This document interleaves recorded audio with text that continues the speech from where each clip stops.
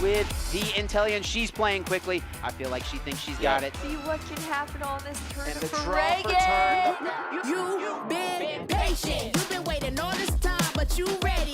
You've been putting in that grind, so let's go. Champions are hard to find, but you know the goal when you're ready to shine. Have they heard of you? Then they know. You got your sights set on that road. If it's time to battle them, then let's go. 'Cause you'll never stop. Show them what you got.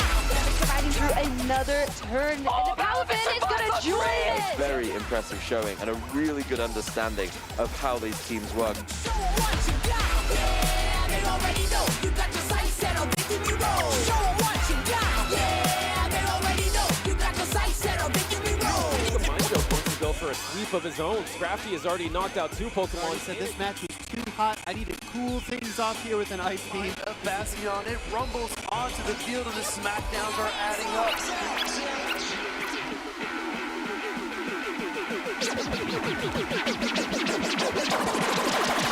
Show 'em what you got. Yeah, they already know. You got your sights set on Victory Road. Show 'em what you got. Yeah, they already know. You got your sights set on Victory Road. Put your hands up.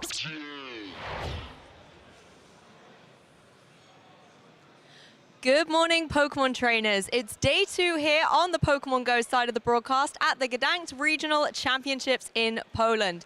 Day 1 had some incredible Pokemon action, and we are now down to the last top 8 in the day 2 side of the competition. And the trainers will certainly be showing us what they have got in order to try and become the grand champion here at the Regional Championships. I am Lou at Josh Cromie, and once again, I am joined by an esteemed panel of commentators. Why don't you go ahead and introduce yourselves again? Hi, I'm Leonard König, and you might also know me as Koning Leinhardt. Thank you so much. My name is Martijn. You may also know me as Inadequance. Name's Thomas. You might also know me as Toad Tactical, and I'm very excited to get started. Me too. The day 2 action is going to be epic. But of course, this is only one stop on our regional journey here in the 2024 season. We have a whole schedule of different regionals all lined up, as well as a couple of international championships. Let's talk us through how things are going to shape up through the rest of the season. So this is the 3rd European Regional Championship this season so far, and in the next month we have Stuttgart on the 9th and the 10th of December. After that, in the year 2024, we have Liverpool first on the 27th and the 28th of January, and after that we have in February Dortmund on the 10th and 11th. Following that, we're headed to Utrecht on the 2nd and 3rd of March. Then we got EUIC on the 5th through 7th of April. Following that, we got Stockholm on the 11th and 12th of May. Then we're heading to the USA for NAYC on the 7th through 9th of June. And then what all these players are waiting for the World Championships in Honolulu in August. Exactly, and how do you get to Honolulu, Hawaii, you may ask? You need to be able to qualify through championship points or being able to win one of these tournaments. But the championship point breakdown is very interesting. Leo, would you like to talk us through it? Yes, of course, as this is a new feature in the 2024 season. Players in basically all over the world are now collecting the championship points at those regionals, at cups, at special events, and of course at the international championships. For Europe, you need to reach a threshold of 400 points. You get 200 by winning one of those regionals. Of course, if you win a regional or an international championship or a special event, then you're automatically qualified already.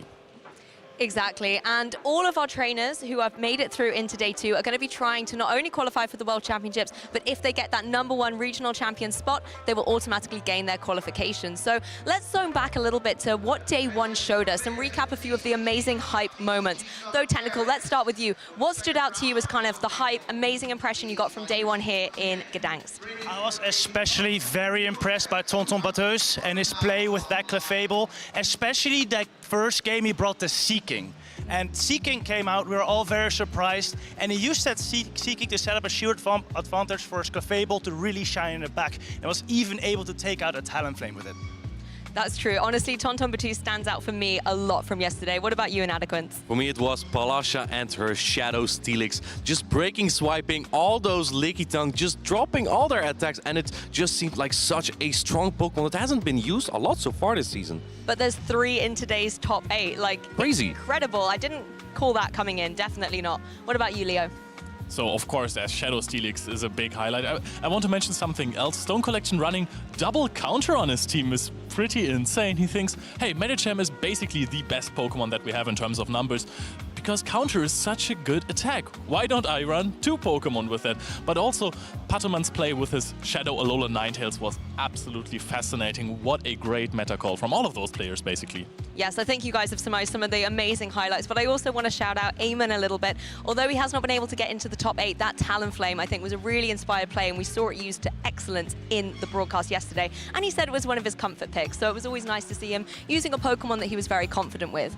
Of course, the Pokemon we've mentioned weren't the only ones that were superstars in Day 1. Let's recap the top 12 usage of Pokemon from Day 1, so you can see what our trainers thought were going to be the ultimate meta call. Some very familiar faces. I don't think anyone is surprised to see Medicham with 87% in the usage there, but are there any surprises here in Adequance? Well, again, that Clefable at 14% usage is definitely a surprise to me. We saw at the LAIC, we saw Azumarill at 12% usage, and now we have a different fairy type. And it, like Totactical just said, it was very strong with that Meteor Mash. I really loved how Tonton used that.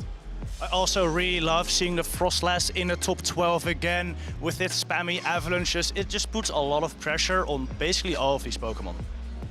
Also, we have those Registeel coming back into the metagame. It basically disappeared after in the 2023 season. At the beginning, it was almost as popular as a Medicham, and then it completely vanished from the tournaments, and now we have it back crawling into the top 12 spot again. We did actually see it yesterday, but with a slightly different move pool as well. Instead of having that Focus Blast, we saw a Flash Cannon on the Registeel. So maybe it's dropping in usage a little bit, or maybe trainers are trying to find more creative ways to use it. Speaking of our trainers, let's take a look at the top 8 bracket for Day 2 here in Gdańsk so that you at home can see how things are going to be shaping up. We, of course, have a winner's bracket and a loser's bracket as well, where players who have already taken that one loss are still in contention, but have to go through that Cinderella story and battle it out to try and get into grand finals. So, Technical, do you want to talk us through the winner's bracket? Of course. Our first matchup is going to be Patoman and Palasha, both trainers from Spain, so I'm sure it's going to be an exciting matchup. Following that, we got Tonton and his Clefable versus Stone Collection and its double counter. And then we have in the losers bracket, we have Arceus Aurelius against XXL Cactus. Arceus Aurelius, we saw him play against Palasha actually yesterday and lost to that breaking swipe Steelix, but he managed to make it through Day 1 in the losers bracket, and I believe so did XXL Cactus, dropping quite early on in the bracket but still making it through. And then we have a Mind Joke against Nickname, also 2 players. We saw a Mind Joke lose to Stone Collection in the losers, in the winners finals, and he still made it through in the losers finals, and so did Nickname. Exactly. All of these trainers we were able to showcase on the broadcast yesterday. So if you missed any of the action and maybe want to catch up on what their story has been so far, you can always go back and watch the videos on YouTube. However, the Day 2 action is going to be very intense. All of those matches I'm super excited to see. Let's also zoom in a little bit onto the Pokemon from the Day 2 usage, because we already had a look at Day 1, but in Day 2, this is really about the Pokemon that have gone all the way, have been able to advance into this Day 2. And I mean, look at the Shadow Pokemon alone. The Shadow Steelix is right up there in the top 6. Leo, what are your thoughts on these top 12? I mean, Shadow Steelix is the biggest upset of the tournament. I think this is the meta call of the tournament. Sometimes Pokemon pop up in specific tournaments because the meta is just in a sweet spot for them, and I think that's for Shadow Steelix right here. I also want to mention, honorable mention, the Purified Sableye that has been dropping in usage a lot, and now it's at 38%. That's a lot. I think it's really to counter that Medicham a little bit better, because if we look at the current counters, a lot of ghost types have fallen off, and even Frostlass isn't sometimes the hardest counter, but then Sableye is also a very good counter to Medicham. So I think that explains why there's an increase in that again. And one Pokemon that I am a big fan of is Pelipper. I love Pelipper. It's such a good bird. It used to be paired very well with Galarian Stunfisk. That Pokemon is no longer around, but Pelipper still is. Yes, that Pelipper indeed a very good counter to Medicham. Speaking of Medicham counters, as always, of course, we see that Gligar high in usage, this time 38%. Gonna be very strong against some of these top Pokemon like the Medicham and Superior, which we always see on almost every single team. The Medicham counters seem to be the name of the game and the strategy that our trainers have gone for, which again shouts out that Deoxys defense, because being just a Psychic type, it's not going to worry about those fast counters you were talking about earlier. And we saw Tonton Batiste be able to pilot it to perfection in a lead against an opposing Medicham. So already you can see that a lot of our trainers, although Medicham is still very much on top, a lot of trainers are definitely trying trying to knock it off that #1 spot and make sure that they are prepared coming into this tournament. Of course, you guys at home as well can get in on all the Pokemon action and engage through all of our social media channels using that hashtag #PlayPokemon to let us know who you're rooting for, what surprises you have seen, whether it's with players, upsets within a match, or even just some interesting Pokemon as well. If you use your posts on X, we might even be able to share some of them on the broadcast. And we are still taking all the invitations for all of the amazing art you can do of Inadequance riding on an Araquanid. Although Araquanid maybe hasn't been the OP Pokemon this weekend, maybe we could shake it up and you could be on a Steelix? That will be very comfortable. It would be a good ride. Yeah, I think Steelix definitely could carry a trainer to victory, and that's something that we have yet to determine. Well, speaking of victory, I believe our trainers are getting ready for the very first match. So, before we kick it over to the stage, we're just going to leave you with a couple of impressions to day one to get you at home excited and ready for the day 2 action. Don't go anywhere.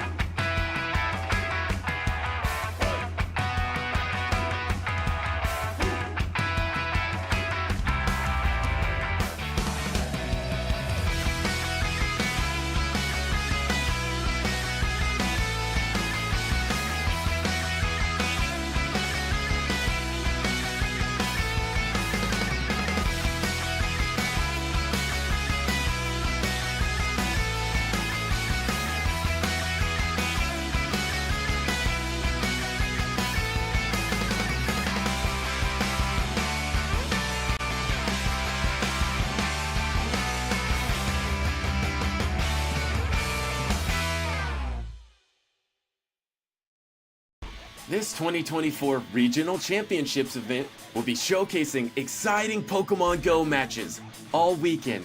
Trainers from around the globe are here to compete for over $125,000 in cash prizes, travel awards, and championship points to qualify for Worlds 2024 in Honolulu, Hawaii. This tournament is a 2-day event, with our trainers competing in a double elimination bracket using the Great League format in Pokemon Go. Matches are best of 3, except for the winners finals, losers finals, and grand finals, which are each best of 5. All matches are played in a Bring 6, Pick 3 format.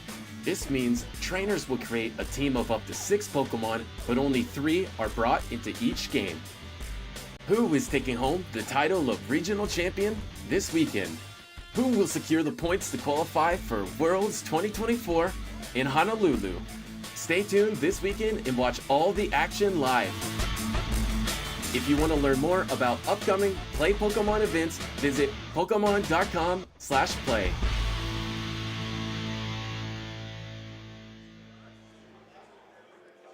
Day 2 is almost ready to start, and we are sure here to bring you the noise. Martijn, what are you thinking?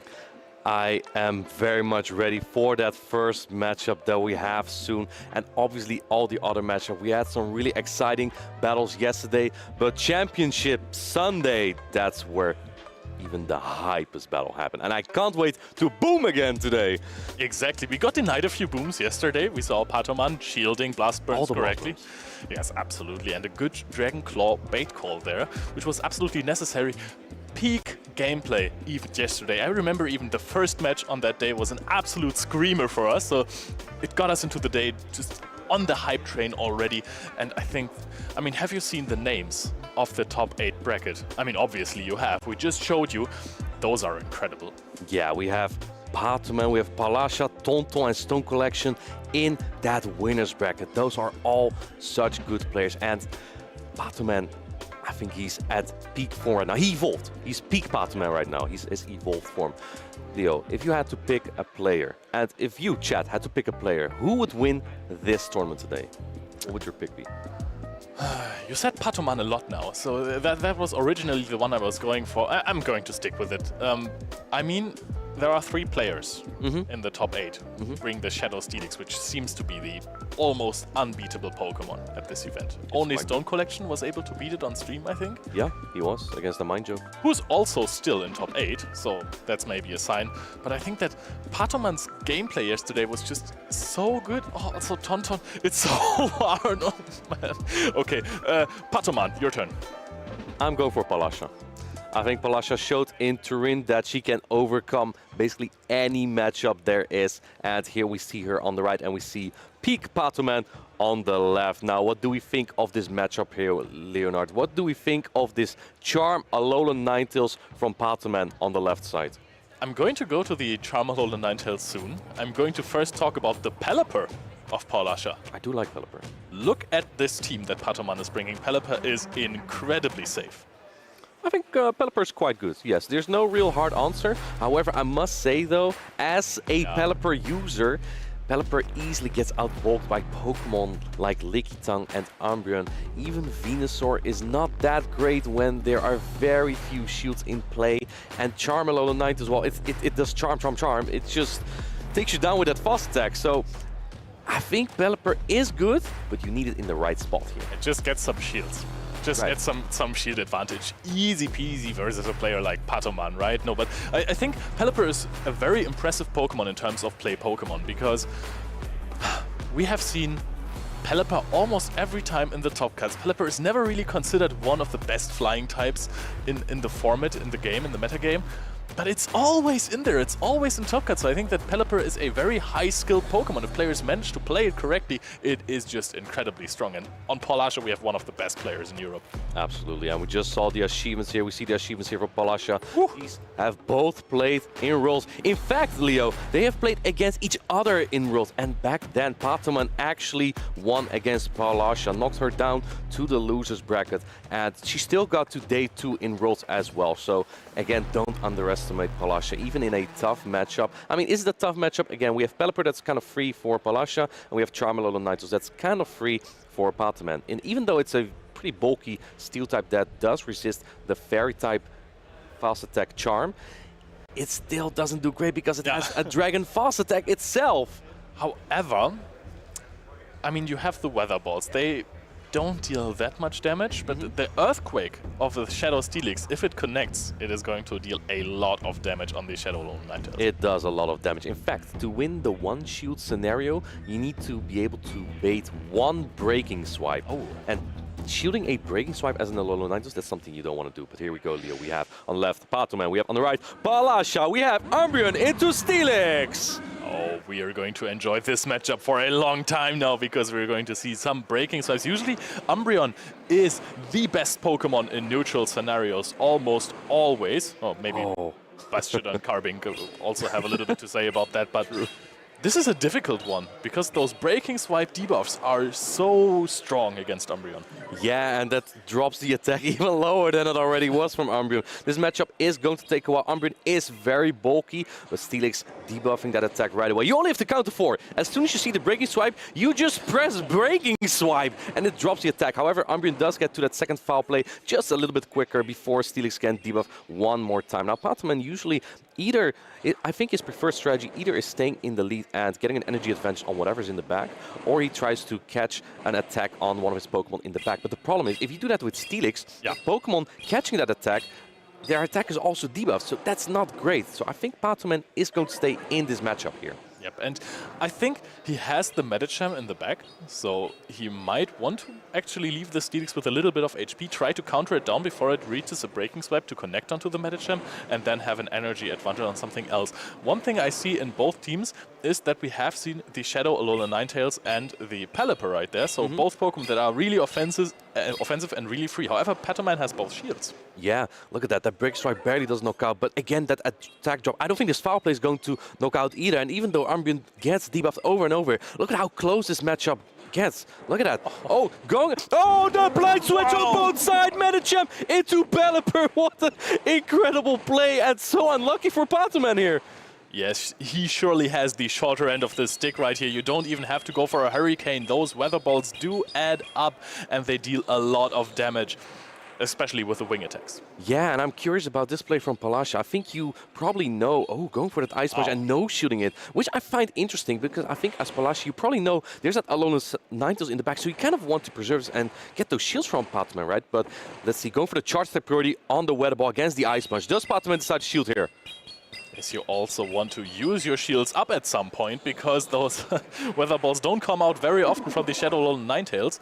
It thrives in even shield scenarios with many shields up. Yeah, but Peak Pataman has a plan here. He just keeps all the shields for his Alolan Ninetales. What do you expect in the back here as Pataman? He doesn't shield this, and that makes sense because if it was that Alolan Sandwich in the back, the Drill would do way more. But now you might be able to get hit by an aerial ace from the Superior. Superior comes in, even though this is an ice type, because Alolan Ninetales is not so quick to its charge attacks that are ice, it's still a decent matchup for the Superior.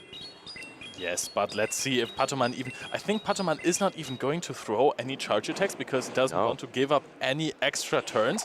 And we're just trying for a good old farm down right here. This is going to be incredibly close. The second shield is going to be used from Pataman very soon. And we are in the end game right here. Can you get to another aerial ace here? It might be crucial for Palasha. Let's see. Almost at 2 Weather Balls. Let's see. The Vine What's happening? Oh, and Palasha comes out with an attack here. Pataman trying to catch a charge attack, but unable. The charm goes through, but so does the Frenzy Plant. And that is game number 1 for Palasha. Not even going for the aerial ace, just throwing the Frenzy Plant right here to just make sure that you're not going to lose out. Making sure that Alolan Ninetales goes down. What a strong play there from both sides. Pataman had a plan in mind and Palasha had a very good read on it. I think that the Steelix was about the worst lead there that Pataman could have faced. Yep, indeed. And I think this was very interesting that both players tried to knock out the opposing Pokemon with a switch and a quick fast attack down. Yeah. Why do you think that is? Why not just lose the lead and then try to counter down the Steelix or the Umbreon? Well, I actually would have expected Pataman to charm down the Steelix to get maybe a little bit more more energy on it, but I guess he just gave up the switch advantage anyway because he knew he was going to lose that regardless. But it also meant that his Medicham would have been locked against a Pelipper, and that's just not the matchup you want to be in. So I think that's basically what happened here. And then we saw Palasha, luckily with the blind switch there, also predicting that Pataman would go into that Medicham simultaneously, and then she had her Pelipper locked onto the Medicham. Whether it was luck or knowledge, it worked out very well for her, and I think that set her up for a win here. I mean, to be fair, from Palasha's side, I absolutely understand the move to just switch in the Pelipper early, because honestly, this thing is so free. If you can get 1 or 2 wing attacks in to knock out an Umbreon, then you have the advantage that we were talking about earlier. You need some advantage on the Pelipper to make it work perfectly. And this is just what it got her. And then I don't know if it was luck or if she knew that the Medicham was coming in to counter down the Steelix, but that was a perfect matchup for it. Well, worst case scenario, you blind switch your Pelipper into that low HP Umbreon. What is the worst that could happen? It's probably that you get it locked into the Charmander Ninetales or the Lickitung maybe? I think rather Lickitung, because with 2 wing attacks advantage, I don't think that the Alolan Ninetales really has the upper hand there. Yeah. Oh man, here we see the leads, Leo. Let's roll. The Medicham Classic on the Shadow Steelix already, and we're staying in there. No immediate save switch into anything. And let's see, we're immediately throwing on 4. Of course, you're a Breaking Swipe user. You see the Breaking Swipe, you throw the Breaking Swipe, and it immediately drops the attack of that Medicham. And let's see, this does mean that the Medicham will outpace to 2 Ice Punches here. But regardless, Medicham would win the charge attack priority anyway. No shooting this Ice Punch, but I do think that the next with another counter will knock out the Steelix. Yes, and we are going to get 1 counter in between before the Breaking Swipe is reached. The Shadow Steelix is no shielding this, so we are almost at a knockout. This barely won't KO. I think we're going to get off a Breaking Swipe right there. It is immediately used right here, so that means after this Breaking Swipe there is going to be another counter in for the Medicham, so that is quite some energy, but debuffed twice. Yeah, and did you see that precise play from Palasha? Just checking half a second if Pataman switched or not, and then going for that Breaking Swipe, knowing she would live that counter, a very high level play. But what do you farm down with? I think that you probably go, going in with that Superior. In comes the Charm Alolan Ninetales, and I don't know who this is favorable for, honestly. You have the Pelipper in the back, but there's no Medicham really left anymore, so what is Pelipper going to do? It doesn't have many targets. And putting up the shield for the Alolan Ninetales, let's see. I think Pataman is just sticking to his plan. Keeping the shields always for the Alolan Ninetales. Yep. And I think at this point, as you have another Pokemon in the back, you want to actually throw those Weather Balls now. So we are dealing significant damage with those Charms. And now it's going to probably come down to a bait call or not. Is this going to be a Frenzy Plant or an Aerial Ace? The Frenzy Plant is being charged up right here. Patoman has to consider that this might be an Aerial Ace bait. And he does consider it. But it is a Frenzy Plant. He shields it correctly. And now we are in such a good spot with the Shadow Lord. Yeah, I don't think we get to another one. No, Superior goes down. Barely doesn't get to another Frenzy Plant here. In comes Pelipper, but look at that. It takes so much damage from the Charm Fast attack here. You have to shield this Weather Ball, but this puts Pelipper in such a rough position against the Umbreon that follows shortly. Yes, and now we will have to see if this is immediate switch out into the Umbreon to not give an energy advantage to the Pelipper. However, okay, we are going to throw a Weather Ball right here. Of course, you can't farm it down. It's a Charm user. You will never farm those things down. Yeah, at this point, I think that the Pelipper is in range of 2 foul play here. I believe there's a little bit of energy on the Medicham, but I'm not sure if we'll get to another attack here. Palasha is shaking her head. She knows that this is going to be very tough because Umbreon just paces so quickly here, and you need so much energy to get to another Hurricane. And honestly, Martijn, I don't even think that this is a boom right here. I think that this is just barely going to 50% on the Umbreon now, and we're going for a last resort already. It deals a little bit more damage than the foul plays. This is looking very good for Patoman. Umbreon is in the driver's seat right here, knocking down the Pelipper to the last HP, basically. Going for one Snarl, and Patoman ties it up. Yeah, and going for that last resort because it does a little bit more damage than the foul play. I think, was it necessary? I'm not sure, because you would also outpace to that Hurricane, 2 foul plays against the Hurricane anyway, but very precise play from Pataman regardless. And this time his plan worked out. And obviously he also had the lead, which helped, right? You have the Medicham into the Steelix. That's probably exactly where you wanted this. And it looked like Palasha just used the same lineup there with that Steelix, the Pelipper, and the Superior. I think that she finds those her safest pick to use in this matchup. Yeah, I wanna say something real quick. Well, tell me. Go ahead. You're on the broadcast. Medicham has been... Oh, right. You're right. Medicham has been the answer to Steel types for the longest time. And you still want your Medicham on the Steelix. However, Steelix, you have seen it. It still deals incredibly well with the Medicham. You get it down really low and debuffed twice. So, as there are very few answers to the Shadow Steelix in this meta, your Shadow Alolan Sandslash is very free, and I'm excited that we might see one in the near future paired up with a Steelix. Yesterday I called a line from a Mind Joke that he led the Shadow Steelix with the Shadow Alolan Sandslash in the back, and that was because, as you just said, the Steelix can deal with that Medicham quite well, right? And then if you weaken the Medicham in the lead, your Alolan Sandslash in the back will be free. I don't know if this is a strategy that Palasha would use. I would not be surprised. It looks like Pataman will always resort to using the Medicham, and the Alolan Ninetales likely because it's so free, but Medicham is so dominant, and it looks pretty fine against Palasha's team as well, even though there is that Pelipper and the Sableye. But we have not seen the Sableye, Leonard. I think we might also won't see it because the Shadow Alolan Ninetales is really good against Palasha's team. And I mean, it's going to be brought every single time, and you don't really want that matchup. It's scary, it's scary. I must say though, if you have that one Shadow Claw advantage, you do win the 0 shields against the Charm Alolan Ninetales. But when is it going to happen? Because Pataman keeps shields for the Charm Alolan Ninetales. And here we go. We have the Charm Alolan Ninetales, and there we have the Superior. I think this is exactly where Palasha wants this. Yes, this is the matchup we've had every single time, and Superior isn't even that great in this matchup, gotta be honest there. Yeah, I mean, it's not the worst because, you know, you still take a lot of charm damage there. Oh, man, go for it. Oh, it shields the aerial ace bit. This is exactly the attack you don't want to shield here, Leo. Now, are you able to get to 3 charge attacks? Because previously, Palasha was not able to. Yeah, but this time we spent a little less energy on that aerial ace than before because we used Frenzy Plants twice, and we are almost at 3 charged attacks already. Yeah, I don't know. I think the next charm might take out the Superior, and I think Switch Advantage is so important here. You need one more. Oh, but going down with it. It's so tough. Let's see what Palasha comes in with. It is the Alolan Sandslash, and going straight into that Umbreon. Oh, Palasha shaking her head. I think she knows that it might be Medicham in the back.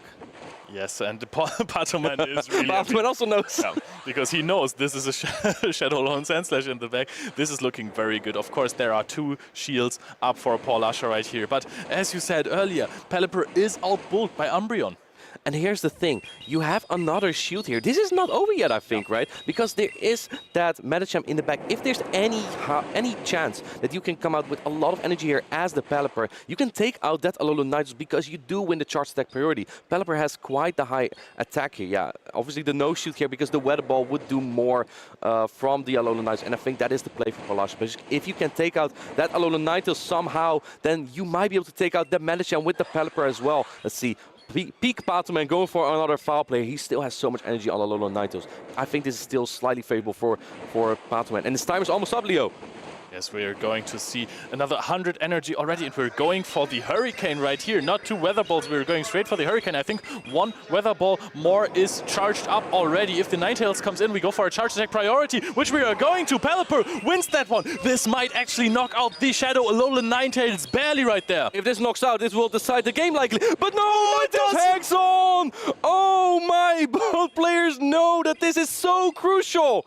Oh, Patoman is on the brink of winning the Spanish champion matchup right here. Patoman is going for 1 more Weather Ball. He is already celebrating. Paul Asher is shaking her head. Medicham is in the back for this Shadow Alolan Sandslash, and we know how that one goes. Here it comes, Patoman countering down his Shadow Alolan Sandslash, and that decides the first matchup. Peak Patoman winning game number 1 here in Gdańsk against Paul Asher. Yes, the judges applauding as well. Rightfully so, Patoman wins that really tough matchup. After going down in the first game, he just keeps it together and reverse sweeps this best of 3. And yesterday, Palasha did the same with Arceus Aurelius, and now Patoman does that to Palasha. Very well played by both sides. I think that this was a more free matchup for Patoman, but that still doesn't mean that this is a matchup that you easily win, right? Because Palasha is so good as well. The Charm Alolan Ninetales just was so dominant, double shielding the Alolan Ninetales and just winning every single matchup with it. What Palasha did there I found really interesting, because she brought the Shadow Alolan Sandslash without the Shadow Steelix. And all of a sudden, what happens? The Medicham is on the Shadow Alolan Sandslash, and that's really not what you want to have. Other players like Stone Collection, I think it was even in an interview, said he doesn't want to play the Shadow Alolan Sandslash because just a lot of the time you just basically lose the game if you have this matchup. There's no chance of coming back almost. And we just saw that, right? Medicham was on Shadow Alolan Sandslash, and that was just so tough to come back from. I think that what we saw from Palasha was basically this, what I call a I swap, you swap technique. And it's more reflex rather than a technique, right? Because we saw Patoman go into that Umbreon, and Palasha immediately reacted with the switch into the Pelipper, and then she realized, oh no, it's going to be Medicham. Of course, it's every time. It's Patoman, it's Peak Patoman. He always brings Medicham. Of course, we have seen this strategy before when players were thinking, hey, how do I win this tournament? Bring Medicham. I mean, 7 out of 8 teams have Medicham, so I guess 7 out of 8 players, they know. But we do have 2 players soon with another counter user, actually, right? They have the Deoxys defense. There's 2, I believe 2 Deoxys defense, right? It was 25%, and that's 2 out of 8 players. Yes, my maths are correct. Yeah, so there are more counter users and also more ways to deal with Medicham. Alolan Sandslash, definitely not one of them. I expected Shadow Steelix in that 3rd game, actually, but we didn't see it this time from Palasha. We saw the Shadow Alolan Sandslash instead. Yeah, and I think Shadow Steelix is really a core feature of the team that Palasha and also a Mind Joke are running in this tournament, so I think you should definitely bring it basically every single time, unless your opponent is running Medicham, Quagsire, Clodsire, Swampert, Gastrodon, Hailu, Gastrodon, so then you might not want to bring the Shadow Steelix, even though against Swampert, it's not the worst. Shields up, you can actually win. It's actually not the worst. Yeah, you just shield the first attacks, keep breaking, swiping, just throw immediately. Your timing doesn't matter. Just when you see breaking swipe, just throw it. 1, 2, 3, 4. You don't have to go further than that. And then, right, you shield the first 2, and then you just go through the Swampert. You know what this means, by the way, Leo? Now that Palasha lost against Patoman, it means that if a Mind Joke wins against Nickname in the loser's bracket, they will be paired against each other, and they are running the same team. You know what I asked them to do? please go straight breaking swipe in the 2 shields. They shouldn't do that. That's a very long matchup. But it will be a very tough one, right? It will be. If you have a Shadow Steelix mirror, I think it's one of the. I haven't played it ever, but I think it's one of the most obnoxious, right? Because someone has to land that Earthquake, I think. I played it yesterday. You did? Yes. How long did it take? Not that long, because I went for 1 breaking swipe and then I went for the Earthquake. I shielded 1 breaking swipe as well because I thought my opponent had the same idea, but I won the alignment and I had a Steelix with 60% health. So that you win those. So you can debuff the next Pokemon. And in that case, Steelix can be so good, right? Yeah, that will be a very interesting matchup as well. And we have so many more interesting matchups. Like I just said, we're going to have Tonton Bateus. That's a special one. Yeah, with the Sea King and the Clefable. The Clefable was on fire yesterday. And so was Stone Collection with that double counter. But Stone Collection, I believe he's not very strong as Clefable, right? He has the Dragonair, the Mandibuzz, the Medicham. Those 3 are weak to fairies. Also not strong as Patamans, Aloninitus. And then we have the Deoxys defense, resisted counters on Clefable. Counter is still crazy. Counter is strong, right. Counter is still very crazy, even though it is also not same type attack bonus boosted. So difficult matchup for sure, but it is actually manageable. Then you have the Lantern and the Superior, I believe, which are much more of an answer to the Clefable. But it's also not like he has any kind of super effective attacks. Yeah, that will be an interesting matchup. Now that I think about it, Deoxys defense, we didn't see Stone Collection use it yesterday against Amaijo, who has the same team as Palasha. And I think that's also because Steelix is actually pretty good against Deoxys defense. If you think about the charge attacks that Deoxys defense has, it's Psycho Boost, it's Rock Slide, and it's Thunderbolt. 2 of those are double resisted. Yeah. So that just doesn't work very well. You don't have the same type attack bonus counter. I think bringing that Medicham just may have been like a future sight from Stone Collection. At one point, he's like, okay, I'm going to face Steelix. I should probably bring Medicham with it. Also, Thunderbolt and Rock Slide are rather expensive attacks in terms of energy, and you don't want to go straight Psycho Boost. No, it'll drop your attack, and it's already dropped by Breaking Swipe. Yeah. Honestly, how far can you even drop? Like, I think you maybe should. 4 stages. 4 stages. So that's 2 Psycho Boosts or a Psycho Boost. I think it's 2 Psycho Boosts and 2 Breaking Swipes. So you can actually start going for a Psycho Boost relatively early in that matchup, and you might even win that one if your opponent doesn't shield anything. But we just have heard that the interview is ready, so we're going right into the interview area. Thank you very much, Leo and Martijn. Patamon is here with me, and wow, what a best of 3 that was. You've just won your first round today. How do you feel? I feel good. I mean, I think the Paulo one was a really complicated match for me. Not for the teams, mostly for the Steelix pressure, and also because Paulo is so good. So yeah, I just have to deal with it, and it's complicated. Even the results of the matches against Paula don't represent the complicate and the hard that I have to play to maybe win them, because it's, yeah. Definitely, that's Steelix especially. How did you go about dealing with that? I mean, a good point is that my Medi has a break point against the Steelix, so I thinking that I thought like, okay, I can bring the Medi every game, and then the A9, and maybe I have to think in a 3rd pick. So my best options were the Legia and the Umbreon, mostly for most like Pelipper or Superior. I was sure she was going to play the Superior and the Pelipper. So yeah, that's what I did. Basically, it was kinda maybe a bit RPS match. So in the 3rd game, I lead A9 and I tried to shield twice and then RPS the back. Yeah, I like it a lot. Use that Medicham and the neutral matchups to beat that Steelix, and then just that A9 with the 2 shield like charm down. It's just very effective. Very well played there. You're heading into the grand finals, or you're heading to the winners finals actually. This is your 3rd winners finals, right? Yeah, that is. How do you feel about that? I mean, it's crazy for me. to live this experience because all the matches are so close, and I'm also so proud of myself that I can deal with them and take them. So yeah, I'm feeling so good right now. You can definitely be very proud. You've beaten some amazing battlers. Speaking of amazing battlers, we got two on the stage right now. Tonton and Stone Collection. The winner of that matchup will be your next opponent. Just looking at those two opponents and their teams, which one are you hoping to face?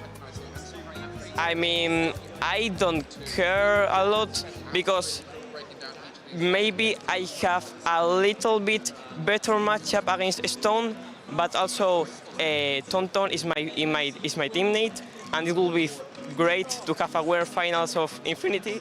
So yeah, that will be nice. So I don't care a lot. That's great to hear. Well, thank you very much, Pato. Is there anyone you want to shout out while we end this off? Of course, I want to shout out to all my Spanish friends, to my family, and especially to my two friends, Christian and Aitor, as I said yesterday. Also to the community of Angel Squad, because they are casting, like co-streaming the regional, and it's great to have that support. And also my great friend Vedat, who helped me a lot in these matches. So yeah. Pokémon Go community is just so tight, so great, and it's awesome to see all these people helping you out. Thank you very much, Pato. We're gonna head back to the casting decks to Leo and Martijn. Thank you, Thomas, for that great interview with Peak Pato, man. And he is now actually in the winners finals. That means he's top 3 in the tournament already. He's so good. How does he do it? How does he do it? Every single time he attends a regional or a special event, he at least goes top 3 now. What are those stats? That's GOAT stats. I can't describe it in a different way. I think we'll definitely see Pato, man, at Worlds this season as well, right? Has to be. He's already halfway there.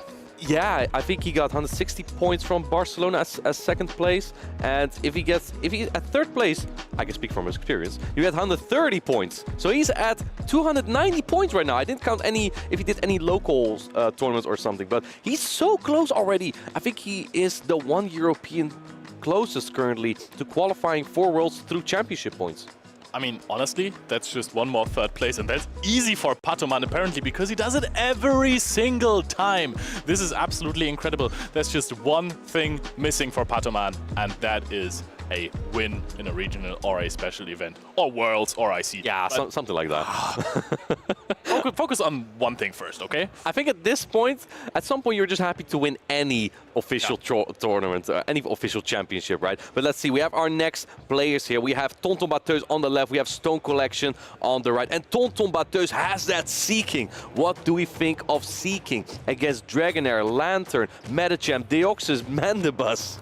I think he's seeking to win this tournament with it. Ha-ha! Another one I'm leaving. All right, I might force it. Okay, no, it was a good one. But yeah. Okay, honestly, what was your question again? How good do you think that the Seeking is against this team of Dragonair, Lantern, Medicham, Mandibus, Deoxys defense, and the Lickitung? The Lantern is water gun. True, so Seeking is a little bit better there. Seeking is definitely better there. Still, Thunderbolt is nothing you want to deal with, but it is going to be bait dependent, because you definitely have fast attack pressure with those poison jabs. You have Icy Wind for the Mandibus, so that matchup is fine. You also have fast attack pressure, and I think that one's actually a pretty decent matchup. Medicham is difficult. Medicham is every Pokemon that doesn't have super effective attacks against Medicham, right? Dragonair, you have fast attack pressure against it. You have the Icy Winds. Yeah, you have super effective damage, and Dragonair cannot take a lot of damage. So one thing that Seeking really struggles with is that it doesn't have that same type attack bonus on any of its preferred attacks. Poison Jab as the fast attack. Is that anything useful here? I guess it's neutral for a water type on another water type. So I guess that helps against that Lantern, which has Water Gun. And Water Gun means that the Lantern paces slightly slower to its charge attacks. That also means that the Seeking will actually outpace every single time to a draw, even if a bait comes through. But here we go. We have Tonton on the left. We have Stone Collection on the right. We have two counter users. Deoxys defense into Medicham. Yep, and we know which Pokemon has the upper hand right there. It is going to be the Deoxys, definitely. We are still playing this, not resorting to a safe swap of any sort for a Stone Collection right here. Yeah. Maybe trying to go for a catch at some point, or Stone Collection is reading that it will be Clefable on the back. I mean, Stone Collection is a very smart player. He knows that there is going to be Clefable around. So maybe he's thinking this might actually be the best matchup my Medicham may have here. So he's just staying in, going for those Ice Punches, and now you see how good Deoxys defense actually is in this matchup, right? Yes, those Ice Punches barely tickle. But honestly, I think you were right, because at this point, he's happy to not have the Medicham on the Clefable. Yeah, absolutely. We have seen how that goes yesterday. Yeah, it's not a great matchup. The Moonblast will almost take it out in one charge attack. Thunderbolt coming through, this will definitely knock out the Medicham. It looks like Stone Collection is making their read that there's likely Clefable in the back. Medicham goes down. Let's see what Stone Collection brings in this matchup. Going in with that Lickitung. And Lickitung has super effective fast attacks here as well. It's the Ghost type fast attack Lick. And I guess he's just going to take down this Deoxys defense with that. Psycho boost, same type attack boosted as well. Some counters added up before that as well. It's a sizable amount of damage for a Pokemon that bulky. This is almost half of the HP of a Lickitung. That's a lot. Oh man, and now Umbreon joins the party, but this is the Pokemon that Lickitung kind of don't want to see. That Ghost type is resist here. Going into the Water Gun Lantern here, and pew pew pew, it's charging up energy here. But this is still a neutral matchup, and I think Tonton is very fine because Clefable has played against both, and so does Umbreon. Yeah, joli, super, and excellent. We have the excellent, probably. And this is going to not deal too much damage, but we're going into the Clefable already. The Clefable does not have as much energy as the Lantern, of course, because it has used 100 Water Guns already. And we're going for a Surf right before the Moonblast was it. Yeah, Surf going through. Tonton not shielding. I think Tonton just wants to preserve the shields for the Umbreon because it's so good against the Lickitung as well. And because of that one foul play from the Umbreon, now this Lantern is in Moonblast range. And I really like this shield from Stone Collection because the Moonblast is by far the hardest hitting attack in this matchup by now. And he does not get the attack drop. That would have been absolutely crazy. We are going for a Surf right here just before the second Moonblast was reached. So again, very nice energy management. We're going to shield one more time right here, even though that wouldn't have done too much damage, of course, because there is not much HP left for the Clefable, and we're going to see another Moonblast and another shield. You know, I thought this was looking very good for Tonton, but I think there still is very good play for Stone Collection here. No attack drop, which is very good for him. But look, that Lantern still is not in range of one single foul play, so you have to go for 2 foul plays here as Tonton, and in that time, the Lantern can put in so much work. And then there's still the Lickitung that probably still requires 3 foul plays to take out. Yep, that is true. That even though the matchup is good for Umbreon, you want more HP than the Lickitung at the end of the day. And we're going for another Surf. Nice timing as well. This one has to be shielded. And the Lickitung is looking stronger and stronger every single second. Tonton Batus looks at the crowd, seeks for help right here because this is just too much bulk to overwhelm. Yeah, well, crowd can't do anything for you. This is all here. This is all you now. Last resort going through. This does a little bit more damage than the foul play. Is this enough to take out the Lantern? It might be crucial. Lantern goes down. And how much energy does Lickitung have? This Umbreon already is at 1 foul play. Do 2 foul plays take out? I don't think so, Leo. Oh, this is going to be incredibly close. We have the 2 foul plays already. We're going for a last resort. That means one more Snarl will lead to another foul play, if I'm not mistaken. This is going to deal a significant chunk of damage. I think he actually needs 2 last resorts. We're going for the Power Whip. Is this going to knock out? This is a strong attack, but Lickitung doesn't have the highest attack. We are going to see the battle of the bulk. Power Whip is going to connect onto the Umbreon, and it is going to knock out the Umbreon. Stone Collection leads 1-0. Wow, leading that Medicham into the Deoxys defense, making the perfect call that there is a Clefable in the back from Tonton Batus, and still coming out with the win here. What an incredible insight and play from Stone Collection.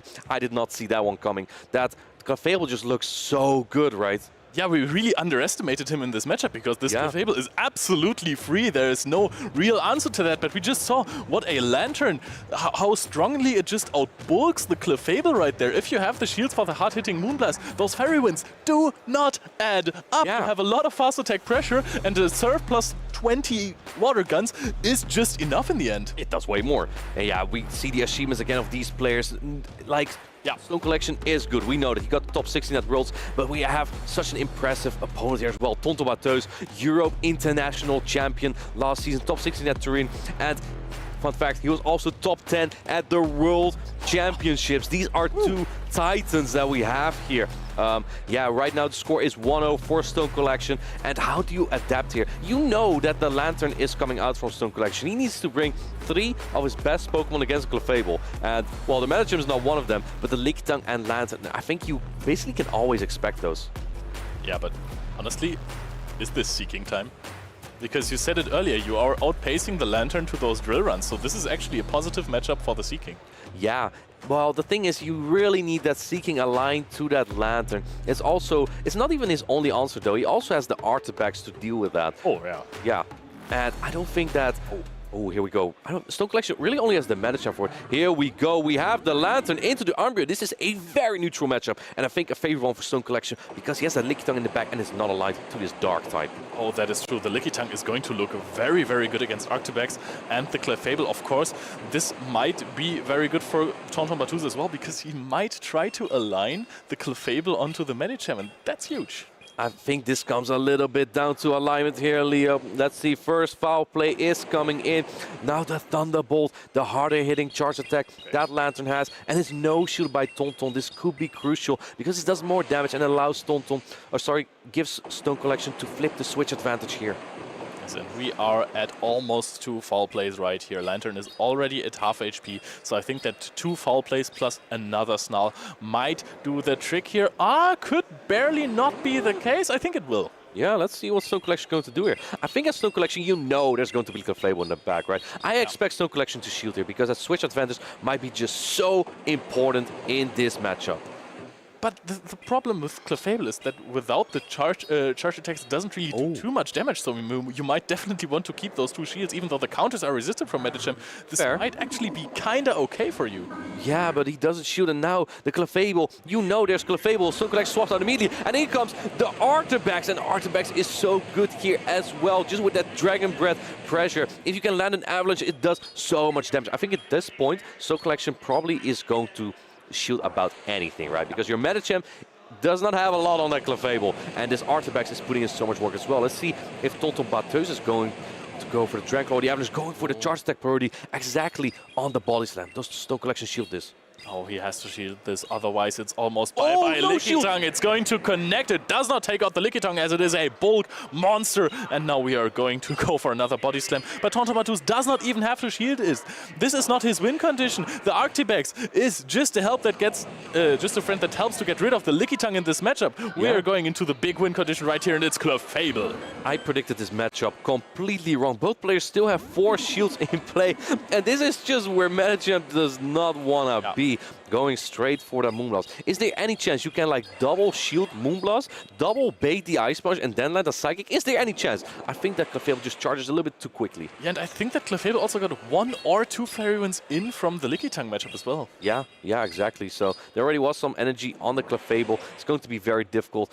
Tonton is not taking any chance though, just putting up the shield here. Let's see what Stone Collection is going to do. Needs another, he's now at the Psychic, and I think he's going to bait again, but I don't think it matters, Leo, because the Clefable will just get to another Moonblast here. Yes, we are going for an Ice Punch immediately. This is 1 Fairy Wind on the Clefable, so I think it just needs 5 more or maybe 6. We are in the 3rd rotation of Moonblasts already, so let's see. This is a race, Leo. Who gets there first? 1 more Fairy Wind? Yes, 1 more Fairy Wind, and Tonton Batuz barely gets to the Moonblast right before the Psych of this management. This actually got way closer than I thought it would be. Moonblast. Boom! Takes out the Medicham, and that ties up the score to 1-1. Yes, absolute incredible performance by Tonton, showing, hey, I know you managed to beat my Clefable in the last game, but haha, not happening again this time. Not again. Yeah, curious. I was curious about the play from Stone Collection there, though, because the first game he was so aware that there was going to be Clefable in the back, right? When he let the Medicham into the Deoxys defense. Let's wave to the crowd a little bit. We see Padman's parents. We see Jojo Go-Go Dancer as well in the crowd. And yeah, give us some hype, everyone, for this amazing matchup. But as Savage Boy as well. Yes, Savage Boy. And Styler. But as I was saying, the Medicham into the Deoxys in game 1, he was so aware that there was Clefable in the back. And now it seemed like he wasn't, because he didn't go for the switch advantage. Let that Clefable get aligned to that Medicham. And at that point, it was just a very tough battle to come back from. That is true, but do you know, I don't know how experienced you are with Clefable matchups. I am not at all.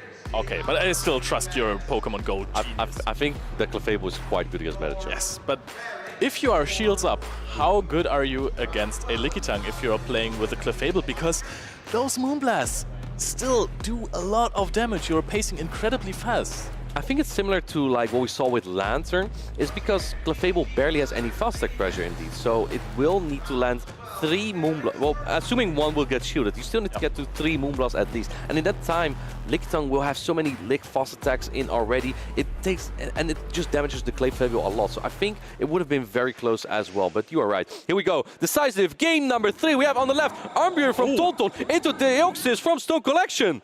Stone Collection keeps losing those leads, but this is also incredibly hard to win those leads because Tonton's team is just so good against his. And now we are farming up a little bit. On 5 Snarls, we throw the foul play. Perfect. Yeah, and let's see if Stone Collection is going for that switch advantage this time. He brought double counter, he brought 2 counter use, but this counter user is not as good against the Umbreon here. It takes super effective damage from that foul play, but you do have super effective counter fast attack to fight back here. So Tonton can still win this matchup, but so can Stone Collection. Yes, and we are seeing maybe a play for alignment. This. Oh wow! Nope. Never mind. Not happening. Anyway, foul play coming through. Will Tonton? Oh, sorry, Stone Collection get to another attack here? Yes, it's the Psycho Boost, but this double resisted. This will not do a lot of damage. Will this be shielded, Martijn? But I think this is very interesting because the Pokemon in the back look like it's going to be really alignment heavy. If you're bringing in the Medicham, it is going to be faced with the Clefable. But look at this. You can take a lot of damage from foul plays or last resorts because Moonblast is going to knock out anyways. You get so many counters in. Yeah, absolutely. I think Stone Collection knows this is going to be Clefable in the back, but this time he comes out with a lot of energy. So I like this plan here. Clefable comes in, and there comes the Psychic from Stone Collection. Will this be shield? This will do a lot of damage. It's no shield. I think this does about 50%, Leo. Here it comes. Yes, the Psychic is going to deal a lot of damage right here. You're absolutely right. This was almost 50%. We're going into the Octibex right now, but this is already a few licks ahead. This was a very quick switch from Stone Collection, and he's going to connect some body slams. The Avalanche is going to come out. Does he call a Dragon Claw bait, or is he going to shield this Avalanche because this would deal a lot of damage? He lets it go! Again! He does it again! He lets it go! Still counting on the Medicham to take out Clefable. That's a really bold call. But now, you know what this means, Leo? Tonton is just not inclined to shield the Artibex at all, because now you are closer to sweeping with that Clefable. I think you're just going to farm up so that it's almost being knocked out. You're undercharging this body slam right here. Very well played. Because if Clefable gets the Fairy Wind down, it just becomes worse. But now the Artibex comes out with energy, so this is not like much better. However, I think you can no-shield this because a Moonblast would do just way more damage. However, if you no-shield this, Clefable can go for that Meteor Mass that's just slightly cheaper. Oh, that is still a lot of damage. Also, there is still 2 shields, and look at those Fairy Winds. They actually do deal damage if you're paying close attention to this. This looks like it is going to be a farm down. Can you reach 3 Ice Punches? I don't think so. Tonton Batus is winning 2-1 against Stone Collection! The EUIC champion is proceeding to the winners finals. What a strong play by both players, and he used that Clefable to absolute perfection in that Game 2 and Game 3, getting that alignment on even shields, and the Medicham just had no shot there. Maybe Clefable now takes the throne as prime Medicham counter. Oh yeah, that would definitely make a lot of sense. Also a really good counter to Carvings with those double super effective Meteor Mashes. But this was absolutely fantastic gameplay. Stone Collection was never able to find good alignment in those matches. He always lost the lead quite hard. Tonton Batus reading him like an open team sheet. Yeah. That was very tough, right? But even then, some of these leads, I think that the Deoxys versus the Umbreon, it is a matchup you can make very close. You can try, even if it takes going down another shield there, you can try and win the switch advantage here, because I was a little bit surprised by Stone Collection just letting the switch advantage go, even though being so aware of that Clefable always being on the team. But I think he overestimated that Medicham a little bit, that it can deal enough damage back against the Clefable to take it out. But he was wrong. It was not strong enough, not fast enough against the Clefable. I wanted to say the same thing. He brought Medicham in every single game, and Medicham never put in the work that it did against other teams. how good is Medicham against the rest of the team of Tonton? Because it never really looked like there was an opening for Medicham to sweep. I guess there was the Umbreon that came out quite often. There indeed was the Artabax. I think those were the prime counts. And then there's the Sea King, of course. Yeah. Sea King is just a Pokemon that doesn't rely as much on its attacks because they are not the same type of attack bonus. It really relies on its typing in its offensive coverage because it only does well when it does super effective damage. And if you don't do that, Medicham just takes out the Sea King quite comfortably. So I don't know. You're just hoping to get it aligned to the Artabax. And I think that at some point Stone Collection was like, okay, he is going to bring the Artabax because my Lantern is also going out very often because the Clefable is so good against it, right? Oh, sorry, it's good against Clefable. Yeah, but that was a good read. However, it was always in the wrong position. Medicham could never be aligned to an Artabax or an Umbreon or anything that works for the Medicham, which is a counter-argument to our strategy that we talked about before. If you want to win a game, bring Medicham. Not this time, not this time. Tonton does not have a Medicham on his team. He has the Deoxys defense and Sea King. Sea King really cool. Clefable, really cool. I like his team. I like his team. It's like just a little bit off meta, right? I like that off meta twist to his team, and it still works so well on what is meta right now. And yeah, like obviously because he got the winners finals. And Tonton is just incredible at making those meta calls. Shadow Dragonair wasn't really that popular before he brought it to EUIC. But let's hear more from him. Lou is ready in the interview area. Thank you, casters. I am joined by the winner of that thrilling best-of-3 set, Tonton Baptiste. Huge congratulations. How are you feeling after that thriller of a set? I'm still shaking because I knew it was a good matchup, but I know Stone Collection is a really good player, so I knew it wouldn't be an easy matchup to do.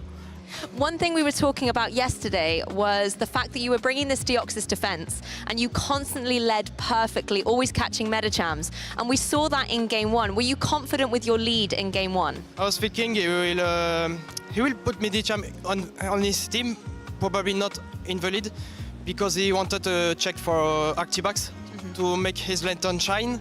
So I just didn't use the Artabax at first game. And indeed, his Lantern was really good at first game. Yeah, talk to us about the Lantern a bit more, because you brought so much bulk to Game 1, but the Lantern just seemed to be able to counteract a lot of that bulk. Why was Lantern so difficult to deal with? Because it's a check to my Clefable, which is really good against his team. His Deoxys also is pretty good against my Clefable, I'll say, but his Lantern is, I'll say, his best answer to my Clefable, so he has to use it. He knows that I will bring it all 3 games, so he had to use it. I knew it will be a problem for me. I mean, it was a problem for all of your opponents yesterday as well. That Clefable was incredible. In games 2 and 3, it seemed to be working a little better for you. What was different that enabled you to get the wins with Clefable there? I just put my Artabax this time because Lantern was too difficult to manage without him. So I used Artabax at game 2 and 3. I think, yeah, he never saw the Lantern, but he put it in work. I mean, he has an okay matchup against the Lickitung. He saw twice at game 2 and game 3. So, I mean, at least he didn't face the Medicham. This is all I was hoping for. Exactly, and I know that as the Lantern gave you a bit of problems in Game 1, we were kind of wondering, would Sea King maybe come to this matchup? Why was it bench? I'd say Sea King, I was considering it because the Lantern was with Water Gun and not with Spark. But I knew he will bring Lickitung, Medicham, probably Deoxys defense. So I was like, yeah, okay, this is not your time to shine, Sea King. Maybe later, but not this time. Clefable is way too strong. Yeah, Clefable's definitely in the spotlight. Yesterday, you honestly played incredibly well. Today, it is no different. I've kind of already said that I think you could very well go all the way in this tournament. Do you feel confident that you could become the regional champion? I think I can do this. Yeah, Clefable is putting a really good work in this tournament, and I hope he will do this until the end of the tournament. Okay, well, we will certainly be watching and rooting for you throughout the rest of the competition. Just before we go, is there anyone you would like to give a shout out to or say thank you while you're here in the interview area? All my French people. Everyone who is watching, everyone who is here at Gdańsk. A huge shout out to them because I know they support me a lot at every tournament. I love them so much. Thank you for watching me. Thank you for supporting me. And no doubt they will continue supporting you all the way. Thank you so much for this wonderful interview. I'll let you go get ready for your next match. And Pokemon trainers, the action will just keep continuing. We have a fantastic top 8 of Day 2 action, so don't go anywhere. We're going back to the casters.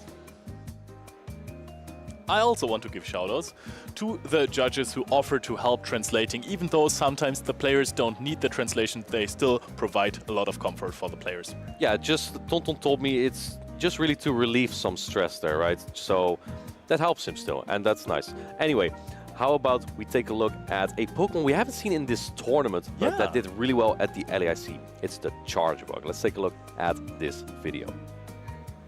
Welcome guys to another discussion video in between the rounds, and this time we're going to discuss a Pokemon that has won the Latin America International Championship in the 2024 season. It is really cool. It's Chargerbug, guys. What do you think? Why did it perform so well in Sao Paulo, Brazil? Chargerbug's just an incredible counter to the superior, which we see everywhere. Also very good against Lantern, which is in almost every team, and it has that very unique core breaking capacity to break those two apart, which is very rare to see in a Pokemon.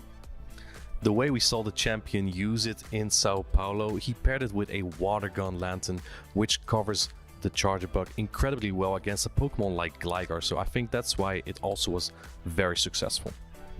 Also, talking about Lantern now, you said it is really good against Lantern. That is, of course, the Spark Lantern, however. How does it itself perform versus Water Gun? Oh, versus Water Gun Lantern is much more of an even matchup. Even versus Spark Lantern, actually, it is kind of even. But for a Pokemon like Chargerbug to get so close to being a Lantern, it's already quite nice. But Water Gun, definitely more iffy. I think that might have been part of the reason why the LAYC champion himself brought the Water Gun Lantern. And personally, I just really like when a player like that can make off-meta picks work like that, because you don't see a lot of people going out of their comfort zone to use a more off-meta pick like the Chargerbug, and it has those very neutral matchups. It only really fears that Gligar, so as long as you cover that well, I think you're very good. Yeah, ever since Chargerbug got Volt Switch as a fast attack, we've seen it more times on stream. Even Dex used it in Lille, I think, and was kind of successful with it as well. But now we have to go to the core of things, of course, because how does it perform versus Medicham? It has the type advantage. It definitely does have a type advantage, but Medicham with those super strong same type attack bonus counters just hit so hard. Psychic being a hard hitting move, also tough for Chargerbug, so actually can kind of struggle there, but because of neutral Volt Switches and X-Scissors, it still generally has the upper hand. However, some of these Medicham lately run Dynamic Punch, so that means that the Medicham doesn't even have that neutral Psychic to hit the Chargerbug with. And in that case, the matchup is way better for Chargerbug. So one more thing I have to ask about Chargerbug, because most of the players were running Discharge and X-Scissor, of course. So what do you think about Crunch? Because in Catch Cup, this happens a lot.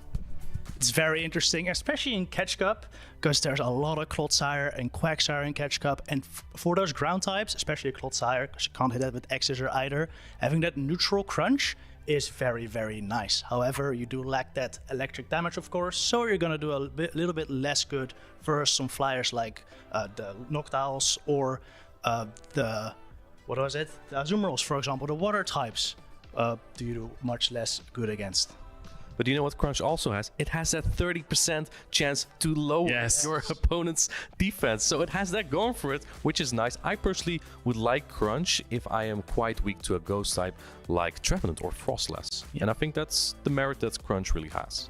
To sum it up, Chargerbug is an incredibly flexible Pokemon. It has 3 strong charge attacks to its name and also a really good fast attack with Volt Switch now. So I think that we're going to see more of those Pokemon in the future, and we're going to cut live back into the broadcast. Welcome back, Pokemon trainers. The top 8 action is only going to continue here at the Gdańsk Regional Championships. I'm Lou Chromie, joined by Third Technical behind the desk once again.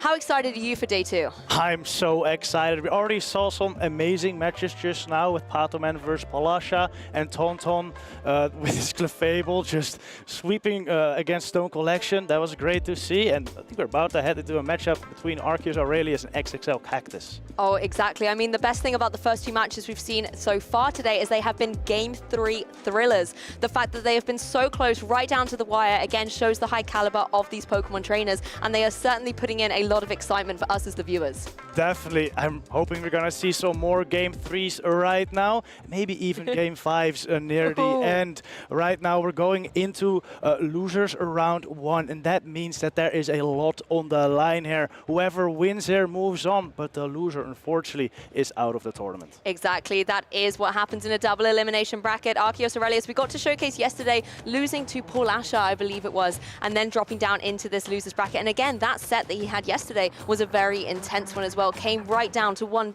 particular shield call that Polasha was able to make. Arceus Aurelius, though, looking incredibly strong, using that Shadow Steelix, one of the highlight Pokemon from this weekend, as well as the Shadow Charizard. Oh yes, he's running some great picks here, especially that Steelix looking quite nice versus XXL Cactus's team. Only we have to worry about it, Alolan Sandslash and the Medicham. To the Swampert as well, as to a lesser extent, but it can just power through that as well. Yeah, Swampert is a fantastic endgame sweeper, but it has to watch out for the potential Superior on the opposing side. We saw a lot yesterday where Swampert got herself into the unfortunate situation where Superior was able to pin it in and then just apply so much pressure with its grass typing. But let's not wait any longer. Jumping into the action, it's that little Purified Sableye versus the Shadow Charizard. This is a very interesting matchup here. Sableye does outpace to a foul play before Charizard can get to a Blast Burn. But if Arceus Aurelius can manage to get a bait off here, he will get to the big move earlier than the Sableye gets to a second foul play. Yes, and Sableye going straight for a shield early doors here for XXL Cactus, as the Dragon Claw comes down, will not connect, so Charizard's going to have to farm up a little bit more energy to apply more charge attack pressure. Yeah, what a bait by Arceus Aurelius there, now putting up a shield of his own to protect himself from the opposing foul play. Yeah, one shield down apiece, the Dragon Claw, but the Blast Burn is also ready. It's going to be another Dragon Claw, however, just trying to force the last remaining shield out of XXL Cactus. And he does shield it up. Another great bait by Arceus Aurelius. Gonna get to the next Dragon Claw very quickly, but not before the Sableye reaches the second foul play. Yes, this is going to force the Charizard to go for a shield of its own here, otherwise this foul play would be able to get the knockout. So Charizard wanting to be able to apply a little bit more pressure. The Blast Burn is ready. This time it knows it's going to connect. There are no Protect Shields, and it will completely obliterate the Sableye from the competition. Oh, it's Sableye quite low, and it's not gonna be on the field for much longer. There it goes. XXL Cactus has a decision to make now, and he decides to go into the Superior to Vine Whip down this Charizard. Yeah, although the Charizard can do some super effective damage there with its fast attacks, it was on a very limited time span there. Superior was able to farm up a little bit of energy, get the knockout, and now it's facing down against the licks from this Lickitung. Big decision there by Arceus Aurelius. Had the choice to go into the Medicham as well versus Superior, but opted to go into Lickitung instead. Yes, bringing that bulk to the battlefield here. The Superior just going to keep going for these Vine Whips. Frenzy Plant is also ready to go. However, first of all, the Body Slam is going to come through from Lickitung. This will put the Superior into the yellow. Should still be able to reach another attack quite quickly. Already has one loaded. And actually gonna try to go for a catch. Does not get it. Arceus Aurelius is happy to see the Alolan Sandslash as he can now align the Medicham onto it. Oh, you can see the joy in his face here. We've seen this time and time again. Medicham versus Alolan Sandslash. This only ever goes one way, and it's always into the Medicham's favor. Even though it takes this powerful Drill Run, the Medicham just simply needs to go for counter after counter in order to get the KO. Medicham is just too bulky, takes that Drill Run, loses the charge attack priority versus this Superior though, and might go down. Yes, it's definitely in a vulnerable spot after that Drill Run, and it does get the knockout. Wow. Superior able to get revenge for its fallen comrade. But a Body Slam was already loaded, and this should knock out the Superior. Arceus Aurelius looking primed to take game number 1. That was honestly fantastic positioning by him, identifying the Alolan Sandslash was going to come in and making a quick switch of his own to catch it and pin it into the competition. The Medicham, it is the #1 usage Pokemon for a reason, but moments like that really do just show how magnificent it can truly be. Definitely, Arceus Aurelius also very good recognition. Definitely realizing that Alolan Sandslash was going to be in the back. Putting a Medicham on it. I mean, we're just seeing that this guy is a very skilled trainer, already managed to get multiple top cuts, regional top 8 in Lille, and also top 4 in Bochum. And of course, after this weekend, he can at the very least add top 8 again to the Gdańsk Regional Championships in the 2024 season. His opponent, though, XSL Cactus, again, no stranger to these top finishes, top 16 at the Warsaw Regional, but really wants to start adding some more accolades here from the 2024 season in order to make their bid for the World Championships in Honolulu, Hawaii.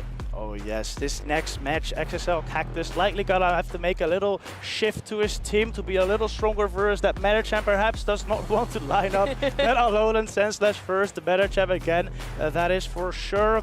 So perhaps he'll bring a little bit stronger first Meta Champ next round. Very possibly. I think the Superior also put in a decent amount of work throughout that match. The Alolan Sandslash, I do think it applies a lot of pressure. However, maybe it needs to come a little bit earlier, try and whittle away some of the damage on Arceus Aurelius' side so that the other two partner Pokemon can start sweeping through. I really like the Sableye as well. It applied some good pressure with those foul plays, but just the Shadow Charizard with those baits so early on with the Dragon Claws just meant that Cactus was on the back foot when it came to the defensive pressure he could have. He had no shields left. Yeah, exactly, and that is not what you want to have when you're up versus an opposing Metacham in the back.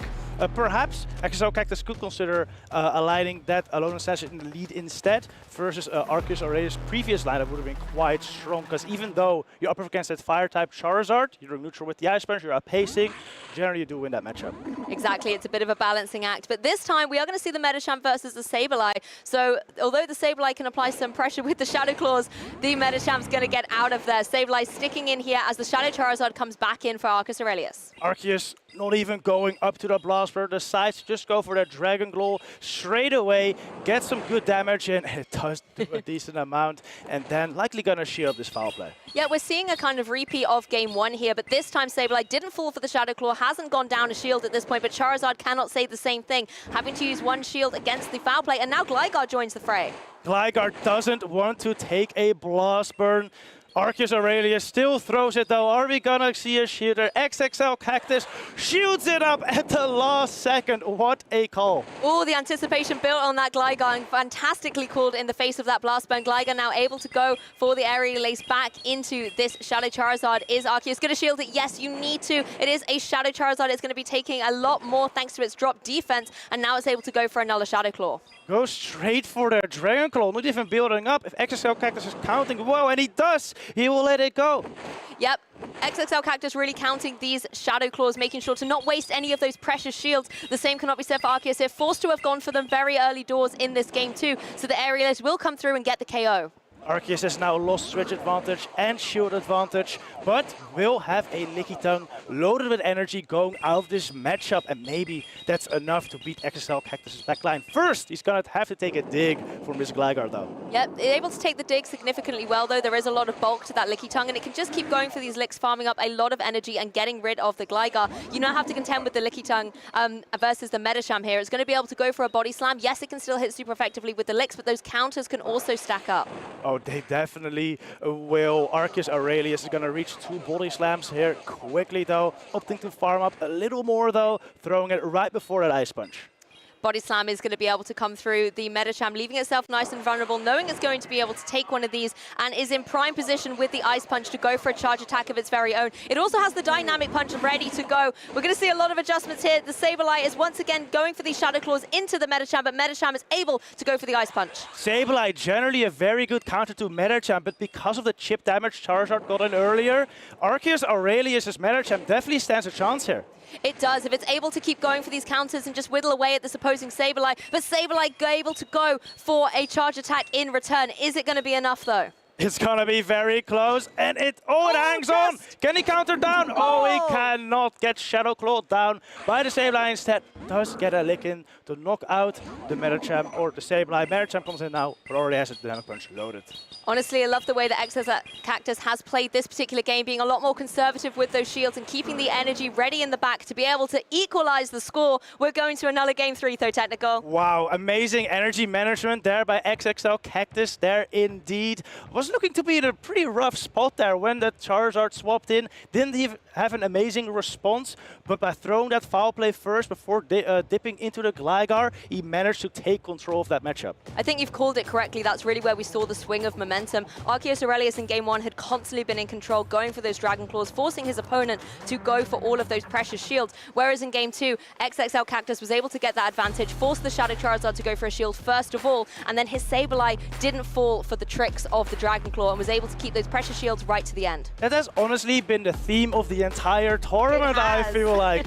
Shield preservation is key, and we're seeing all these top battlers just doing that so well. It's one of the things that, you kind of know in Pokemon Go, shields are important, but because of the way the players are playing so aggressively and very much on the hyper offense, preserving those shields for the optimal moment in a match can be critical, and sometimes you can only identify the correct opportunity through hindsight at the end of a match. That's why the best of 3 scenarios I always think are amazing for these top level players, because they can take that information, read the player and adapt accordingly. Exactly, Arceus might want to consider using his shield a little later next game. However, I mean, when you're in a Charizard, of course, you are almost forced to shield an attack because that Pokemon is so fragile. It cannot take a move. It definitely is. I really think the thing about the Shadow Charizard is whether you can get the pressure with those Blast Burns. Oh, look at this lead! That's what Arceus Aurelius wanted to see. Medicham in a prime position, forcing that Alolan Sandslash to get out of the way immediately. Exactly. Gligar coming in though, and Arceus Aurelius does not have a great response.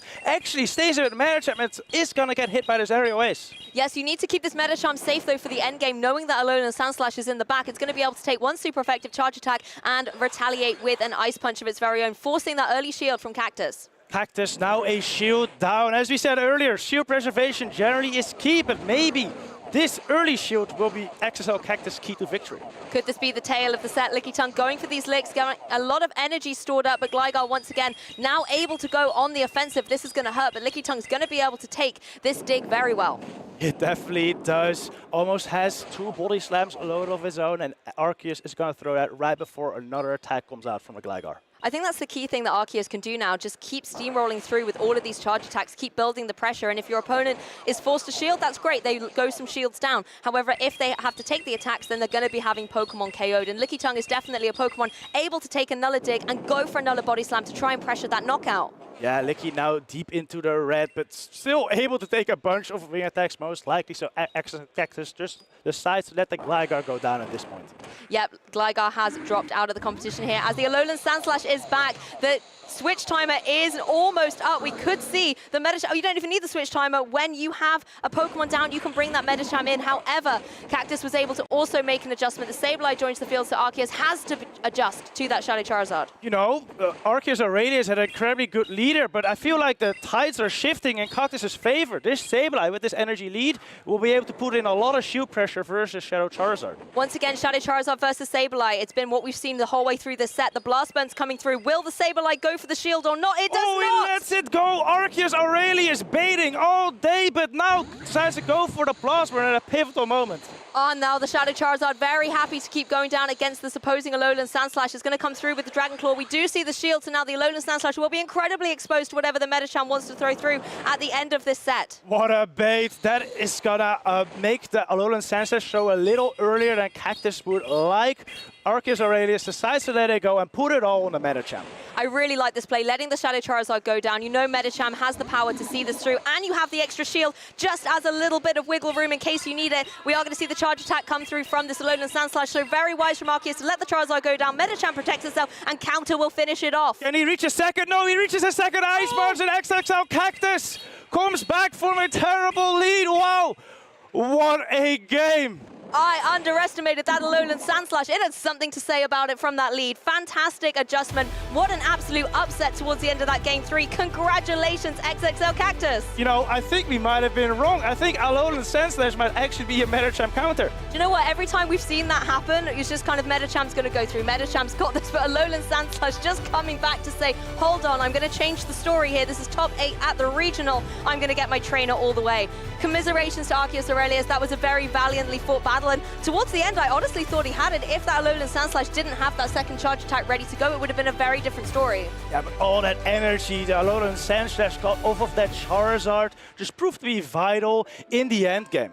And I think getting the Alolan Sandslash out of the way very early on meant the Medicham didn't get any counters down on it at the very beginning of that game 3. So it had that extra HP, enabling it to be able to get to that second charge attack, which I think ultimately was critical at the end of the game 3. Definitely, definitely. That was so... I'm still mind blown. Me too. I am still mind blown. Unfortunately, this will be the end of Arceus Aurelius. The last we'll see of him today, but I'm sure we'll see much more of him in future tournaments. This is his 3rd top cut already, so I hope to see some more of him. But for now, XXL Cactus moves on to the next losers round. And you've got to be proud of the way that was played as well. The Sableye versus the Shadow Charizard was definitely a storyline to be had. Particularly at the beginning of the set, Shadow Charizard was able to get all those baits with Dragon Claw, and even in that game 3, going for the Blast Burn and being able to connect it down suddenly gave a lot of momentum back to Arceus Aurelius, but it was really all about that Alolan Sandslash hiding in the back that was able to claim victory for Cactus. That is what's so amazing about his best of 3s. In game 1 and 2, you can really kind of feel out your opponent's tendencies. And then in game 3, Arceus just decides to switch it up, being like, I've baited, all set. This time, my opponent's gonna think I'm gonna bait, so I'm gonna go for the big move, and it worked out for him. At least to take out the Sableye, but unfortunately it wasn't enough to stop the Alolan Sandslash. Exactly, you take down the Sableye, but not the Alolan Sandslash, and you really have to be able to get the KOs to win the game. I mean, reading the player was something we talked about a little bit yesterday as well, because as critical as it is to be able to get the right alignment and play the Pokemon that your opponent has brought, being able to read their mind games, whether they're going to go for baits, whether they're going to play boldly and make these catches, is a very strategic part of Pokemon Go as well. Definitely, definitely a very tough part as well, but something these top players have mastered. We saw it with XXL Cactus this round, but I think we've also especially seen it with Tonton Bateaus all throughout the tournament. Jenny luring players into running that Medicham to counter his Arctopax and Umbreon, and then just coming in with the Deoxys to counter that Pokemon. I really do think players like Tonton are currently playing a masterful game of chess with this top 8, doing the moves and counter moves needed to put opponents into positions where he's able to capitalize on it, forcing them to go for adjustments and switches and using shields very early on. And that's what's making our winners stay on top form in this regional. Exactly. Speaking of winners, I'm very excited to hear from XXL Cactus and his thoughts on the mind games in these battles. I hear we got him ready with Leo in the interview booth, so let's go over there. Thank you, Thomas. What a match. I'm sitting here with XXL Cactus, who has just cut out one of the biggest names in the Pokemon Go community out of the tournament. How are you feeling? I'm feeling really great. I didn't think I can win it, so I'm happy. I'm also now in top 6, so that's good as well. Yeah, that is a huge achievement. I mean, we have seen the lead in that game 3, Medicham on the Shadow Sandslash. What was your thought when you saw it? I was like, I'm gonna lose it, but I tried to play it and I somehow won. Yeah, I mean, you kind of, I mean, even after your safe swap of the Gligar, which was basically unanswered, you were down a shield and your opponent still had the alignment. How did you try to play this Charizard matchup? I didn't think about the matchup because I considered it as a loss. So I just tapped the screen and it somehow went well. All right, so sometimes just tapping works. Yes. Have you played any other tournaments this season so far? This season, not. Are you planning on playing more? Probably not, because I will have hard time at school. All right, okay, fair enough. But if you win this tournament, you will be qualified for Honolulu. Would you go to Worlds? For sure. All right, so that is the goal at the end of the road. Thank you so much for the interview. That was an amazing match, an amazing switch of the leads versus Arceus Aurelius. And guys, we're kicking it right back to the casters. All of the matches so far have been incredible, and I cannot wait to see the rest of the players' journeys as they battle it out through the rest of this top 8. But our next match is ready and waiting in the wings, and I suggest there might be a Steelix around. Oh, I think there might be. I think there might also be a Pelipper. We got a Mind Choke with that lineup we've seen several times today. Also ran by Paul Lasha, the Steelix, the Pelipper, the Superior, the Alolan Sandslash. Very excited to some more Alolan Sandslash gameplay right now, actually. Oh, me too. And whenever I think of Alolan Sandslash, the player that always springs to mind is a Mind Joke. It really is his best partner Pokemon. And I'm looking forward to seeing how it, compared with that Steelix, are going to be able to do in this next match against Nickname. Yes, Nickname running a very meta lineup. Just the Pokemon that we expect to see. Medicham, Lickitung, Lantern, Alolan Sandslash, Superior. And I'm very curious to see how a Mind Joke, slightly more off-meta lineup with the Steelix, will face off against it.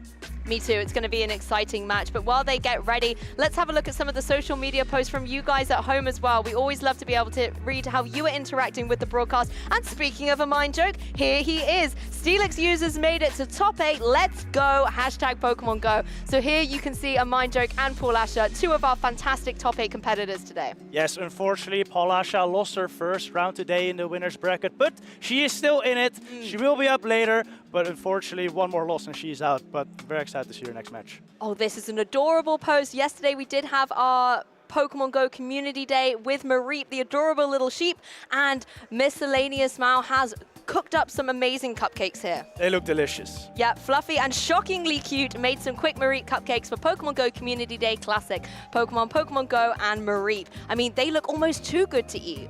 Oh, they do. There's a shiny one in the top right as well. Do you see that? Oh, yes, the little pink one. It's actually smiling a little cutely, knowing it's that little bit extra special. I mean, we got to play a little bit of the Community Day yesterday while we were maybe in some of our downtime. Were you able to catch a shiny Mareep? I caught a shiny Mareep on my very first catch. Oh, wow. I mean, that's the way to do it. You can then rest and relax afterwards. I did not catch a shiny Mareep. I did get a shiny Alolan Vulpix, though. We'll take those. Here's another amazing post.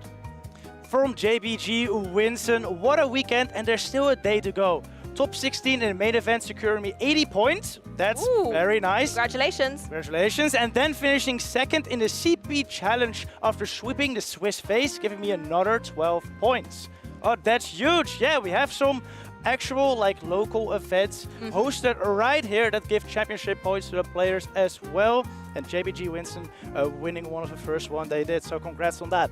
Yep, he actually says that in the main event he got destroyed by Nickname, who is coming up next. So we'll be able to see maybe if Nickname's able to take it all the way. Oh, for the battles. I know there were players in the tournament too, but I was here for this. I mean, both of you were also incredible players in your own right. We have got Though Technical and Inadequates behind the desk. This was definitely a highlight. I was enjoying spectating. Yeah, the dynamic Dutch duo, as Martijn likes to call it, it was definitely fun to get to cast with him yesterday. I'm hoping we may be doing that today again. Yeah, we always like casting with each other and switching around things as well. It's a good way to gain experience, but definitely the dynamic Dutch duo was, I think, a community favorite. Yes, and I really appreciate all the support we're getting in chat as well. And speaking of support, if you are rooting for one of our players in our next matchup, a Mind Joke or Nickname, send them their energy in the YouTube or Twitch chats. Exactly, they're going to need to feel your support because they are making it through the top 8 of competition. One of these trainers could very well become the regional champion. Let's dive a little deeper into the teams. I do see Alolan Sandslash a piece, some Superior, some Medicham action, but the ones that of course really do stand out are those Shadow Steelixes and the Pelipper on a Mind Joke side. Exactly, and they might be kind of difficult for Nickname to deal with. For the Pelipper especially, Nickname only has one real answer in that Lantern, and I think it's Spark, which makes it much tougher to bring versus the Steelix especially, and then there's also the Superior lurking on the Mind Joke's team as well. Yes, and Superior is something that will give the Lantern a little bit of difficulty. At the same time, it can do some decent fast attack damage to something like the Gligar. Oh, look at the plushie. I don't remember seeing that yesterday. Is that new? Oh, I think it's new. It's a very cute Steelix plushie. Oh, staring down the competition. And let's jump straight into the Pokemon action here in the losers round 1 for these trainers. It's that Shadow Steelix versus the Superior. Yes, we were expecting to see it, and here it is. Superior actually has a kind of decent matchup here, but it all depends on when you're throwing these breaking swipes. Yes, the first breaking swipe has to wait in the wings as the Superior is able to get the Frenzy Plant off first of all, forcing that shield to come through on that opposing Steelix. But if we get a breaking swipe off here, then the attack will be lowered on that opposing Superior. Yeah, that breaking swipe comes out now, and Nickname decides to let it go. Doesn't want the health on the Superior, except wants to keep that shield advantage. Yes, exactly. And Nickname still has the switchability potential to get Superior out and reset that attack drop. Going to be able to go for another Frenzy Plant, though. Although Steelix has been able to give the attack drop to that Superior, it's still going to hurt. It does a lot. Mind Joke firing off another breaking swipe right now. This will threaten to knock out the Superior already, perhaps with another Dragon Tail. So Nickname opts to shield it. I almost thought he wasn't going to shield it there and was going to credit the bravery of this Superior preserving those shields a little later on. But Superior can go 2 attacks down and still threaten the KO with a Frenzy Plant. Is a Mind Joke going to have to use his remaining shield? Yes, just at the last second. He does, and he already pressed the breaking swipe, meaning that he's now forced to throw it. He's under charging though. He wants to get a little more farm with the Dragon Tails maybe, but no, it still knocks out. Yep, not quite enough. Steelix just unreckonable to deal with. And the Medichamp's able to come in, go for those counters and secure the knockoff. And this is going to be difficult now. Medichamp's got a couple of counters up. Its Ice Punch is ready to go. Sableye will take this though, so even though a Mind Joke is 2 shields down and has to let this go, not that big of a deal. Sableye takes it. Nickname now switching into the Lickitung. Oh, and we're going to see adjustments from both our trainers. Now we've got the Medicham countering down against its opposing Lickitung, but once again, those Licks dealing some good damage, being able to shape up and get a Body Slam ready. There are no Protect Shields remaining on the Mind Joke side, so the Medicham has no choice but to take the Body Slam. Has to let this go. Doesn't bring the Medicham that low thus far. Now going for an Ice Punch bait is if Nickname lets this go, that could be huge, and he does! He does. Fantastic play there. The Lickitung not being in fear of this Medicham that's still going for all of these counters. There is going to be another Body Slam. This is likely going to be able to get the KO on Medicham. Yes, it will. And then it all comes down to a Mind Joke's Sableye. Sableye with that super dominant matchup versus Medicham, which he would like to see, but now he's faced off versus the Lickitung. Can he take this down? My question is where the shield is going to be used on Nickname's side. Are you going to preserve your Lickitung? Yes, you are. The foul play is going to be able to deal significant damage, and when it's just going for the fast attacks with those Shadow Claws, the Lickitung really doesn't mind those at all. Gets to the Power Rip. This might barely be enough to knock out the Sableye. But if it isn't, it's going to come down to fast attacks. Doesn't get the knockout.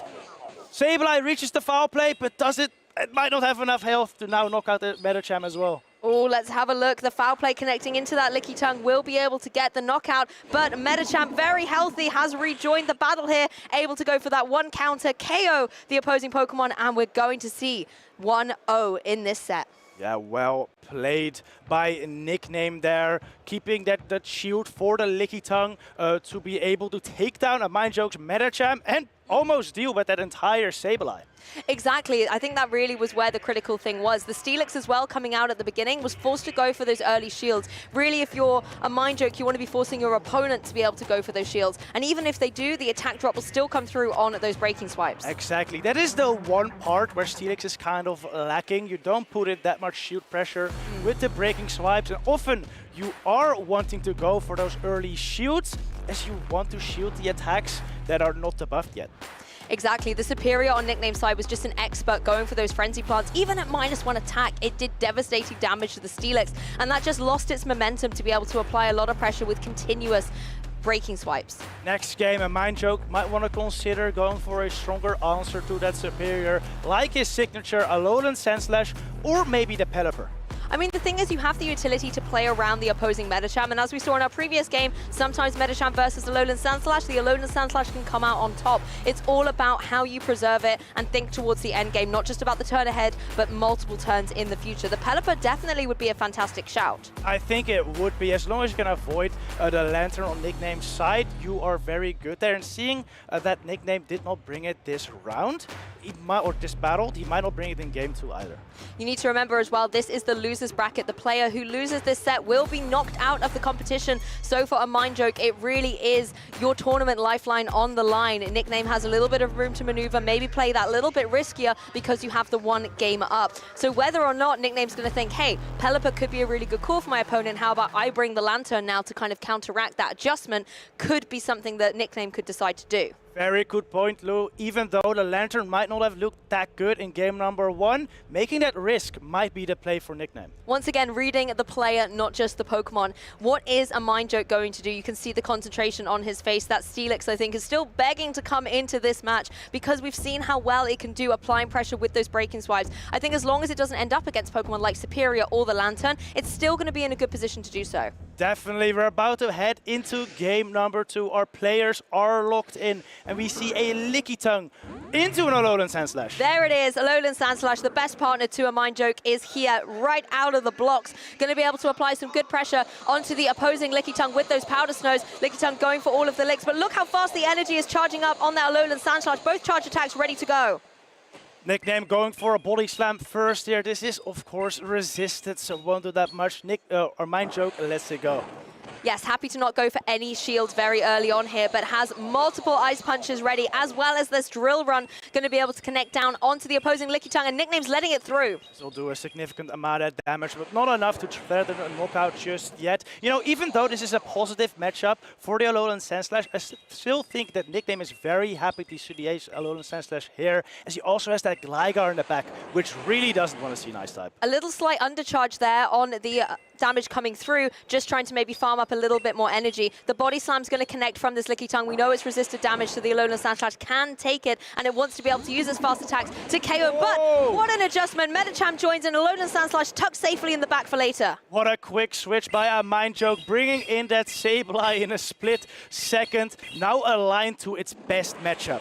And that's something we have to bear in mind. There was a decent amount of energy stored on that Alolan Sandslash as well. Sableye going for these Shadow Claws, whittling away at the opposing Metacham, and now able to apply pressure with a return. Foul play would barely not knock out, so a Mind Joke decides to go for the higher energy return, which will certainly get rid of this Metacham. Look at that, Metacham is out. The Alolan Sandslash can breathe a sigh of relief in the back.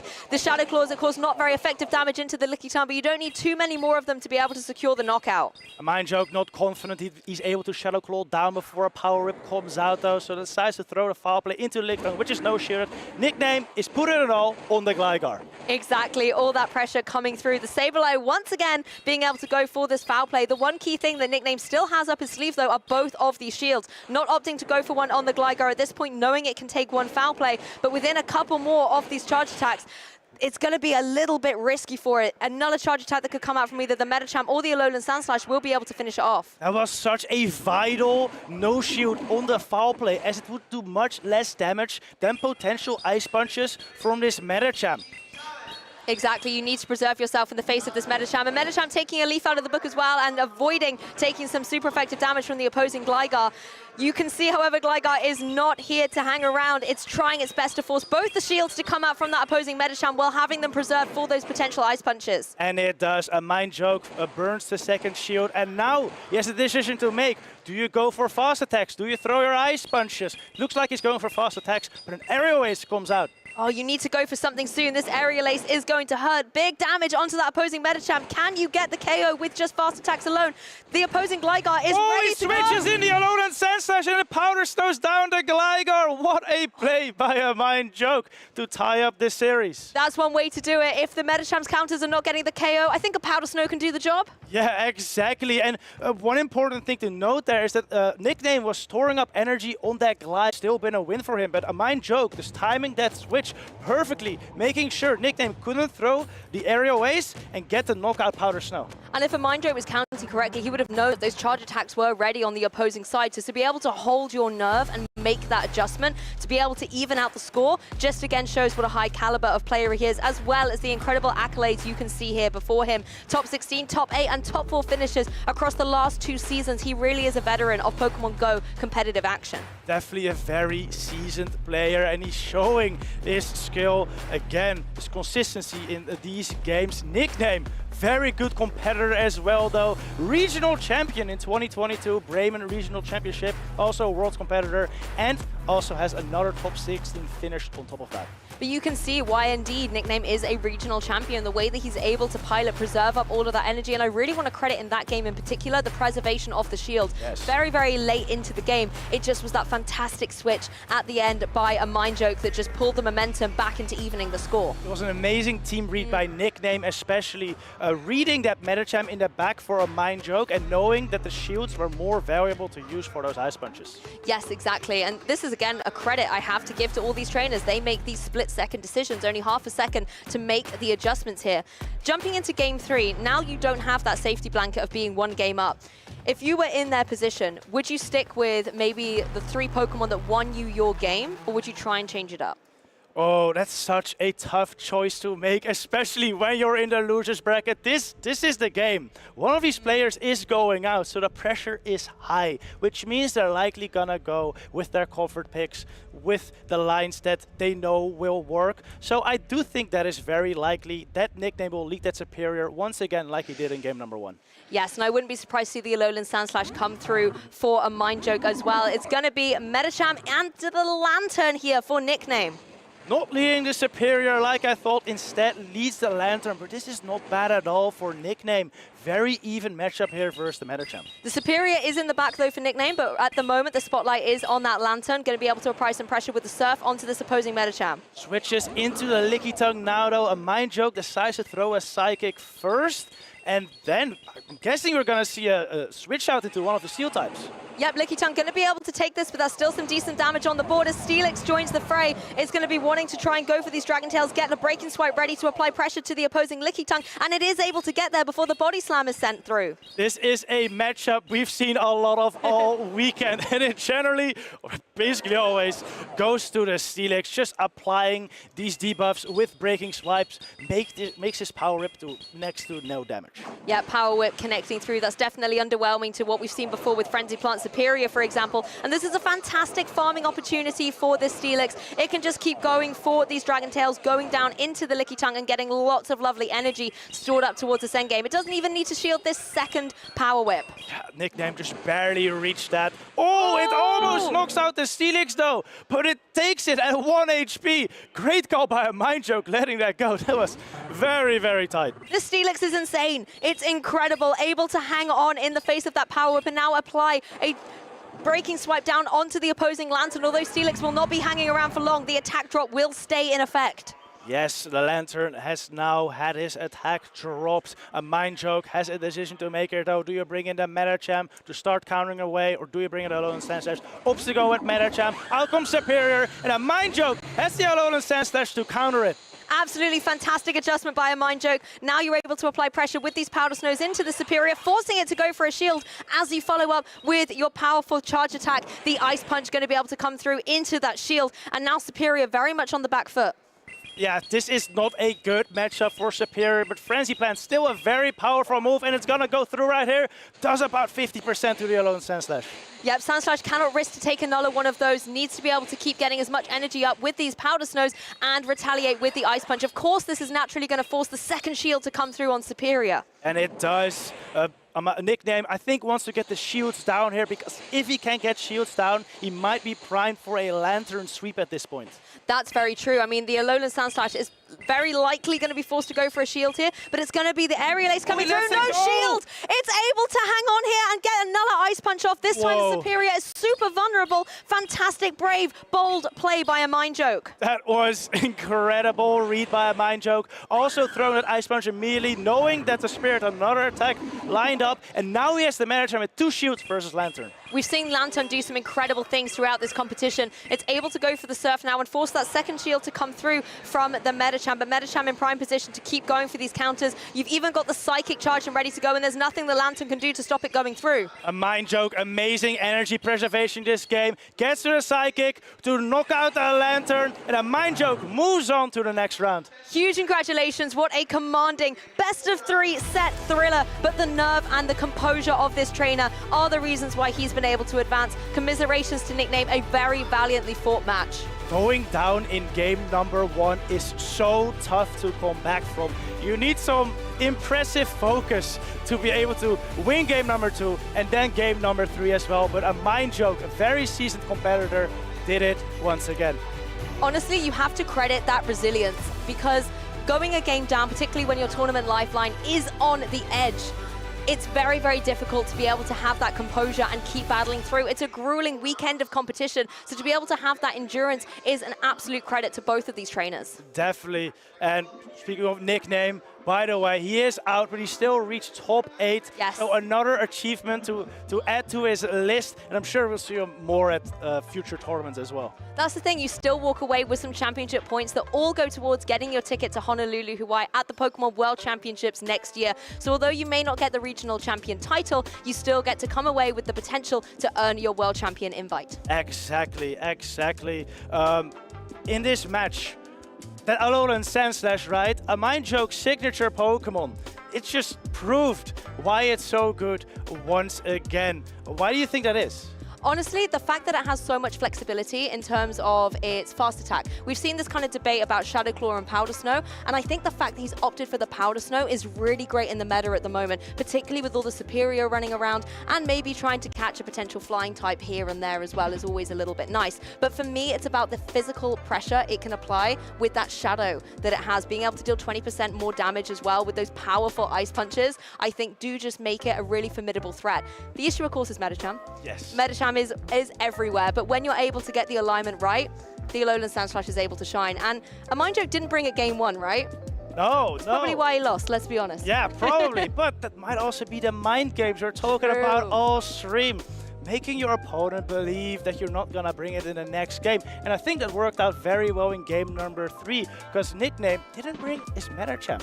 Yes, he didn't bring the Medicham, and the Alolan Sandslash was actually in the back as well, sitting very pretty, knowing it would have its moment in the spotlight. I mean, a Mind Joke, the mind games, it's kind of riding itself, let's be honest. But the way he was able to pilot that was incredible. And I think already in the day 2 action, we're seeing this a couple of times. Trainers losing game 1, but then coming back and winning the overall set. Tonton Batiste did it earlier. I believe Cactus also did it. Marcus Aurelius, I think, did win game 1 in his set as well. He did. And then, unfortunately, wasn't able to win the set. You know, Cactus was able to come back and commandeer a fantastic victory. So we are seeing that very consistently today from our players. And I think it does show the determination and the will that they really have to become a regional champion. We don't have a huge amount of regionals this season, so every opportunity you've got, you have to take it. Definitely. We've actually had best, all game 3s all day, which has just been so hype, so great. Cannot wait for the next matches to come.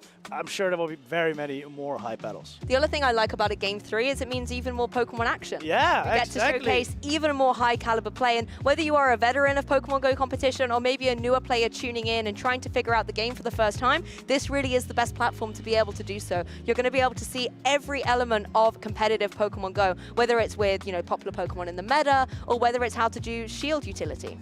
Exactly. And the best players to talk about this are our competitors. And I hear we got Martijn ready in the interview booth with a Mind Joke. So let's get over there. Thank you, Thomas. I'm here with the winner of this fantastic battle, a Mind Joke. Welcome in. How are you feeling after this win? Good for the win. I'm a bit of afraid of the next matchup as we're playing the exact same team.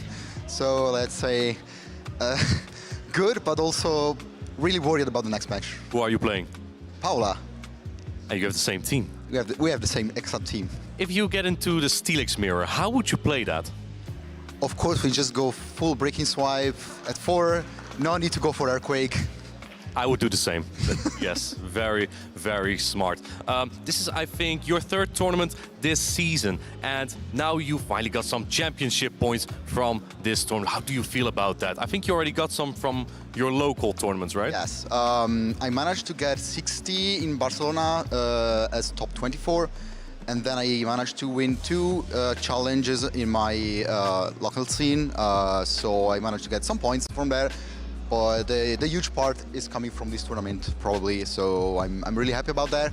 But I'm going to still play a lot of tournaments. Even if I qualify, even if I manage to qualify early, I'm still gonna play tournament because it's such a fun experience anyway. See friends and play the tournaments. So yeah, I'm gonna do them anyway. I'm glad to hear you talk about that. Can you tell us a little bit about your preparation? Did you use the Steelix in the local tournaments as well? I used the Steelix. I used the same team in both local tournaments. We basically, me and Paula prepared a really similar team, and I suggested her the Steelix. But in my team, I wasn't really happy about. I had Clotheside before, but I wasn't even really happy about that. And she suggested me the Pelipper, so we both suggested something, but the team is that one. And the Pelipper has been very, very good for you. Now, one final question that I have for you. How are you going to play against Palasha? I guess you both have practiced against each other. She's standing right there. She's also smiling. That will be very exciting. It's a mirror team. Actually, we scrim with a lot of people, both of us, but we never scrim each other because we both play the same team, so it felt pointless. So you don't know how she will play against you, and you don't know how he will play against her. All right, that will be a very exciting battle. I wish you the best of luck, and also to Palasha. Let's head back to the Cactus. Thank you. Pokemon trainers, if you have plans for the next 30 minutes, please cancel them. You do not want to miss this amazing losers bracket showdown between a Mind Joke and Palasha. They're running the same 6 Pokemon, probably 6 of the most incredible Pokemon choices we've seen in team building this weekend. Definitely, that team, especially that Steelix Pelipper combination, has proved to be so potent. Especially combined with the Superior to counter the Lantern. It's just great team building by both of them. Exactly, and they're both such high caliber players and friends as well. It's going to be a match you do not want to miss. Talking about team building, however, again, if you're maybe just trying to get into Pokemon Go or maybe looking for some inspiration for your next regional championships or local event, we have a little video that dives a bit deeper into what team building is all about in Pokemon Go. So check it out and see what you can learn. Hello trainers, my name is Caleb Pang, and let's take a look at how to build a competitive team that can help you succeed at a future tournament. For the Pokemon Go Championship Series, trainers register teams of 6 in the tournament. Each trainer will preview their opponent's team of 6 before deciding which 3 Pokemon they will lock in for the upcoming battle. This Show 6 Pick 3 format allows for another layer of strategy where both team predictions and compositions heavily impact the outcome of matches. There are a number of ways to build your team of 6. Many focus on a balanced approach, pairing Pokemon together to cover each other's weaknesses. A common example of that is Trevenant paired with Noctowl. Others may purposely build unbalanced teams to counter a specific threat in the meta, which are often called anti-meta teams. All teams will have their strengths and weaknesses, and how each trainer capitalizes on them will often be the deciding factor in a matchup. When setting up for a battle, each trainer will have a lead Pokemon with 2 Pokemon in the back. When a trainer is faced with a bad lead matchup, many trainers swap to one of their backline Pokemon, often called the safe swap. These safe swap Pokemon have the potential to dish out a lot of damage to win back switch advantage or take a shield advantage against their opponents. Although there are no official categorization for what a safe swap Pokemon is, there are a number that are used often due to their success in this role, such as Purified Sableye and Registeel. The third Pokemon in the back is often labeled as the Closer, a Pokemon that is very strong in the right matchups, and or when they have a shield advantage. Although this final Pokemon may have to take on multiple enemy Pokemon to finish the match, their ability to turn the tides of battle is what makes them so strong in the endgame. When determining which 3 Pokemon to bring into battle, many trainers like having a backup option when they do not catch a good lead matchup. This is when an ABB line comes in handy. The 2 B Pokemon in the back protect the A Pokemon, so even if the first B Pokemon is taken out, the secondary B Pokemon is still in play and can continue protecting the A Pokemon. Another variation of this strategy is an ABA line, where only the B Pokemon in the middle can protect both the lead A Pokemon and the backline A Pokemon. ABA lines strategize around keeping the backline A Pokemon healthy even at the cost of the lead A Pokemon, hoping to exhaust the opponent's resources early so that the A Pokemon in the back can close out the match. Finally, trainers can run a diverse line of 3, utilizing an ABC line. With the proper alignment, ABC lines can thrive in any battle and their balanced nature gives it flexible coverage. However, if caught in a bad lead matchup, ABC lines have less of a backup plan. As an example of a reliable and safe team, the Toronto Regionals grand finalists of the 2023 season used Noctowl, Umbreon, Galarian Stunfisk, Trevenant, and Medicham to qualify for the World Championships. These Pokemon cover each other's weaknesses well and are fairly accessible for newer trainers. An example of an anti-meta team that is geared towards beating traditional teams is Deoxys Defense Form, Altaria, Venusaur, Walrein, Galarian Stunfisk, and Purified Sableye.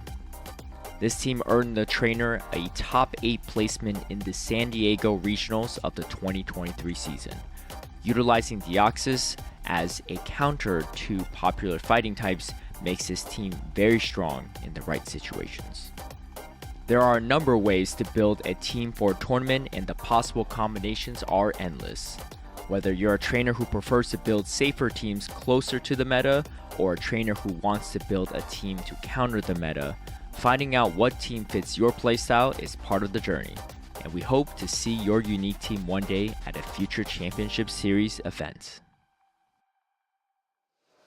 Welcome back, trainers. We've had some phenomenal battles just now, and we're going to have so many more as the tournament is progressing. Soon we will have Stone Collection again against XXL Cactus.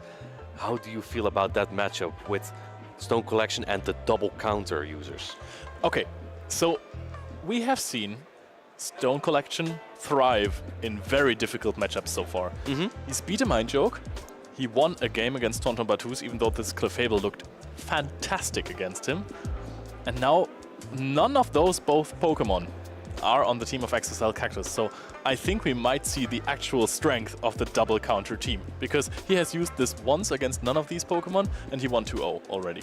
Yeah, absolutely. And let's take a look at the loser bracket that we have completely, so we can see where these players are exactly. We saw XXL Cactus take out Arceus Aurelius earlier, just barely leading his Alolan Sandslash into the Medicham. And even though the Charizard was so free from Arceus Aurelius, XXL Cactus just still managed to make it through. And he's up against Stone Collection in losers round 2. And then, Leo, we have a Mind Joke up against Palasha. Who has the team advantage there? What do you think?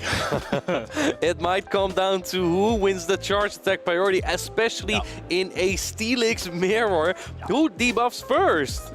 To be fair, this can also be bait dependent. I'm pretty sure that both players are going to an Earthquake immediately. Oh, of course. Yeah, Steelix has another charge attack. I forgot. Yeah, usually I just go straight Breaking Swipe. My bad. That's true. But yeah, this is the losers bracket, how it's looking right now. And the winner of these matchups will go to the losers semis, and the winner of that will go to the losers finals. The winner of the losers finals will make it to the grand finals. So there's still a lot at stake for all these players. Yeah, 4 of those players right here are still in competition. Stone Collection, XXL Cactus, Palasha, and the Mind Joke. And 2 of these will have to face each other. And after that, it's Patoman or Tonton Batus, and that's a tough one. Yeah, absolutely. I'm very excited for how those matches are going. I think Patoman, again, that Alolan Ninetales, I think it looks really good against Tonton as well. But first, we're going to take a look at the matchup we have right here. We have Stone Collection against XXL Cactus, and we have the full teams here. Now, you do have double counter as Stone Collection, but look at XXL Cactus. He has that Sableye, and I think it has been so important for him in these battles. Yep, and XXL Cactus also has a Pokemon that we haven't seen too much of this weekend, the Swampert. And you know what the Swampert is a heavy answer to? Steelix. So actually, if XXL Cactus wins against Stone Collection, he's definitely up against the Steelix in the losers semis, and that would mean that the Steelix, for once this tournament on stream, is not completely free. Yeah, we'll see about that. There's also the Alolan Sandslash. I think Alolan Sandslash a little bit better because it has that resistance against the dragon type attacks. Absolutely true. Yeah, so a lot of play against that team as well. But here we go. We have on the left Stone Collection the Dragonair into the Alolan Sandslash of XXL Cactus. Yep, and that is not the lead you want to have it in. I think that we might go to see a Lickitung saves, which is still a losing matchup right here. Not that hard losing as the Dragonair was. Yeah, usually you see this the opposite way, like with the Lickitung lead with the Dragonair in the back, simply because you then soft lose with that Lickitung against the Alolan Sandslash, but swapping into the shiny Gligar, and this is somewhat iffy. You already lowered the Lickitung so much, but the Lickitung has so much energy here. Yep, we are already at 2 body slams, but I think that the Gligar can, before the 3rd body slam is reached, go for an aerial ace plus the wing attacks that might knock out and then come out with a big energy advantage. Yeah, exactly. Let's see how these players are going to play it as another body slam goes through. I think the next one will knock out after some Lick fast attacks. Going for the dig here, and this will take out the Lickitung if no shield. But we see a Protect Shield from Stone Collection going to try and flip this matchup. That was very well played, because now the energy discrepancy is quite high. You shielded a dig and your opponent has to shield a body slam. So that is, in terms of shields, kind of an energy advantage for Stone Collection. Yeah, absolutely. Go now at the aerial ace. I think that will knock out the Lickitung here. Even though it is not the strongest charge attack out there, it should do sufficient damage to take out the Lickitung here. But Stone Collection putting up another Protect Shield. Going 2 shields down, really wants the switch advantage here. But oh man, it's a race. Oh, gets the lick down actually. That's incredible. But this Alolan Sanchez takes the energy so easily though. But do you know what this means? We're going to have Medicham on Alolan Sanchez. An absolute classic. If that even happens, because yes, we are going to see this for at least a few seconds already, but then we have Sableye with a shield up against the Shadow Dragonair, and that is not the best matchup. You never want to be shields down as the Shadow Dragonair. Yeah, what do you do here? You're already even behind a little bit, but XXL Cactus is letting this Dragonair throw a charge attack first. This is kind of rough, but I think you still have the time to build up some energy on that Sableye. But if you get too low on HP, the Medicham is able to take you out. So where and when do you use your charge attack? Here it goes. At 2 foul plays here, going for the first one, but I think the Sableye might almost be in Ice Punch range. Yes, and the Shadow Alolan Sandslash almost is at an Ice Punch as well, so this might mean that the return is going to put the Medicham really low, and if you're going for the Ice Punch, you might get knocked out by an Ice Punch by the Shadow Alolan Sandslash. I think it's going to come down to a counter down or not. Leo, I think you're completely right, and you can't even counter down the Sableye because the Shadow Claws add up way more, and it's going to get very close, but Stone Collection knows he is going to get Shadow Claw down, otherwise knocked out by an Ice Punch. A very, very rough battle there for Stone Collection, leading his Dragonair into that Alolan Sandslash. I think that was the one lead he did not want to face. Yeah, Shadow Dragonair, even if you flip the matchup, even if you flip the switch, it's not the best Pokemon if you have to invest 1 more shield than your opponent can. Because, yes, this Pokemon does a lot of damage with Dragon Breath, but you can't take a charge attack. Yeah, exactly. I would have loved to have seen like a Lickitung with Dragonair in the back, because in that case you can stay in with the Lickitung against that Alolan Sanchez. It's not a terrible matchup, but Dragonair, you have to get out of that matchup because Alolan Sanchez annihilates Dragonair with that continuously ice attack pressure there.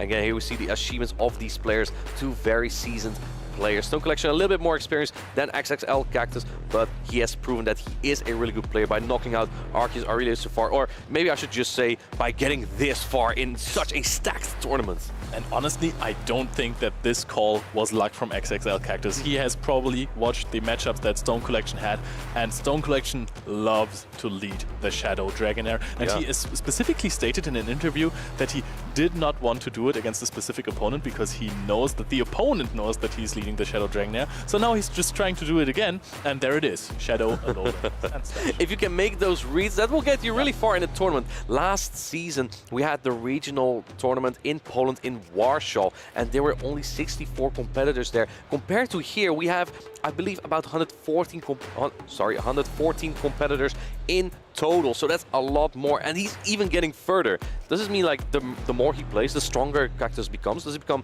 XXXL Cactus? That was I wasn't quite sure where you were going with that, but that was a good one. I like that a lot.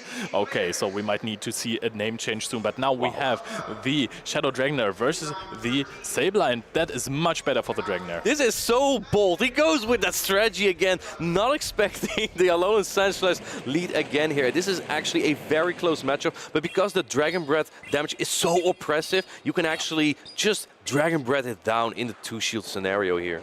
That is true. You will have to invest 2 shields, so your opponent might not even invest 1 unless you are throwing a bit before the foul play. Perfect timing from Stone Collection on those Shadow Claws right here. And XXL Cactus just lets it go, resulting in a 1-shield advantage for him, but there is still some HP on this Dragonair, and HP on Dragonair means damage. Yeah, and now Aqua Tail is coming through. This is not the same type attack bonus, but Dragonair does have high attack. I think this will do about 35% damage. It still chunks a little bit on that Alolan Sandslash. It's actually even on half HP. And it looks like XXL Cactus is predicting the Medicham in the back, swaps in the Gligar, and Stone Collection doesn't know exactly what to do immediately here. Oh, going to take that aerial ace. And we've seen this before against Arceus Aurelius, because if you do this, then later the Medicham might be in Drill Run range. Yep, that is completely correct. It actually looks like it is, especially with the one more wing attack that was used here. But we are going to see the Lickitung swap in immediately after this charge attack gets protected. Yeah, absolutely. And Lickitung is here. It can take these charge attacks quite comfortably, but it only has one job in this battle. It's taking care of this Gligar. Let's see if it can, because the Medicham went for that Ice Punch and the Gligar already used one aerial ace. The timers are very misaligned here, so we might see at some point XXL Cactus swap out of this matchup. Yep, we are going to see another body slam. Honestly, with that much HP on the Lickitung left, the Shadow Alolan Sandslash would have to throw at some point. Yeah, absolutely. And let's see. Yeah, going for another ground type. Oh, actually, going to take the body slam first. Yeah, it has to be protect shielded. But now the switch timer is up for XXL Cactus. He is able to switch out, which he does. And now you're able to get some energy here, which could prove to be very valuable. But again, Alolan Sandslash is fragile. So yeah, you have to throw this before the body slam. But does this knock out? I don't think this knocks out, Leo. Oh, this is going to be incredibly close. Will the timer be up for Stone Collection as well? No, it won't be. He has to throw the body slam before he can switch out, if that is even an option right there. The body slam will connect completely undercharged. This means that the Medicham is going to come in after this. Tries to get to an Ice Punch afterwards. It is immediately connected right here. We have a Protect Shield, so this one will have to be used right there. Oh, he actually lets it go. What is happening? And I think that, oh, it doesn't think it would have been, oh man, going away with the Gligar, but the one wing attack will take it out. I think that Stone Collection was sure he would not be able to get that Ice Punch to knock out this Gligar, and that is a 2-0 victory for XXL Cactus. Wow, XXL Cactus with a decisive win right there. Stone Collection can probably only win the games with really difficult Pokemon against him, but this is absolutely phenomenal by the Czech player. Yeah, absolutely. Well, I do think that the Sableye just really put Deoxys and Medicham so in such a tough position, right? You cannot really bring it if you fear those Pokemon. So I think that did it very well for XXL Cactus. On the other hand, though, I think it's very bold to bring the Alolan Sandslash into a team with 2 counter users, but it worked so well for him. And like, this is almost the second time we saw an Alolan Sandslash take out Medicham today. Yeah, you can avoid this matchup, and even if you are in it, sometimes you get so much advantage from playing Shadow Alolan Sandslash against other Pokemon as well. You are dealing so much damage to a Lickitung. You're taking so much time away from your opponent in the Lickitung matchup. You just need to throw an Ice Punch at a Medicham. And we have seen this.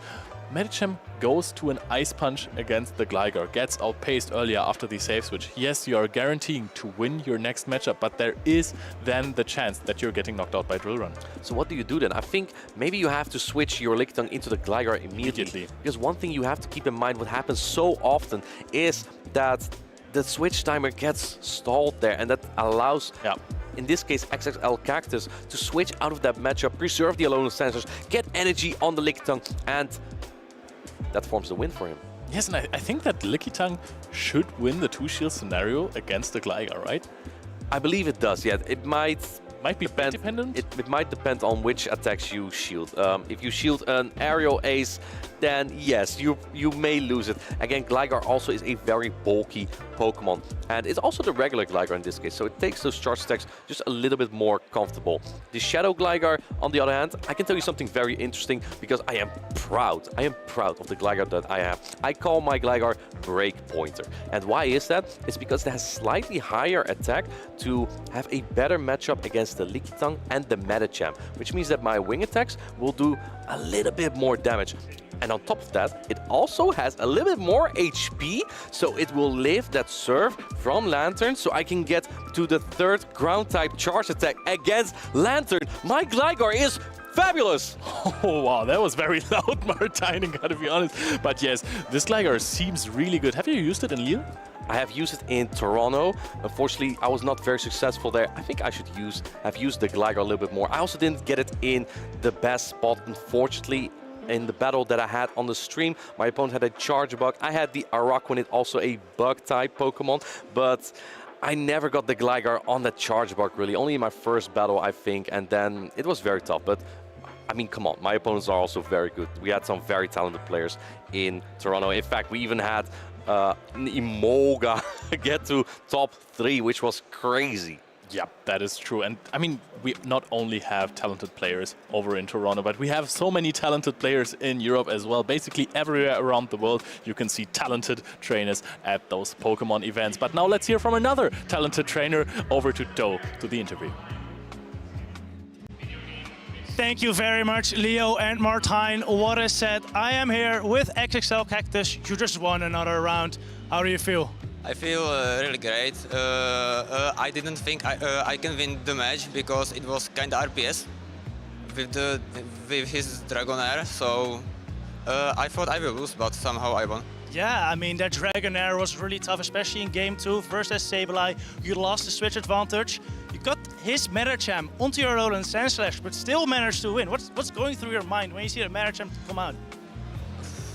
Nothing. I was thinking that two moves with some fast moves can knock out the Medicham, so I didn't fear it as much. Yeah, the Gligar was just so strong there, right? Yes, it is. It was. All right. Next game, you're up first Paulasha or a Mind Joke. Have you seen their teams? They both playing Shadow Steelix. Yeah. So I'm kind of scared about it, but I hope it will go well. All right. This has been your third tournament, you said. You went to Warsaw, you went to EUIC, but this is the furthest you've gotten, right? Yes. Do you expect you can win it all? No. No? Because I will battle Paula or Manjoke, so I don't think I can beat them. So I don't think I can make it. But you also yeah, put Stone Collection, right? Yes, but I think my luck will be in the end after it. I've seen you play a lot with the Alolan Sandslash today. We even saw it beat a Medicham in your previous match before this, and it did a lot of work for Stone Collection as well. Has Alolan Sandslash been like your pivotal Pokemon, or was that something else? Definitely my Sandslash is my MVP. I rely on the A-Slash a lot, so I think it's my MVP. You're truly a master with that Pokemon. Thank you very much for your insights. Are there any shout-outs you want to give to friends, maybe? I would like to give a shout-out to my teammates. They are here with me. Also my parents, they are also watching. Awesome. And a few local players, they are watching as well. Love to see that support from the community. Thank you very much, Cactus, for your insights. We're gonna head back to the caster's desk. Thank you so much, Thomas. Great insights once again.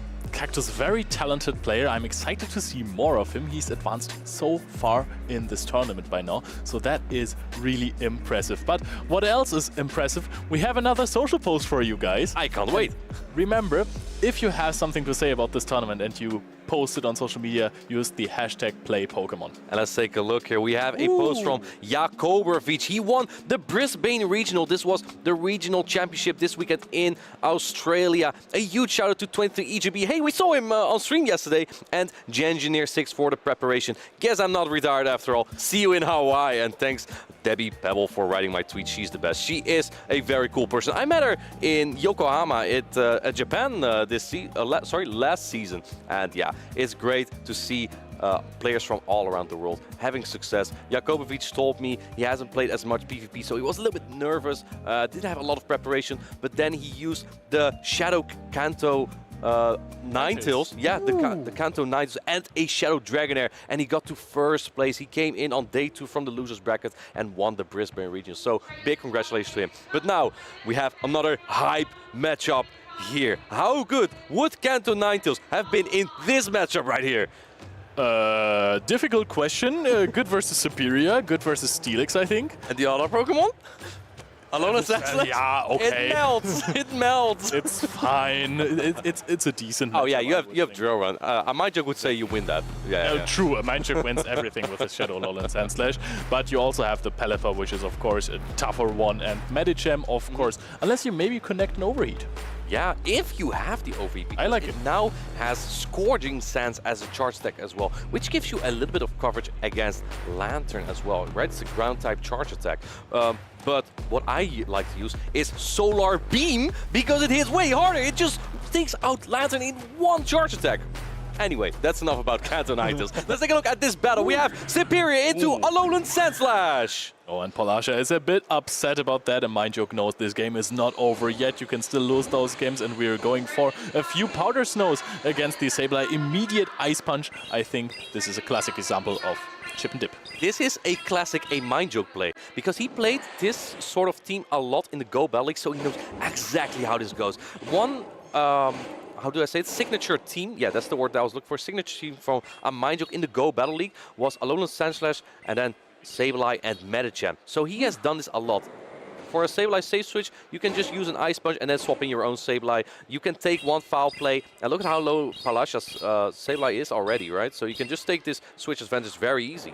Yeah, also decides to throw the foul play instead of going for a full down and farm down and investing a shield. Still a big advantage right here, and we know that the leading matchup of Shadow Alolan Sandslash versus Superior is still really good. But the Superior might be able to get a lot of energy right here. Oh yeah, now the question is, does a Mindjoke get to another foul play? Now, I must tell you something very interesting. The third foul play is only 5 Shadow Claws, so it might be possible. But let's see if Palasha can get that Vine Whip down. It will get very close. Does a Mindjoke get it? No, he does not get to the last foul play. And the Superior has so much energy for that Alolan Sandslash, which is very fragile.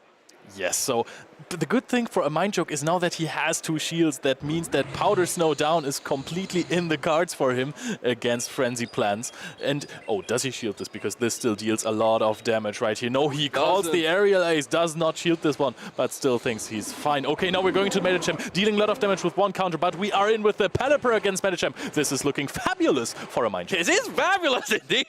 Pelipper is such a good Pokemon. I love Pelipper, but Palasha is not exactly out just yet, because if she can generate energy somehow, she might be able to knock out the Alolan Sandslash later on. But this is a very tough matchup for Medicham, because you take super effective wing attack damage, and a Mindjoke can kind of safely go for the Weather Balls here, right? Yes, the Weather Ball will be shielded. So again, an attack with less energy cost is being shielded right here. And I like this Pelipper a lot, because with shields it can actually also deal with the Superior at this amount of HP. Yeah, exactly. Very good call. Yeah, a very good shield from a Mindjoke. He had to shield this. You know what I've noticed? We haven't seen any defense drops from the Psychics in this matchup at all. Or sorry, on today at all. Weather Ball comes through, and at this range, the Medicham will be taken out by it. And naturally, Palasha lets it go, knowing that otherwise another Weather Ball will be fired off. A Mindjoke even has 2 more. Weather Balls are just going all over the field here. And even though this is resisted, this still would deal quite some damage on the Superior. You're forcing your opponent to throw immediately, going for a charge attack priority, but Palasha isn't even throwing the Flancy Plant. This is going to be a Weather Ball that is going to deal a little bit of damage, but a little bit is enough in this case. It is not going to knock out. We're swapping into... Oh, wait! Oh, it's even the catch on the Aerial Ace! But why? If she went for the Frenzy Plant, could she maybe have had this game? Let's see, Aerial Ace, I don't think will knock out here. Does it?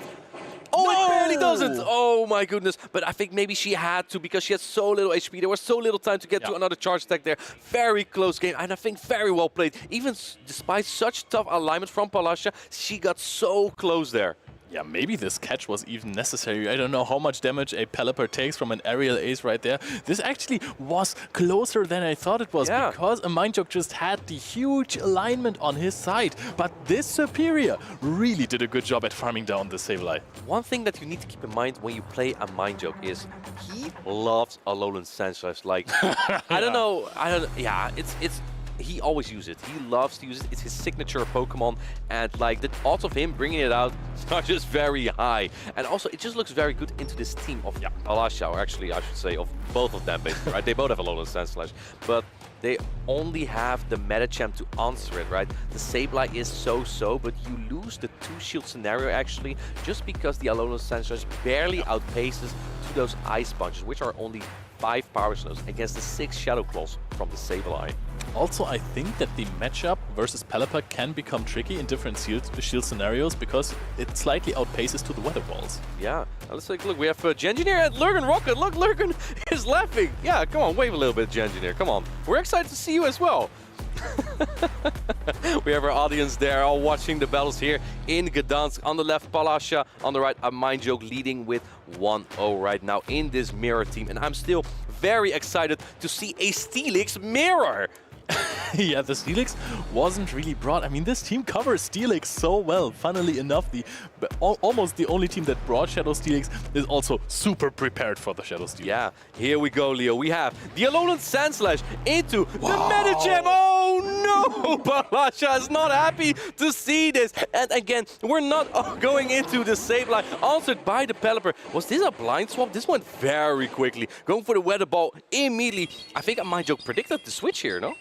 Yeah, and it worked quite well, because now you're still outpacing to those Weather Balls against the Sableye. This could become a difficult matchup, however, because as long as those Shadow Claws are adding up, the foul play is at some point going to knock out the Pelipper. Yeah, and I think at this point, Palasha might be able to flip the switch advantage here. This is very interesting, actually. I think maybe MindJoke predicted the Medicham to swap him, but there is no Medicham on Palasha's side. Going for the charge attack priority, and Pelipper does have quite the high attack here, so this does make sense. Let's see if MindJoke is going to fight for switch advantage. You kind of want switch advantage here, right?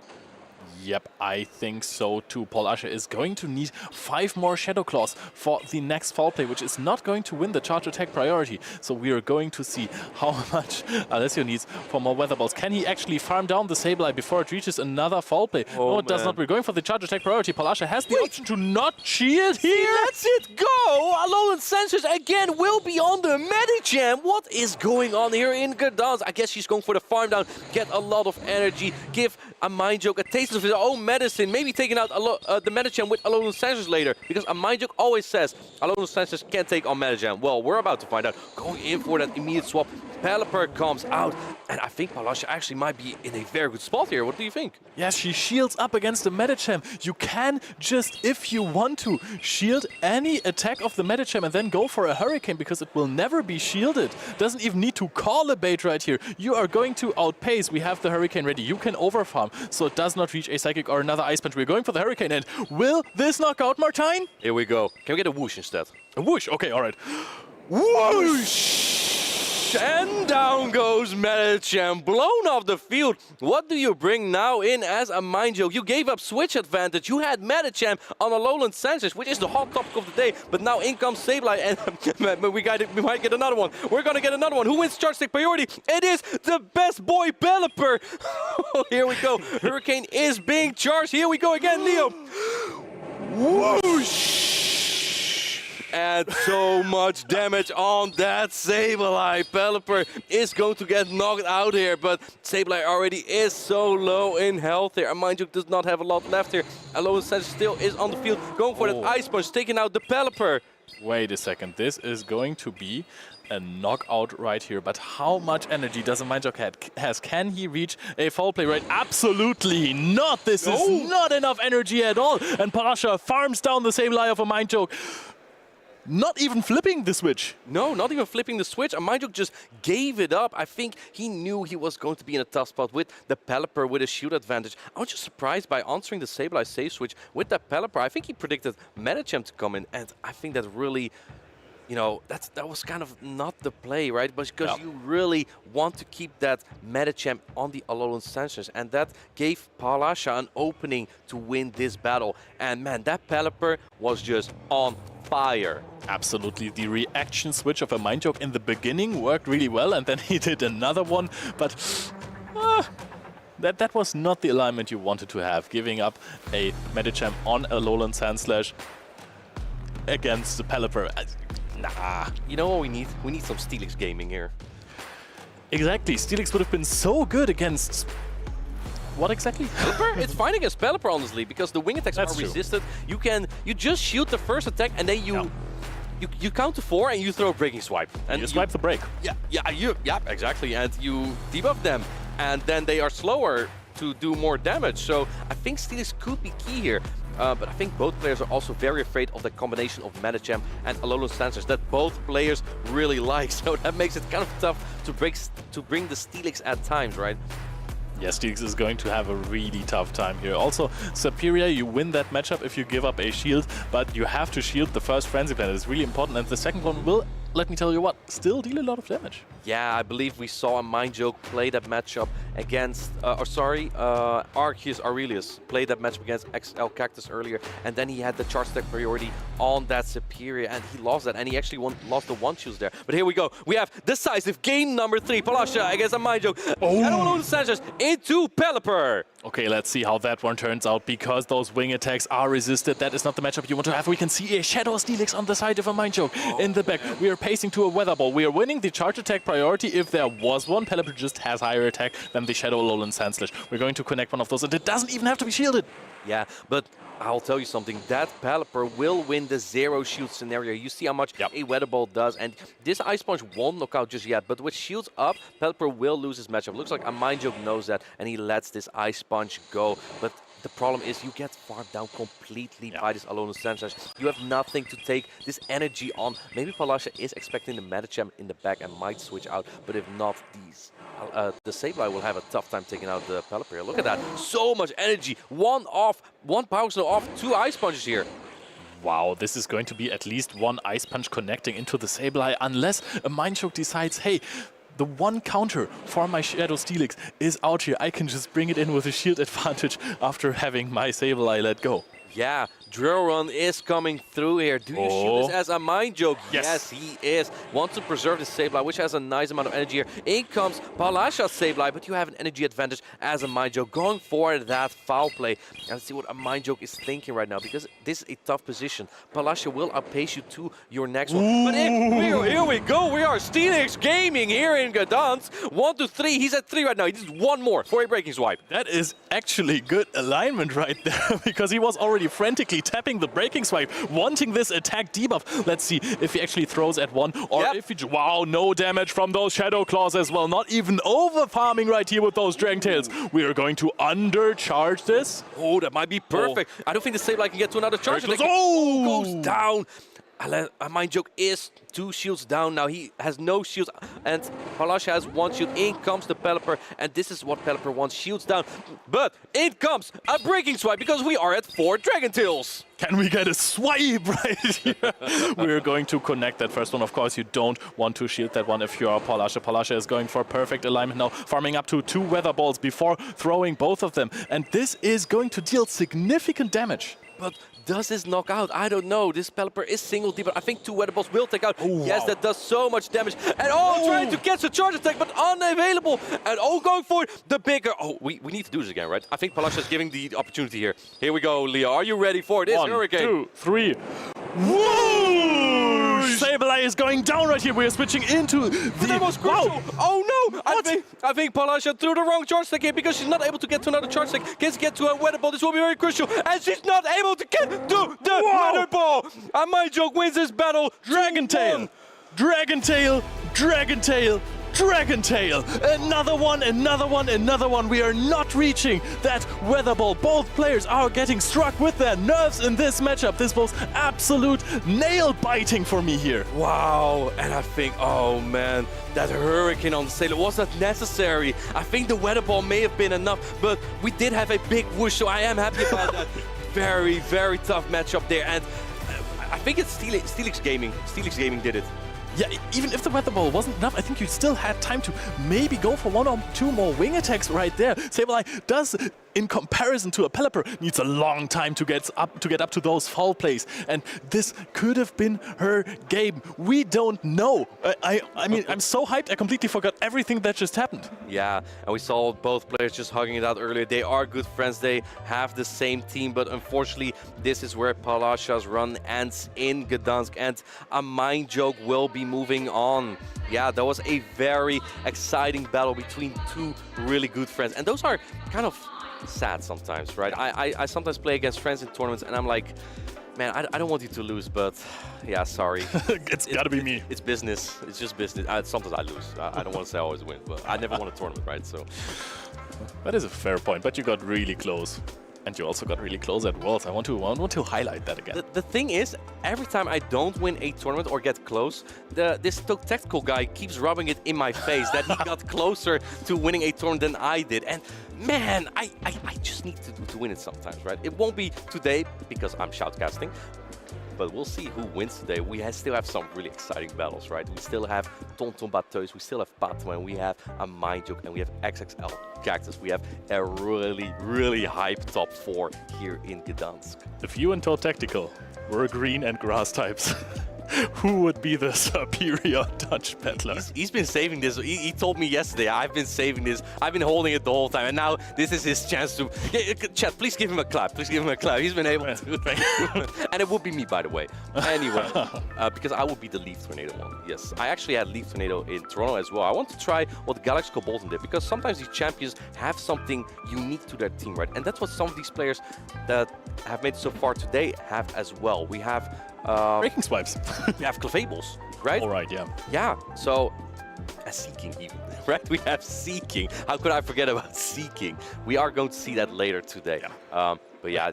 We haven't seen Seeking as much on stream as we have Clefable, because Clefable, we announced it as a really good core breaker for this tournament as well. It wasn't my caster prediction, I'm not going to say anything else about that, but it has basically been brought every single game from Tonton Bateus, and I'm just guessing that right now because we've seen it so many times. So he could have even left it on the bench 1 or 2 times. I don't know. Now that I think about it, not a lot of Pokemon on my caster prediction are in the field anymore. I don't have the Clodsire. We don't have the Clodsire anymore, right? I had it on my caster prediction. The Dugong, I think Arceus Aurelius was the last person in the tournament to have a Dugong on his team. No Araquanid. And we did see Mandibuzz from Stone Collection. I'm not sure if we still have one in the tournament. But yeah, that's how it's looking right now, right? And yeah, we do have other cool picks that have made it this far. Again, the Clefable that you had. Also, none of us really... I must say, I knew that there were going to be Steelix. I just didn't think they would make it this far. And that's with all due respect to players such as Arceus Aurelius, Patoman, and Palasha. But no one has been able to, you know, make it that far with it. And this is actually the first time, I believe, that we really see someone make it so far with Shadow Steelix. Actually, 2 players even. Yeah, and as you just talked about Shadow Steelix, why don't we let a Mind Joke talk about it as well? So get it over to Lou. Thank you, casters. I'm still shaking from just watching that set, so goodness knows how our winner in that thriller, a Mind Joke, is feeling. Congratulations. How are you feeling at the end of that? What's it like to play against such a good friend? Yeah, of course I'm feeling good, because I'm not here to lose, but I'm also super sad for her. You can imagine, I didn't want to face her in the losers, so it feels even worse to kick her out from the tournament. So. Yep, good and bad. It can be a little bit bittersweet, but you could see your friendship the whole way through that match as well, particularly when the leads came out. And in games 1 and 2, you led perfectly, bringing that Alolan Sandslash against the Superior, and then the Medicham against your opponent's Alolan Sandslash. Can you talk us through, in a mirror, where you know exactly what the other 6 Pokemon are, how important are the leads? Well, I think in our case was a bit different than usual, as both the Sableye and Pelipper were super safe for both of us. So that's why I leaded Maddie, because I was expecting her to lead Alolan Sandslash, because whatever happens, you can just save swap Peli or Sableye and it's gonna be safe. None of us have a solid answer. So that's why when I leaded Maddie into A-Slash and she swapped, I immediately swapped even without throwing a counter, because I know she was gonna swap immediately. So I didn't want to lose a fast move. But still, yeah, it was all Pelipper, Sableye plus something. I think that was the match, and I wasn't expecting the superior lead in the first game. And why also, did that surprise you? Because Alolan Sandslash is most likely to be played. Maybe he wasn't expecting me to bring it, as we know each other IVs, and her Alolan Sandslash beats mine in CMP tie, so so it was better for her, but yeah. I mean, we've spent all weekend talking about the superiorness of the Steelix, for example, but in this match, I'd say Pelipper got a lot of action as well. Why was Pelipper so good in this particular matchup?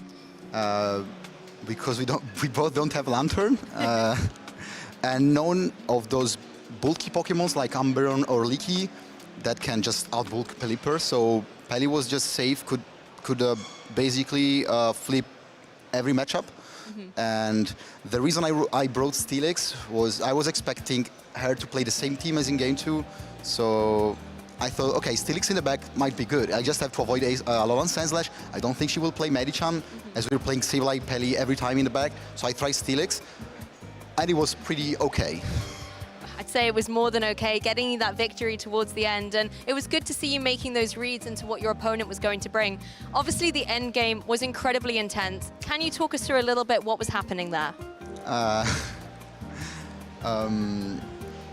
I thought I was losing that, even if I had the Steelix, which was pretty nice. But since she had the shield advantage, I couldn't win that. But I think the reason why I won is just because I think she, by mistake, tapped on Hurricane on Sableye. I think the Weather Ball was enough. And if she threw Weather Ball, she just outpaced my next Pokemon and win. So that's why I'm even more sad for her. That can happen, though. It's a very intense weekend of competition. Looking to the rest of the event, however, because you are still in contention, currently in the losers bracket, how do you think your chances are to win the champion title? Could we see this finally happen for you, a mind joke? I mean, I'm here to try to win, of course. And I'm also as I'm the only Steelix player remaining, I have to defend our own Pokemon. So I'll try to do my best. Also, shout out to Bench Tyler for giving me this fantastic plushie of Steelix. We've loved seeing that on the desk as well in support. And I think it's safe to say that when it comes to steel types, you're definitely reigning supreme right now, whether it's your trusty Alolan Sandslash or your Steelix. Yes. We will let you go get ready for your next match, maybe have a little bit of rest in between. But of course, Pokemon trainers, the action is going to continue here. We have a fantastic day of day 2 competition, and if the matches so far have already been anything to look at, they are incredible. So we're going to go back to the casters for some more Pokemon Go action. Yes, that was a great interview with a mind joke. Now, I have a question. Usually, Steelix is perceived as a little bit of an annoying Pokemon by many players in the Go Battle League. If you make it this far in the in a championship with Steelix, usually we give a mind joke a hero story. Is he the anti-hero in this case? Absolutely not, because I am in love with the Shadow Steelix ever since Breaking Swipe came out. It helps me a lot with my playstyle. Are you elated with it? I don't need to, not with the Steelix per se, but I mean, you don't need to count anymore. That takes a lot of pressure off you. You might, sometimes if you lose the matchup, you might need to know how much energy your opponent has, but you better just not lose the matchup with Steelix. Yeah, you don't have to care about it. And then you throw another Breaking Swipe, and then your opponent is debuffed, and you don't care about that anyways. But yeah, I think he's still in his hero story, because he's bringing his best friend Pokemon, his Shadow Alolan Sandslash as well. Yes, and the Perlipper, as the German anime calls it. So, okay guys, talking about funny stuff, we have another video for you, which is a fun game that we tried out, so enjoy. Hello everyone and welcome to Guess the Pokemon! Where we're going to be playing a game where these guys here from all the different games are going to be after guessing which Pokemon I'm describing with their Pokedex entry, followed by a few tips if they need it. Oh, I'm excited. I'm very good at these game shows. Oh, wow. I'm confident. You guys are playing for second place at the end of the day. That's what I figured when I entered this competition. Okay guys, it's a common sight around fishing ports and it's known to rescue people and help fishers carry what they caught. Floatzel. Straight away! Congratulations! VG on top to start things off. That's a good one. Floatzel.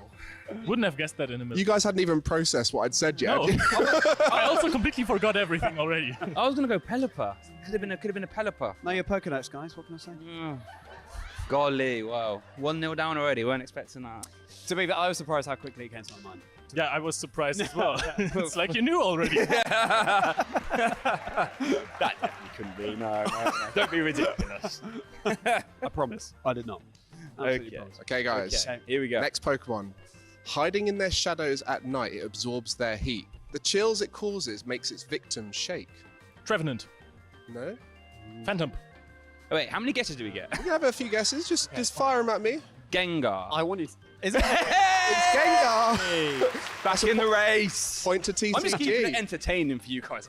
You know what I mean? You know what I mean? First to two, can't just actually get two in a row. Okay, Shay. Okay, you've proven yourself, Leo. You're still...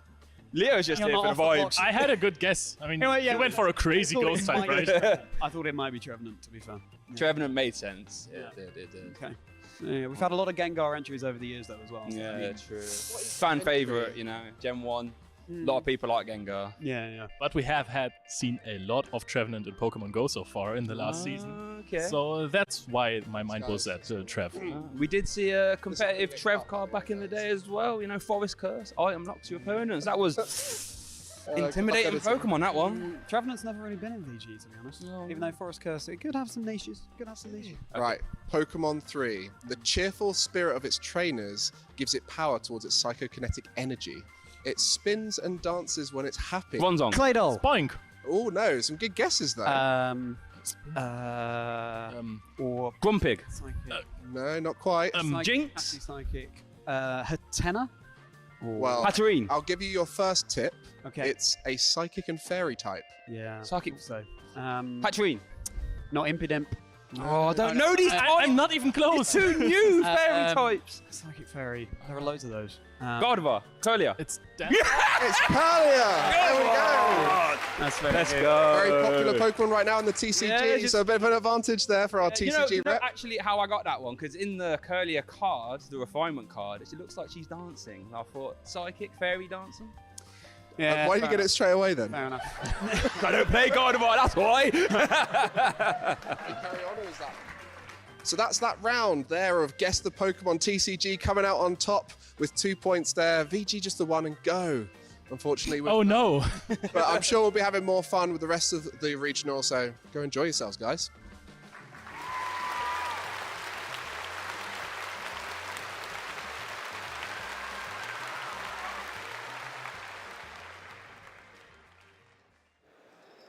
Hello, Pokemon trainers. It is time for the winners' final here at the Gdańsk Regional Championships. It has been an incredible day 2 of competition so far. So many epic Game 3 thrillers. And as we advance into the winners' finals, this will be a best of 5. I am so excited. Tonton Bartheus and his Clefable and Patoman with his Alolan Ninetales are currently getting ready for their match. Honestly, these two trainers have been exceptional throughout the entire competition. Tonton has been a player I think I've already kind of said, I think he could go all the way. If he carries on playing to the hike, it's causing devastation. 100%. Patoman has been on quite a streak as well, though. Usually saving those shields for the Charm Alolan Ninetales and just completely crushing his opponent with it.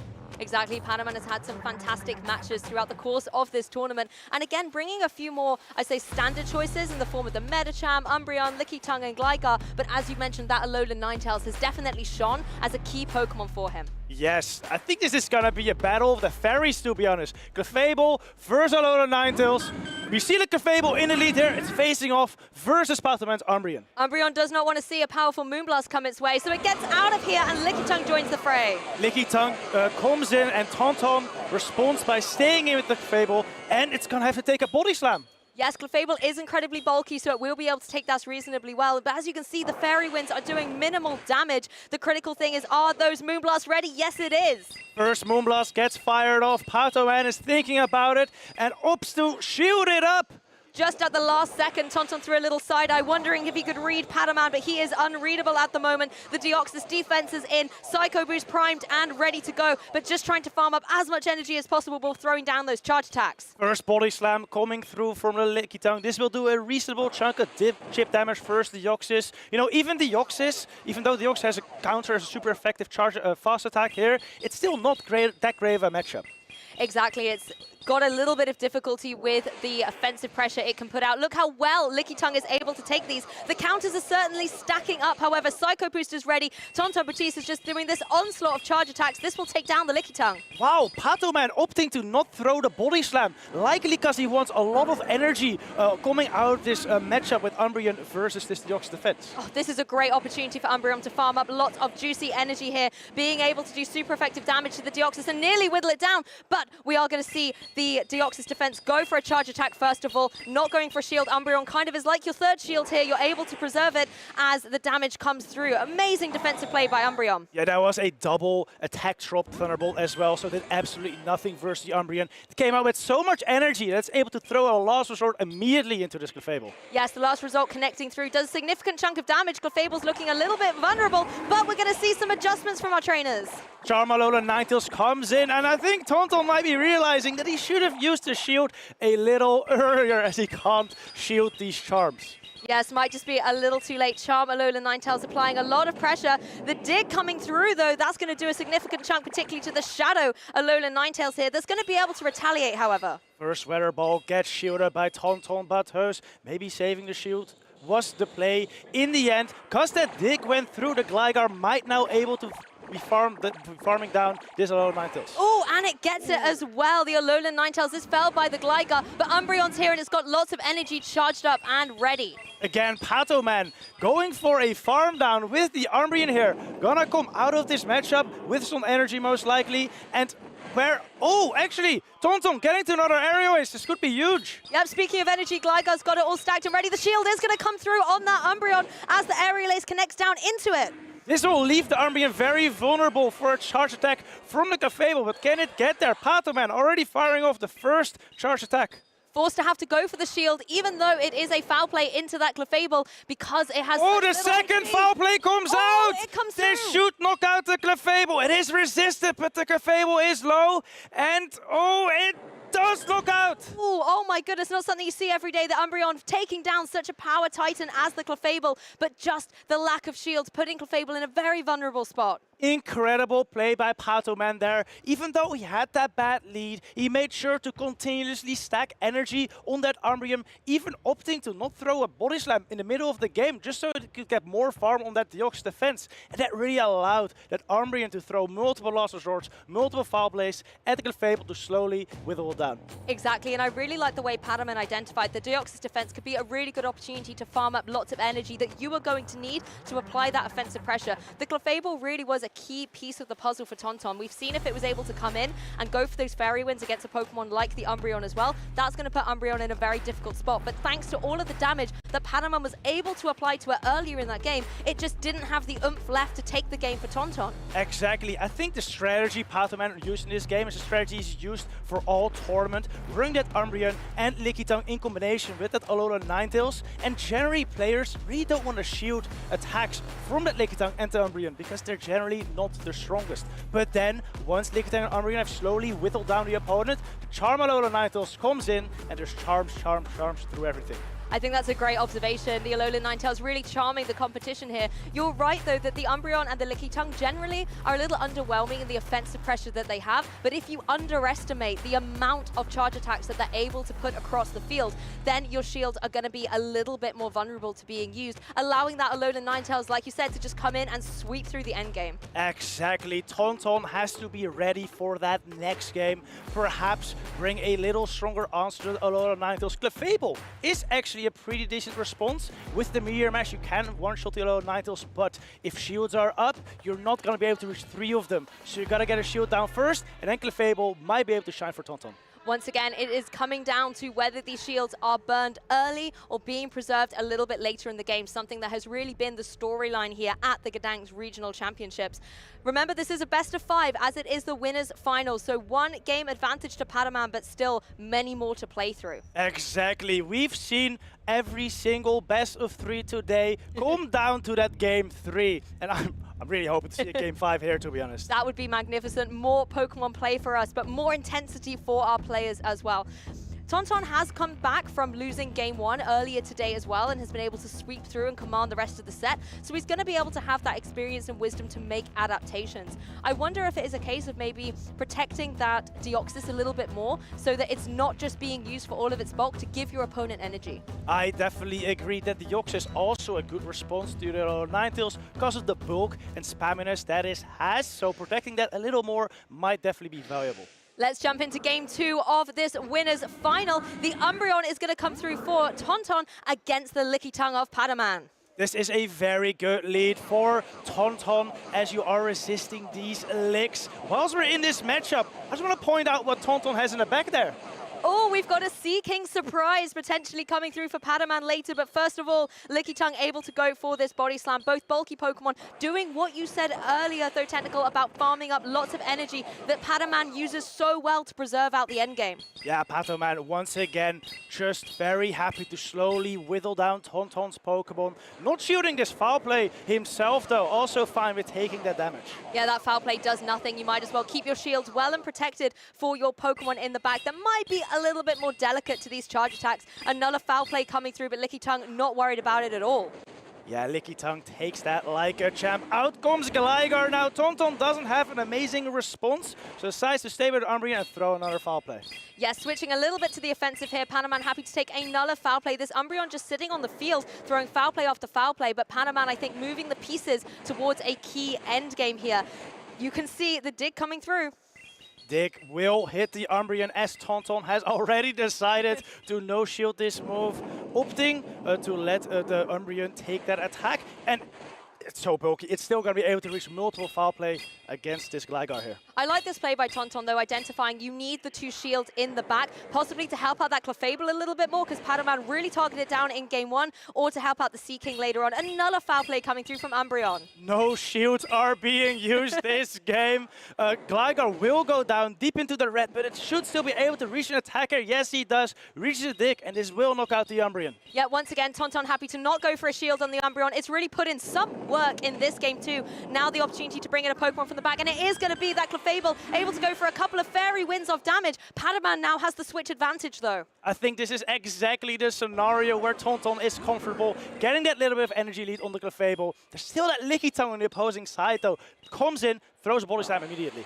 I mean, this is where we saw in game two, these charge attacks do stack up against Clefable. It doesn't have the bulk to stay in this match forever, but you do still have those two shields. Now finally going for one, because the second body slam is coming through so fast after the first. I love these adjustments from Tonton. This game, he actually shields an early body slam, just so he's prepared for that potential Alola Ninetales. And it was in the back, and now comes in, shields up a Meteor Mash. Look at this targeting. The Alola Ninetales. Sea King comes in! Sea King, it's here. It's going to be throwing these poison jabs, doing super effective damage into that opposing Alola Ninetales. Whether it was a Meteor Mash from the Clefable, whether it's the poison jab from the Sea King, Alola Ninetales is not safe. Oh, look at those charms on the Sea King, though. They're doing so much. Oh, Patoman lets the Juron go, but still reaches a Weather Ball.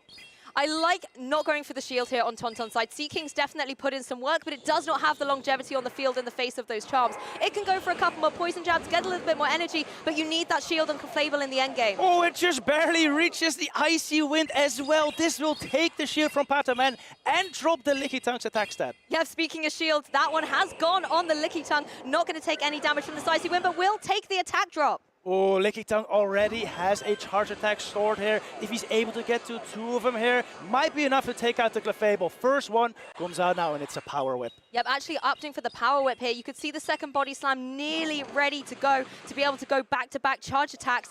Gonna have to take a couple more licks in order to get there, but the Clefable is already able to go for the Meteor Mash. And this should knock out the Lickitung. Wait for it. It does knock it out, and Tonton ties up the score 1-1 with that Sea King. Honestly, this is incredible and very reminiscent of Tonton's earlier game from day 2, where the Clefable wasn't really able to get going in game 1, but then coming into game 2, Tonton was able to pivot it, get the alignment correct, and apply so much pressure with those charge attacks. And that's exactly what he's been able to do here as well. Of course, Sea King certainly put in some work as well. Those poison jabs going down into the Alola Ninetales were critical at dealing some critical damage. Definitely. Tonton, I think, is really the master of adjustments. Yes. In game number 1, you saw him go down to that chip and charm strategy from Patoman.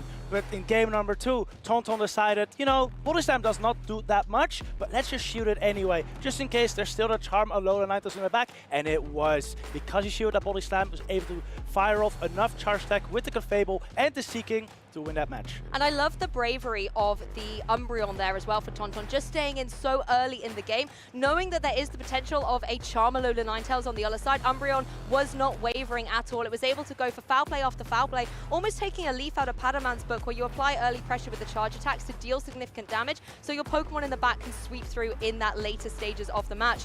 1 game apiece. Remember, this is a best of 5, so whoever wins the next one will not automatically win the set. They've got to be able to go all the way in a 5-set thriller. Yes, we saw Seeking and Clefable do a lot of work here for Tonton Batus. So who knows, we might see Venusaur next from Patoman. If he wants to make an adjustment, that might be the way to go to beat that water type Seeking and the fairy type Clefable. That's actually one Pokemon where Venusaur does better than Superior, being able to resist those Fairy Winds, being able to resist those Moonblast, being able to do super effective damage to the Slush Bomb.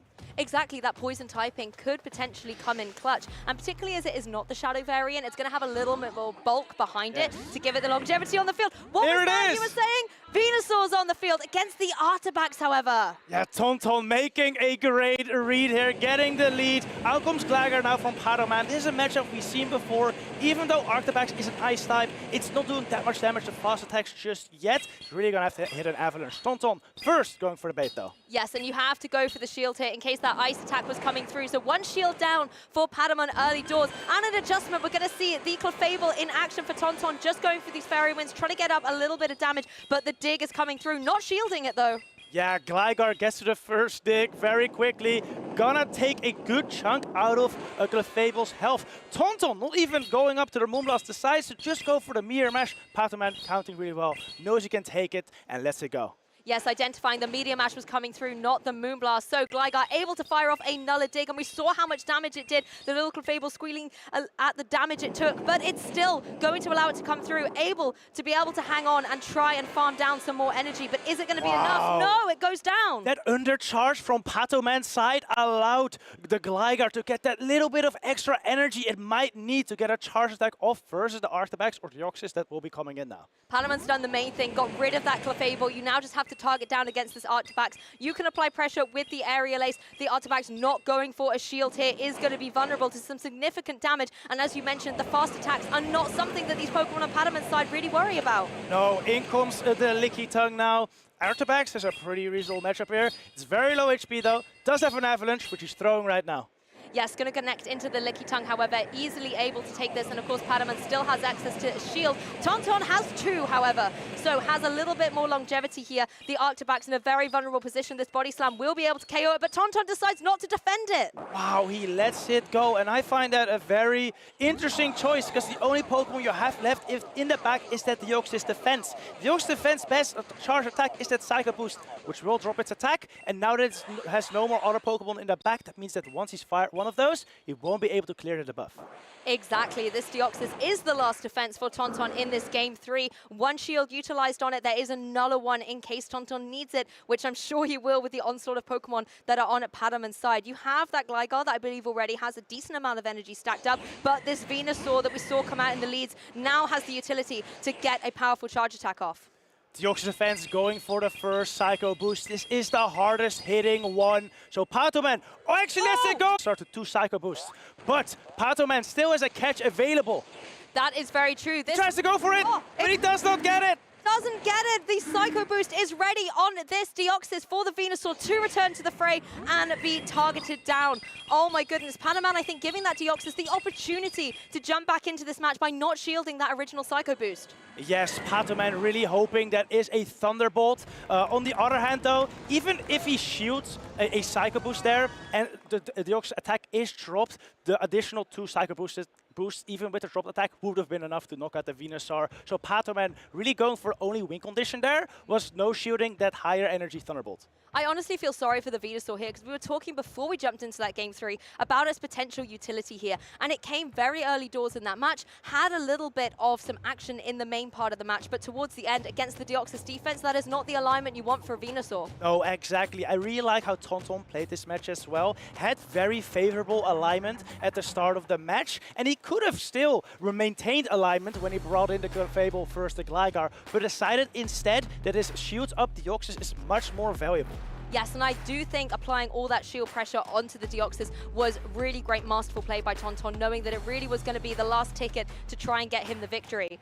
Now it comes down to crunch time. 2 victories for Tonton, 1 for Padaman. If Tonton is able to win this next game, he will advance into the grand finals. Padaman has to be able to equalize the score in order to keep himself in this winner's bracket. Exactly. It makes me wonder what strategy Padaman is gonna play for this next match. He's been doing very well with that chip and charm strategy, with the Lickitung and the Armor in combination with the Alola Ninetales. Decided to switch it up this game with the Venusaur, but it did not work. And in this situation, where you're one game away of going into the loser's bracket, you might just want to return to that safe strategy you're used to. That's true. Going with the comfort pick or maybe the strategy that led you to victory in this set so far can always be a nice default to rely on. You know that it's tried and tested in this matchup and can go all the way. The one thing you have to contend with again still is that Clefable. Although we have seen Padaman be able to deal with it and remove it from the field, I have to credit the Arctibax. Although the charge attacks, the fast attacks with that Dragon Breath really weren't doing too much damage, the fact that it got the charge attacks ready to go so quickly just meant that Tonton was constantly asserting pressure. Definitely, and that Avalanche just hit so hard on Lickitung, was able to do enough damage to where the Deoxys defense could counter it down and really set it up for that end game. One Pokemon I'm hoping to see, to be honest, is at Seeking again. Oh, me too, but Seeking, wasn't necessarily the most reliable for Tonton. It came down to the alignment and being able to bring it in against that Alola Ninetales. But if you think Padaman is not bringing it, then it could be in a vulnerable spot, particularly if Venusaur shows up again. I wouldn't be surprised, however, if Tonton goes, you're not going to bring Venusaur, you're going to bring that Alola Ninetales, like you were saying earlier, bringing your more comfort pick. We could see some Seeking action. Exactly. In that case, the poison jabs will definitely start adding up. But as we saw in that previous match, or in game number 2, those charms do just as much. We're heading into game number 4 now with Arctibax versus Lickitung.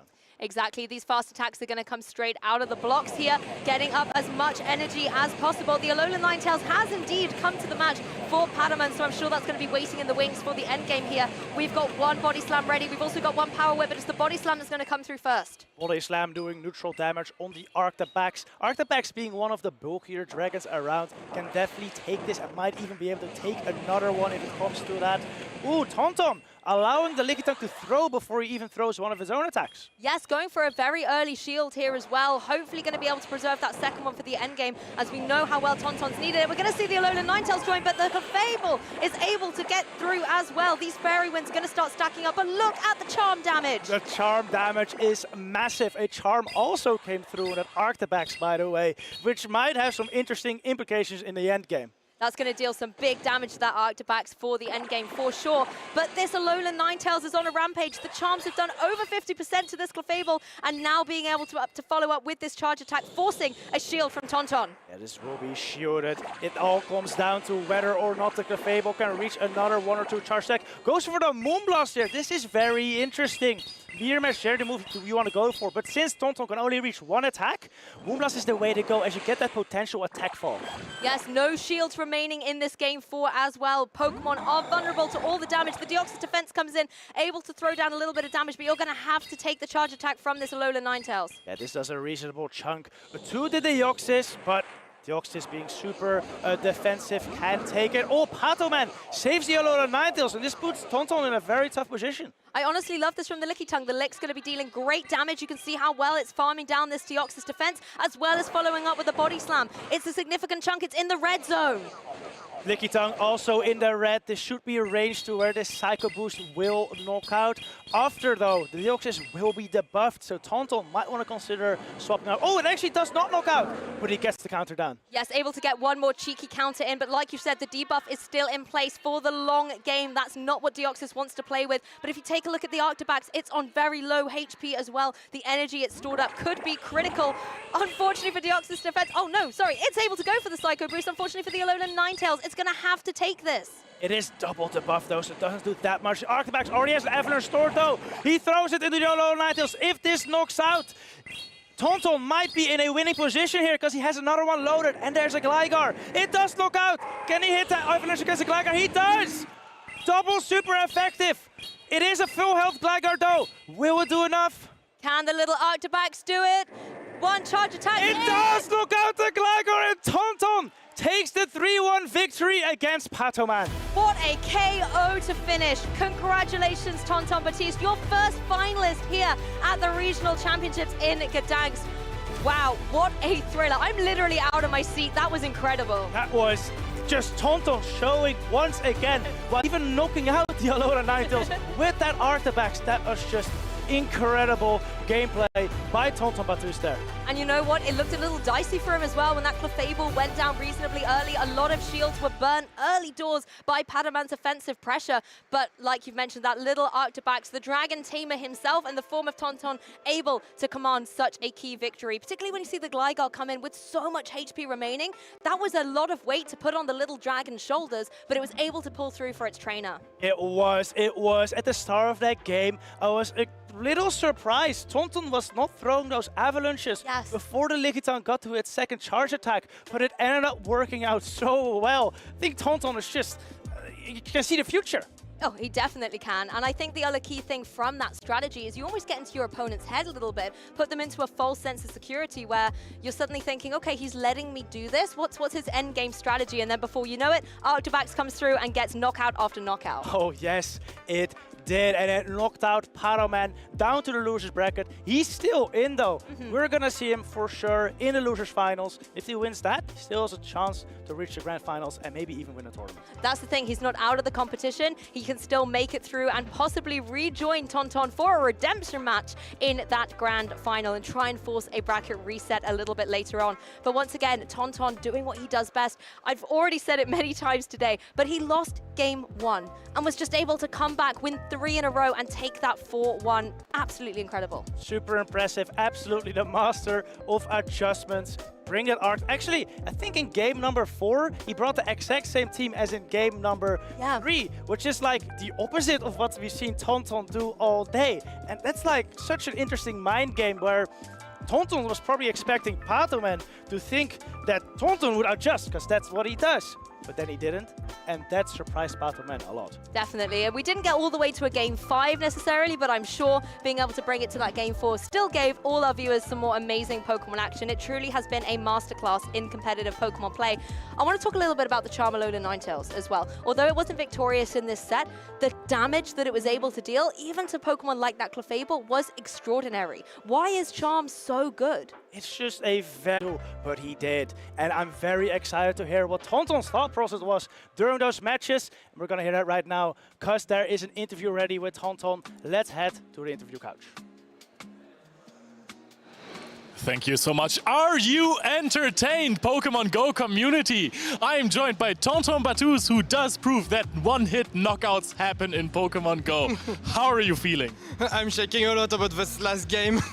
I mean, I was just hoping for when I saw that my Deoxys was inverted, my Arctibax inverted, his A9 still alive. I was like, I totally lost this one.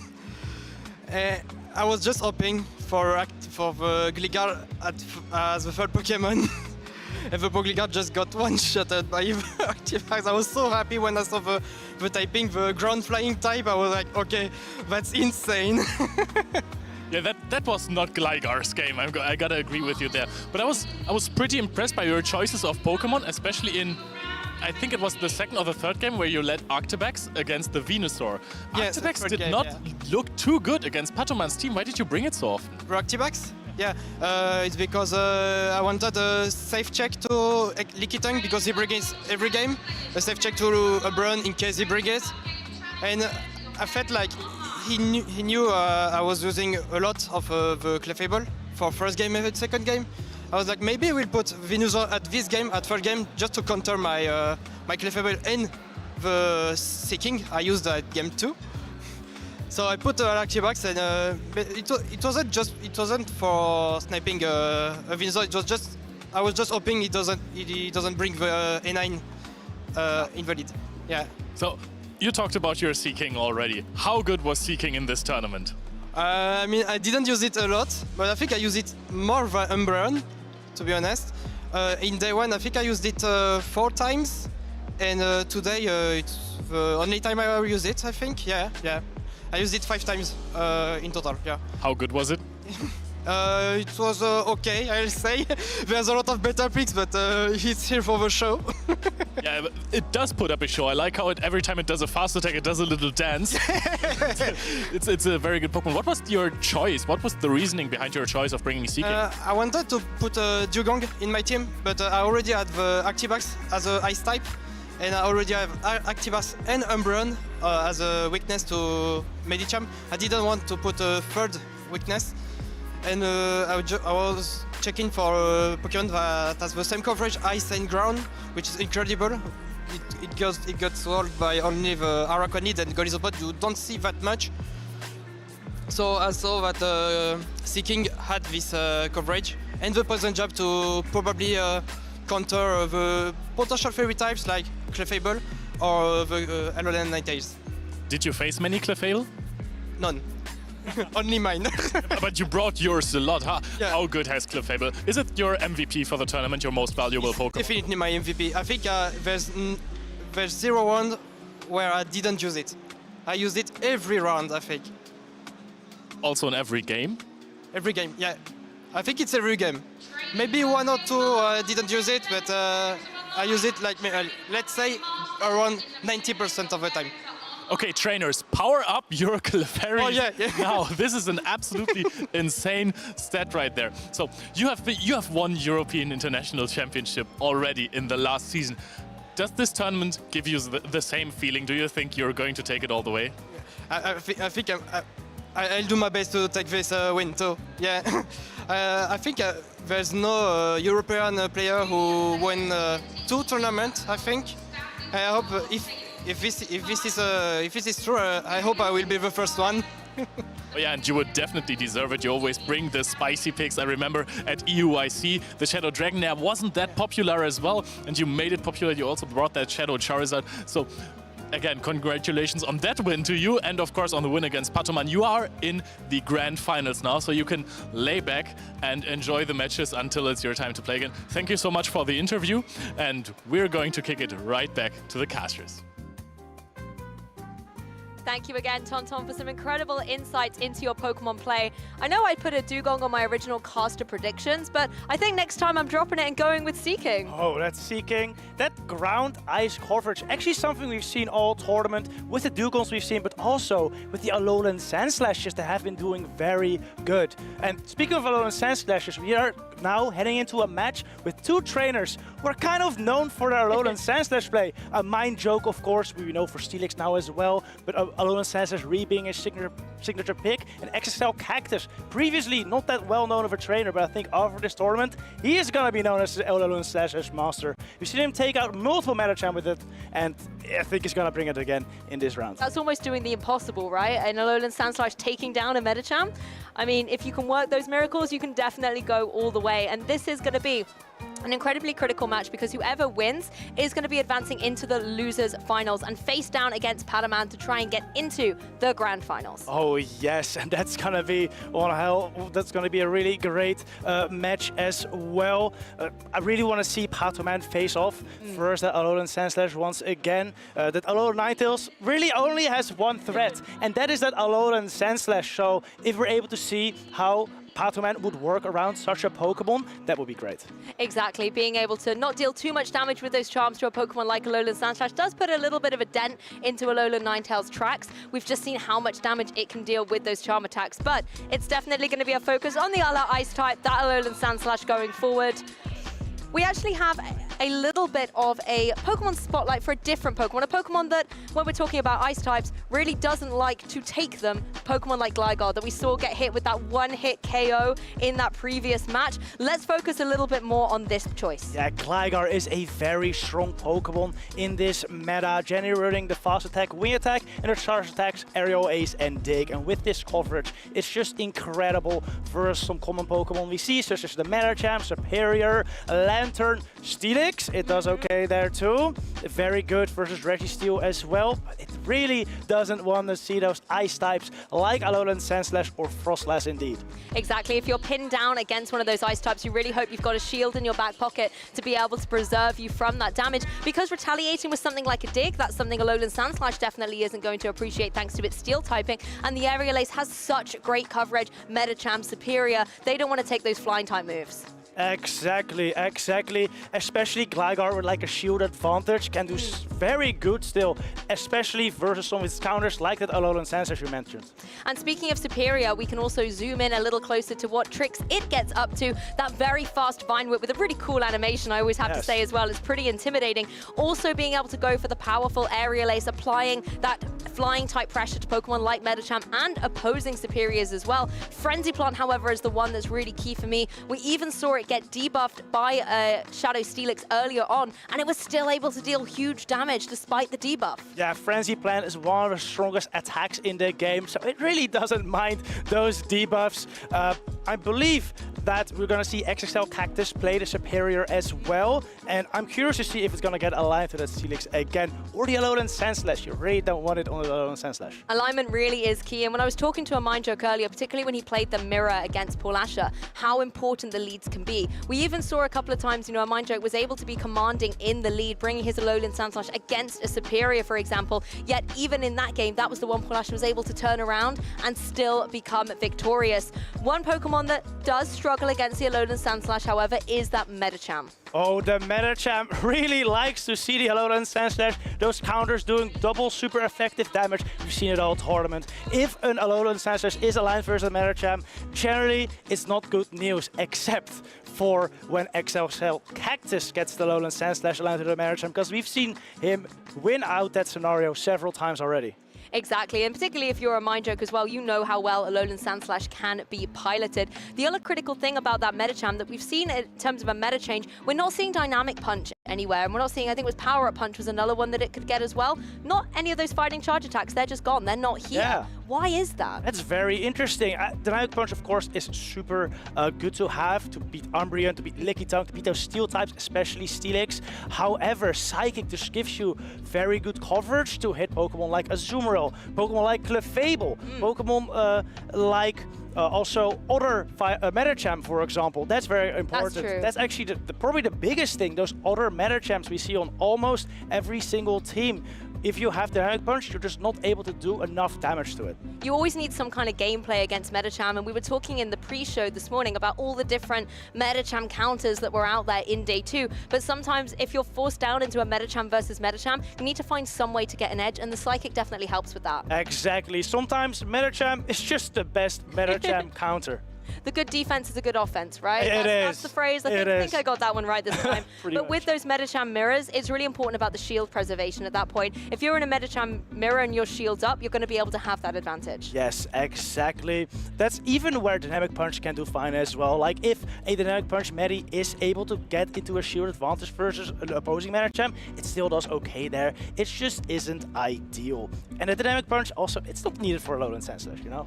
That's true. You can deal enough damage with those counters to Pokemon like the Alolan Sandslash, but let's dive into the stage. Remember, this is the Losers semi-finals. We are back to a best-of-3 scenario, and the winner will be advancing into the Losers finals to face down against Padaman.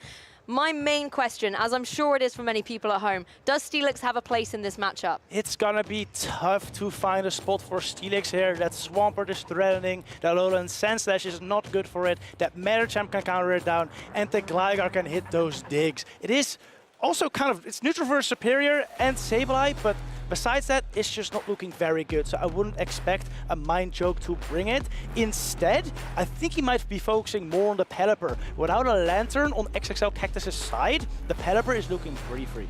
We actually saw him do that very early on in the match against Paul Asher, benching the Steelix. It's put in a lot of work this tournament. It maybe deserves a little bit of a rest and allowing that Pelipper partner to shine. But let's jump straight into the match. It's going to be Alolan Sandslash versus the Superior. You see the reaction from Cactus. He is not happy to see this lead. Wow, we just talked about this. This is indeed not what you want to see. Out comes Sableye from Cactus. This is a very strong Pokemon against a Mind Joke's team, so it doesn't have an immediate response. Instead, decides to stay with the Alolan Sandslash and throw an Ice Punch. Yes, immediately on the back foot for Cactus here, but the Sableye is going to be able to take this Ice Punch, keep going with these Shadow Claws and get lots of foul plays. Chargerbug ready. We're now in the Sableye mirror, bouncing in synchronization together as the foul play comes through from Cactus. Yeah, Cactus got this first bit of energy, so is able to get to the foul play before a Mind Joke does. Mind Joke reaches the second foul play before Cactus reaches his second. And no shields coming through. Cactus very happy to allow Sableye to drop here, allowing him the safe switch in from a Pokemon in the back. Exactly, Superior coming out now. Gonna go for a full Vine Whip down maybe? Not before a foul play comes through though. Yep, Saberlight gets there first, just having a little bit of an edge and will be able to connect down onto the opposing Superior and deal a significant chunk of damage, but Superior is primed with those charge attacks. Is it able to Vine Whip down the Saberlight? It just barely is, and it now has so much energy loaded for the Alolan Sandslash. This Superior in prime position, yes, it doesn't want to have to take any of the damage Alolan Sandslash can deal to it, but if you put it on the back foot and apply pressure with your own charge attacks, then the Alolan Sandslash is not attacking. And Frenzy Plant is such a strong move that even though it is resisted here, it's gonna do a very solid amount of damage. In comes the Medicham now, and a Mind Choke just with the quick switches, able to bring in the Pelipper. This is Pelipper's time to shine. These wing attacks going to be taking away a lot of the HP on the Medicham, being able to follow up as well with the charge attacks that is not shielded. It is not shielded, and you know what else makes this matchup a lot worse for Cactus, not being able to hit that hard-hitting Psychic, instead of having to opt to go for an Ice Punch. Wasn't charge attack priority though, so Mind Choke gets up the Weather Ball first. Exactly, Dynamic Punch is not going to do a lot to Pelipper, so as you said, you are forced to go for these Ice Punches. Here comes the second one. I think as well, when that Superior switched out, it got one last Vine Whip in and will be charged with another Frenzy Plant later on in the match, so something a Mind Choke has to bear in mind. The Ice Punch is ready, however, but the wing attacks are doing the work. Medicham in a very precarious situation. The Pelipper's going to be able to take another one of these Ice Punches. Yeah, a Mind Choke, saving the shields for that Frenzy Plant that's loaded on the Superior and is able to farm down the Medicham just before it's able to reach another Ice Punch. Weather Ball comes through now on the Superior. Honestly, love this play by Pelipper. It is in its element right now, being able to apply some more damage. The Weather Ball connects down into the shield, forcing the second shield to come through from Cactus. And another Weather Ball comes out quickly, and this will be enough to give a Mind Choke the first win in this set. There's no stopping Pelipper. Oh, it's not! It survives! But the Powder Snow is enough to take out the Superior. Wow, Superior's bulk just really shining through there. Weather Ball did not knock out, but luckily there was still a Alolan Sandslash in the back for a Mind Choke. I mean, a Mind Choke always trusts that Alolan Sandslash, and I think Pelipper can too as well, where Pelipper wasn't quite able to get the job done, although it did put in significant work. The Alolan Sandslash was able to come through. Remember, this is a best of 3, so a Mind Choke one game up only needs one more to advance into that losers finals. Exactly. Pelipper, like we called, doing a lot of work here in combination with the Alolan Sandslash, especially. But a Pokemon I really want to talk about is that Sableye. Especially on Cactus's side, it just put in so much work. A Mind Choke really doesn't have any great answers to it, except for maybe his own Sableye, which he decided to switch into it this game. We saw that actually, yes. The Sableye on Cactus's side was giving him a bit of difficulty, and the only way he really had to match it was with the Sableye of his own. The issue then is when you have these foul plays being thrown around, you either end up in a kind of stalemate where both your Sableyes go down, or you need to make sure you have that switch advantage to maybe make a critical catch. Exactly, and that just makes that Sableye pivot from Cactus so potent, as we saw in this match. To counteract that Sableye, the only real answer Mind Choke has is that Steelix. But like we talked about earlier, Steelix does not do great into the rest of Cactus's team. So it's really gonna come down to does a Mind Choke want to take a risk in game 2, bring that Steelix for a better Sableye matchup, or does he play it safe again with that Alolan Sandslash Pelipper core? It's got to be tempting, right? Bring that Steelix. You know the crowd wants to see it as well, but you have to remain composed and really think about it. What is going to get you into that losers finals? It might just be too much for Steelix to contend with. And I do think Pelipper has some very good coverage on here. If you were to bring the Steelix, it would be very hard to bench the other Pokemon that you brought spectacularly to that game 1. Exactly. On XXL Cactus's side, he has a lot of options to beat that Steelix as well, so he's likely gonna come prepared for it. This game, we saw that Medicham, of course. We saw the Superior didn't get aligned the way he wanted it this game, but if he can get the Superior anywhere other than on that Alolan Sandslash, he should be looking pretty good. I think the mind games between these trainers with the Superiors as well are very much prevalent in this match. We saw the leads come out and Cactus was instantly dissatisfied to see the Alolan Sandslash on the opposing side. At the same time, a Mind Choke bringing his own Superior has to contend with the potential that Cactus might get the advantage if he aligns his Alolan Sandslash correctly. Oh yes, Cactus didn't bring Alolan Sandslash this game, but I think he should consider it for the next. He's been doing so well with that Pokemon, and seeing that a Mind Choke did not bring the Medicham in this match, it might just be the right time to bring it.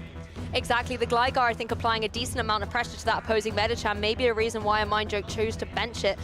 It's just interesting whether or not he decides to bring it in. It is the #1 usage Pokemon for a reason. You are one game up. Maybe it's time to rely on the more dependable choices. You're 100% correct. And the more dependable choices here is likely the team he brought game 1. That Sableye especially super safe, especially versus that Medicham, of course. Then the Superior really only has one Pokemon to worry about.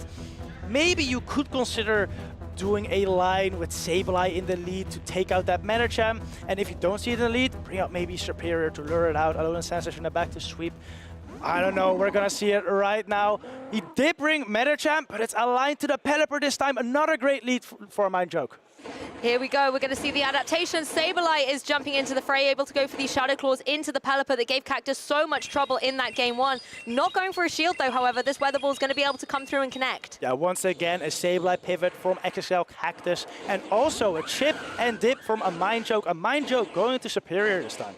Yep, Superior is here, and we know that the Alolan Sandslash is hiding in the back for Cactus, so this is good information for him towards that end game. One foul play able to come through from the Sableye, though. Yeah, Superior takes it and is already at a move of its own. A Mind Joke throwing that Frenzy Plant just right before the Sableye can get to its own. And Cactus decides to let this go, giving up the switch advantage.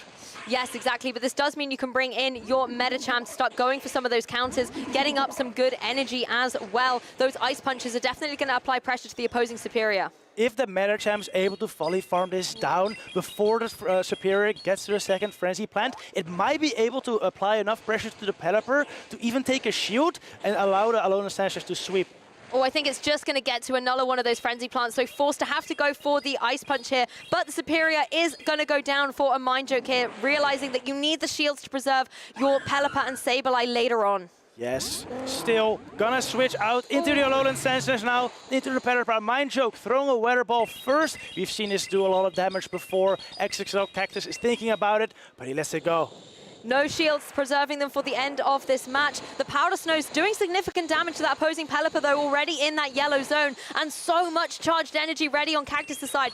Wise to go for the shield here because you don't want to take unnecessary damage from this follow-up Weather Ball. You want to hit hard with your own charge attacks. We've seen Cactus do magic with energy on Alolan Sandslash before. There is still a Sableye in the back from a Mind Joke, and he's gonna put all of his fate on it because he lets the Pelipper go down. Maybe the Alolan Sandslash can do this. Let's have a look. Sableye has joined the fray for a Mind Joke. All of these Powder Snows stacking up, but the Sableye still, it was not able to get to that foul play in time. The Ice Punch coming through, forcing a shield from a Mind Joke. There's another charge attack loaded on the Alolan Sandslash. It's gonna be fired right away. This is gonna be the hardest hitting move left in this match. So Mind Joke wisely shoots it up and likely gonna go for a fast attack down. Oh no! Cactus able to switch in the Medicham. Medicham's got lots of energy ready though as well, but these Shadow Claws just farming it down. It is gonna go for the Dynamic Punch, however. There are no shields remaining on a Mind Joke side. This is gonna have to connect through. Slightly more damage on the Ice Punch, but not enough. Sableye takes it, has 2 foul plays loaded. First one coming through, and Cactus knows it's over, so he's gonna concede this match, not use his shield. And a Mind Joke takes the first 2-0 of the day. Honestly, the little superstar Sableye, you said that it was going to be the pivotal part in this match, and it certainly was. A Mind Joke is still in the competition, advancing to the losers finals. Commiserations to Cactus, but it honestly was a Mind Joke storm there. It was fantastic. It definitely was. Next up, we're gonna see a Mind Joke versus Patoman. That is a matchup I'm personally very excited for. Patoman has been putting in a lot of work with that Alolan Ninetales, and I'm just very excited to see how he will fare versus that Alolan Sandslash that a Mind Joke really prefers to use. I want to talk a little bit about the predictions that a Mind Joke is making as well with these leads, calling them so perfectly, making sure, particularly in that game 1, we saw the Alolan Sandslash target down the Superior straight away, and that forced his opponent to have to be on the back foot, make those defensive plays, and a Mind Joke's just able to capitalize on it. We even saw it in the game 2 as well. Yes, a Mind Joke making the perfect reads here. I think he might just know what his opponent's tendencies are by viewing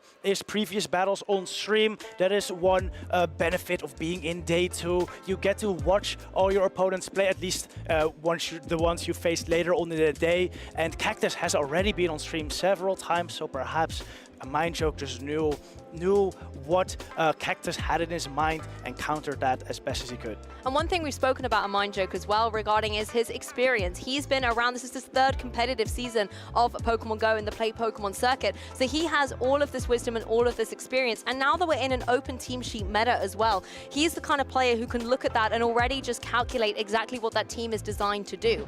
And being able to fall back on that wisdom and read the player as well as the Pokemon, I think does give him an advantage over newer players. 100%. Reading your opponent is definitely a skill you learn by experience. Yes. And when we're talking about experience, I think a Mind Joke probably has the most of all of us. He's gone to pretty much every single regional in all 3 seasons. And he is yet to be able to get a regional champion title. I know last season he came 4th multiple times as well, so close, but just wasn't able to cross the finish line. This time he's going to be guaranteed at least 3rd place, but can he go even further in this competition? Well, we're about to find out, I guess. Even if he doesn't make it, though, he still gets a good amount of championship points to add to its current tally already, which will push him closer towards that threshold he needs to get to the World Championship.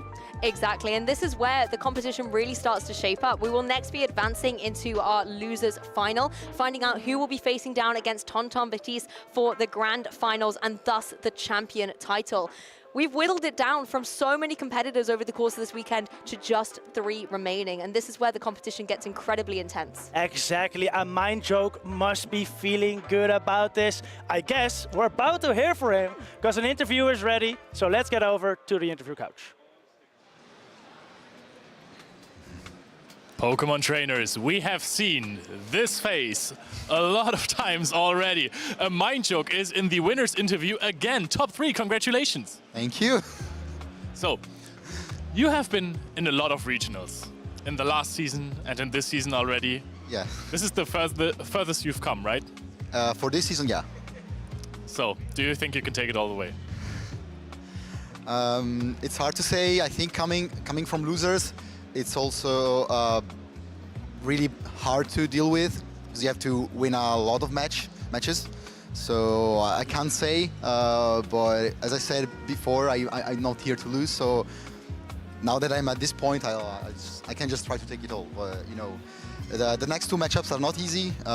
They're both really hard team comps for me. So it's gonna be tough, but I'm gonna do my best. Yeah, Patoman and Tonton Batiste are also, yeah, best players in the world. 2 really tough opponents, yeah. So it is not going to be easy, but it wouldn't be as cool as it is to win a regional if it was easy. So let me talk a little bit to you about the last match. You played this incredibly well. You had also good alignment at times. Where was Steelix? Okay, I don't think I would have needed the Steelix in this matchup as both my Pelipper again and the Sableye were super safe. So I wasn't really worried about like winning the lead or whatever. I managed to win 2 leads, but like that wasn't my plan exactly. But it went even better than I expected. But I had a really good team comp against his own team comp, so I was pretty confident about this matchup. Yeah, I mean, you played out the advantage that you had perfectly fine. In game 2, there was a scenario where you were in with your Pelipper against the Shadow Lowland Sandslash. Yes. We were expecting you to switch out into the Sableye as it is a little bit better, you know, the Shadow Claws aren't resisted. Why did you stay in? I thought the Sableye was anyway gonna sweep with 2 shields. I just shield twice the Sableye and just Shadow Claw down, and I think it was one anyway at that point. Like, it didn't matter, so I just stayed and threw a Weather Ball and let the Pally go, and I thought like, okay, Sableye is gonna do it anyway. Well, and Sableye did it, barely touchable by the Medicham, so you were correct again. So you've probably looked at the teams that your maybe two next opponents have. What are you afraid of the most? Honestly, both of them. Not only for the players they are, but as I said, like their team comps are really hard for me. Also, Paula already lost with the same own team against Pathos, so it's tough. But I'm gonna try to revenge her loss. All right, so you're trying to go for the Steelix Gaming at this point. Of course, we don't want to give away your strategy from that one. How are you feeling about this tournament? You have been very far already. Do you have a different vibe this event? I don't know. I feel like compared to the previous ones, the first 2 I played, I think that the key Pokemon that allowed me to go this far was this awesome Steelix. I think, actually, I can't even say underrated, because like many people complain about how good it is, but we never seen once a Steelix topping play Pokemon tournament. So I was okay. Maybe it's his time to shine, and it looks like it was. It really does shine, even though it's Shadow. But yeah, this has been an incredible performance by you. Do you have any shoutouts? As I said, I screamed with too many people. I couldn't list all of them. So just shout out to everyone I played with in this past month. And yeah, again, like, bench Tyler for this awesome plushie, which is bringing luck. Thank you very much, your Mind Joke. You're now going to have a little breather before your next match. Good luck for that one. And we are just going to kick it over back to the casters. What a great interview that was with a Mind Joke. Hello, everyone. This is the return of the dynamic Dutch duo. I am here with Thomas. Thomas, we have 3 players left in this tournament. We have Pokémon, and we just saw a Mind Joke. And in the grand finals already, we have, with that Sea King, Tonton. What do you think of the battles we have seen so far? They have been incredibly exciting. I really love how every single match, except for the grand finals we just saw, or the winners finals we just saw, and the battles versus with a Mind Joke just now, have gone down to the final game.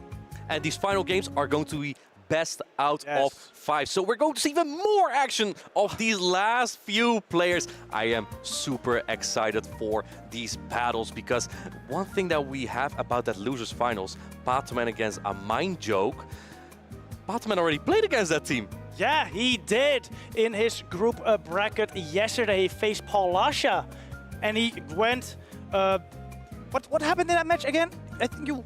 Well, the Charm Alolan Knights was just so tough. Let's take a look at the bracket on how this exactly progressed. We see here the losers bracket, how far a Mind Joke came from. He defeated Nickname at the beginning of the day, and then he played against his good friend Palasha with the same team. Then he played against XL Cactus, who played against Stone Collection before that, and now he is up against Pokémon, who just lost to Tonton. So that will be our losers finals. And a Mind Joke came from very, very far. He did. He had a very good losers bracket run, has played many more battles than Padoman has. Whether that will be in his advantage or disadvantage, I guess we'll see. Yeah, and since Pokémon already has some experience with that team, right? How are you going to use that Charm Alolan Ninetales now? Because earlier what we saw from Palasha is that she uses the Pelipper and the Superior a lot. If you were a Mind Joke in this case, you have the Medicham, you have the Sableye, you have the Alolan Sanchez, the Steelix, the Superior, and the Pelipper. What would you use to take on that Charm Alolan Ninetales that Pokémon just really likes? Gotta use your signature Pokemon, or a Mind Joke signature Pokemon, the Alolan Sandslash. Are we not Steelix gaming? Well, Steelix has that Dragon Tail, which does resisted damage, has to farm up a lot of energy to get to that Earthquake, and if you don't hit it, they shoot it up, you're not in a great spot. But what if you get a bait? Oh, then you're doing good. Then you're doing good. So who knows, we might see some Steelix gaming. I'd be very excited for it. He is the last Steelix remaining, and we've seen so many today. He told us he is the great Steelix defender now. He needs to win. He is ready, and we're heading into well, the game soon, but first our players are getting ready. Yeah, and you know what I also noticed about this grand finals that Tonton already has placed for, and this loser finals here? We have 2 fairies, right? Who thought that fairies would be good again after this increase in Alolan Sandslash that now has Power Snow? We've seen it in the top 6 usage, and now fairies are thriving. We see a lot of Clefable, right? It was in the top 12. And here we see a Charm Alolan Ninetales getting so far. What are your thoughts on that? Yeah, you're 100% correct. Steel types are quite common in the current Open Great League meta, especially that Alolan Sandslash. And we saw a fair bit of Registeel here too. And now Steelix, of course, as well. But against every other Pokemon that are the non-steel types, that charm damage or those Moonblast do a lot of damage. But I think even against Shadow Alolan Sensor. You now have Power Snow instead of Shadow Claw. That means you resisted fast attack damage against that Alolan Ninetales. I think that might not even make the matchup as good anymore, right? Because the charms still do a lot on that Alolan Sandslash. You're 100% right. One drill run wouldn't be enough to knock out that Alolan Ninetales. So if Patoman can get his Alolan Ninetales in a position, even versus the Alolan Sandslash, which may be a little bit of energy, maybe 2 shields up, it still could just power through the Steel type. Chad, I want to know from you, who do you think is going to win this game? Is it Patoman, who already has some practice against his team basically, already played against Palasha? Or is it a Mind Joke, who had an amazing losers bracket run so far? Thomas, I have to ask you one question. If you had to predict who will win this tournament, who would you pick? Oh my, that is a difficult question. Honestly, I don't think it will be a satisfying answer, because I'm going to go with Tonton. And he's not playing right now, but Tonton has been on fire. And he's going to be facing off against one of these. Yeah, I think you predicted it at the start of day 2 as well. I did. Very correct. I predicted Palasha. Unfortunately, Palasha is out. But the same team is still in, right? So that also counts, I think. I would also like to mention that I predicted Arctopax on my caster's prediction, and it is in the grand finals. You know, you have said so far twice that I'm 100% correct. I must say, Thomas, you also are correct sometimes. I'm about 25% correct, because I'm pretty sure my other cast predictions are already out. But you know, I'll take 1 out of 4. I think mine are all out. They're not even great. I feel very good about that. Well, give us your prediction. If you were Patoman here, what would you bring?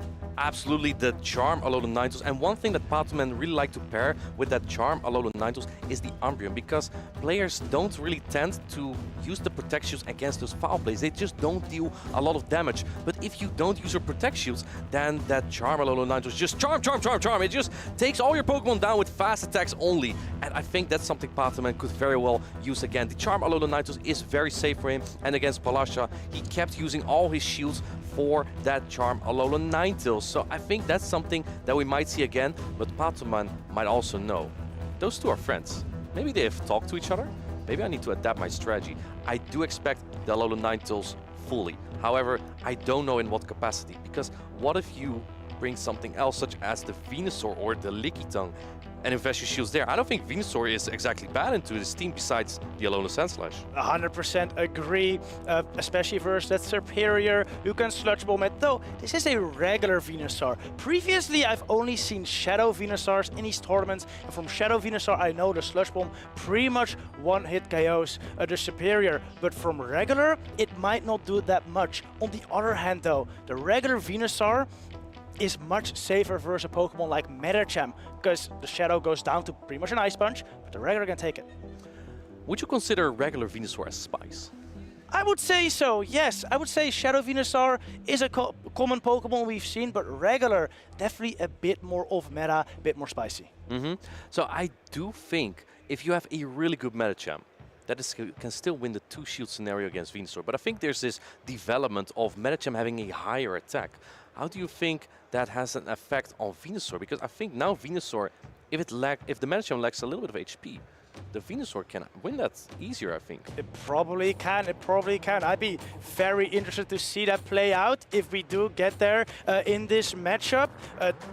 That lower stats on Medicham would definitely help out versus or for the Venusaur. However, it does help in the Medicham mirror. That is why a lot of players are playing the higher attack, lower bulk Medicham, because you reach breakpoints, which means you can do more damage for opposing Medicham, so you're able to win out that matchup. Speaking of Medicham, here we go. See it on the lead versus Alolan Ninetales. And this has Charm, so you don't want to stay in. Going into the Shadow Steelix. We are Steelix Gaming here in Gdańsk. And what do you do here? Staying in with that Alolan Ninetales for a little bit. Patoman does have the Medicham, but might be predicting an Alolan Sandslash, and it's just staying in here for a little bit. Let's see how this plays out. You do need to land that Earthquake as the Steelix. Steelix shooting up the first attack here. That wearable would have done a good chunk. Now going for the bait. Will Patoman shield this? He's thinking about it.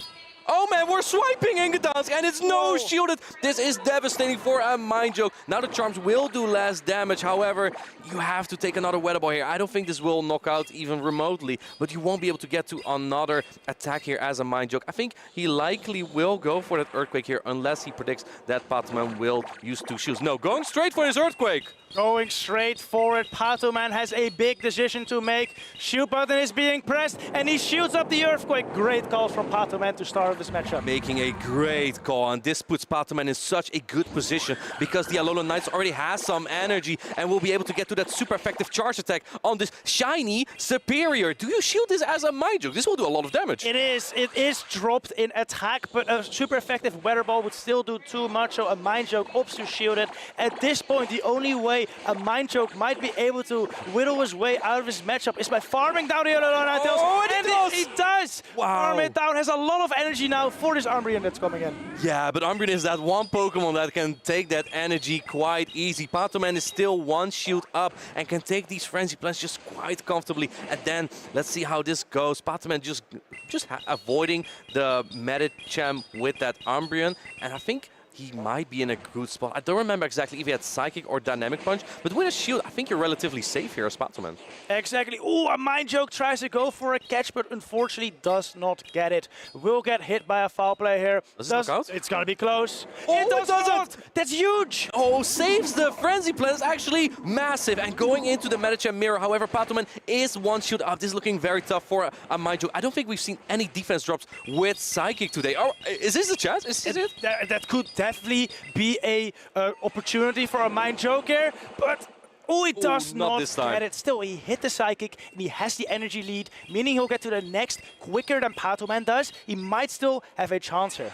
Yeah, and this is looking very tough for a Mind Joke. There's still a little bit of that Umbreon left in the back as well. He is slightly ahead on energy here, but I don't think an Ice Punch will take out the charge attack priority, which Patoman wins. Oh, Patoman hits the Ice Punch. This will certainly knock out that Medicham. There's still a Frenzy Plant loaded on that Superior, but with 2 Pokemon remaining, it's not enough to beat Patoman here, and Pato takes game number 1. Yeah, we see the Psycho. It's thinking, probably just like a Mind Joke. How can he adapt to the strategy of Patoman there? Obviously, coming back from that Charm Alolan Ninetales lead with the Medicham is just so difficult. But I'm glad that we were Steelix gaming there. And he did not bring the Medicham in Patoman. I think Patoman just predicted, oh, he's trying to bait out my Medicham and then sweep with the Alolan Sandslash. I'm not gonna let that happen. But there was no Alolan Sandslash, so interesting play there. And I really think how a Mind Joke is going to adapt his strategy. What would you do if you were a Mind Joke here? Would you go Steelix gaming? I don't know. We just saw how disappointing that matchup with Steelix against Alolan Ninetales can be. You are a Steel type, you're supposed to counter those fairies, but because you're doing dragon damage mainly, and you have to hit that Earthquake to do like anything at all, it just makes it so bait dependent. If you don't get it, let a Breaking Swipe go, and then shield that Earthquake, you're in a bad spot. Yeah, exactly. And that's what we just saw, basically, because that Charmeleon Ninetales came out with so much energy as well to have a Weather Ball ready for the next Pokemon that was not an Alolan Sandslash. And like Superior doesn't want to take that super effective Weather Ball either, so that was a really tough position. I'm surprised that we did not see the Pelipper from a Mind Joke here. I think it does make sense because that Charmeleon Ninetales and Umbreon and also the Lickitung, they just have too much pressure on the Pelipper. Do you think we're going to see the Pelipper come out for a Mind Joke this I think it's a very flexible Pokemon. Like you said, it just lacks that bulk to really compete with the heavy-hitting charms, the bulk on the Lickitung and Umbreon. But if you can get some energy on it and throw Weather Balls or Hurricanes into those Pokemon, they're still going to do a lot of damage and chip him down enough to where another Pokemon can maybe get some energy and use that in the next matchup. Yeah, absolutely. That could be very useful here. Yeah, I'm really curious how a Mind Joke is going to adapt, because Palasha did bring the Pelipper every single game against Patoman just because it was so safe. And also against each other, by the way. We've seen a lot of Pelipper action here. Can I have your opinion? Do you also think Pelipper is the best flyer ever? the best flyer ever. I don't know about that. It kind of struggles versus those grass types, and I do like my flyers to be able to beat grass types. I think you're talking nonsense. I hecking love the Pelipper. It is pretty good, and we see one in losers final right here, so who knows? Who knows? It might still win a tournament, and then I might have to concede. Yeah, here we go. Game number 2. Patoman on the left, a Mind Joke on the right. We have Medicham into Superior. Let's see. I think that Patoman, again, having that Alolan Knights in the back. Is he going to use shields in this matchup? I think a Mind Joke has to hope that he does, because those charms are really going to be adding up on the Sableye Pelipper Mind Joke has in the back. Yeah, absolutely. First shield is being used here by a Mind Joke. He wants to keep this Superior healthy, and it makes sense because the charge attacks from this Superior hit hard about anything on Patoman's team, right? Even neutral. And in comes that Umbreon. I think that Patoman just wants to preserve energy on this. We see the Pelipper in the back, but can you bring Pelipper into an Umbreon when you are shield down? No, and definitely not with this energy Umbreon has already built up. So a Mind Joke opts to stay in with his Superior and just start throwing a Frenzy Plant. Yeah, look at how much damage that does. I think a Mind Joke is just fine staying in this matchup for now, but I mean, a shield down, you gotta keep in mind, there's likely Alolan Knights in the back. You need to build up so much energy at some point, and your Sableye is probably not going to match up well against that. Going into the Sableye right now, I think that a Mind Joke is making that read. There is the Alolan Ninetales in the back. I love this read from a Mind Joke. Knows that the Sableye is not going to be very useful. First the Alolan Ninetales that's likely in the back, brings it in here, where it at least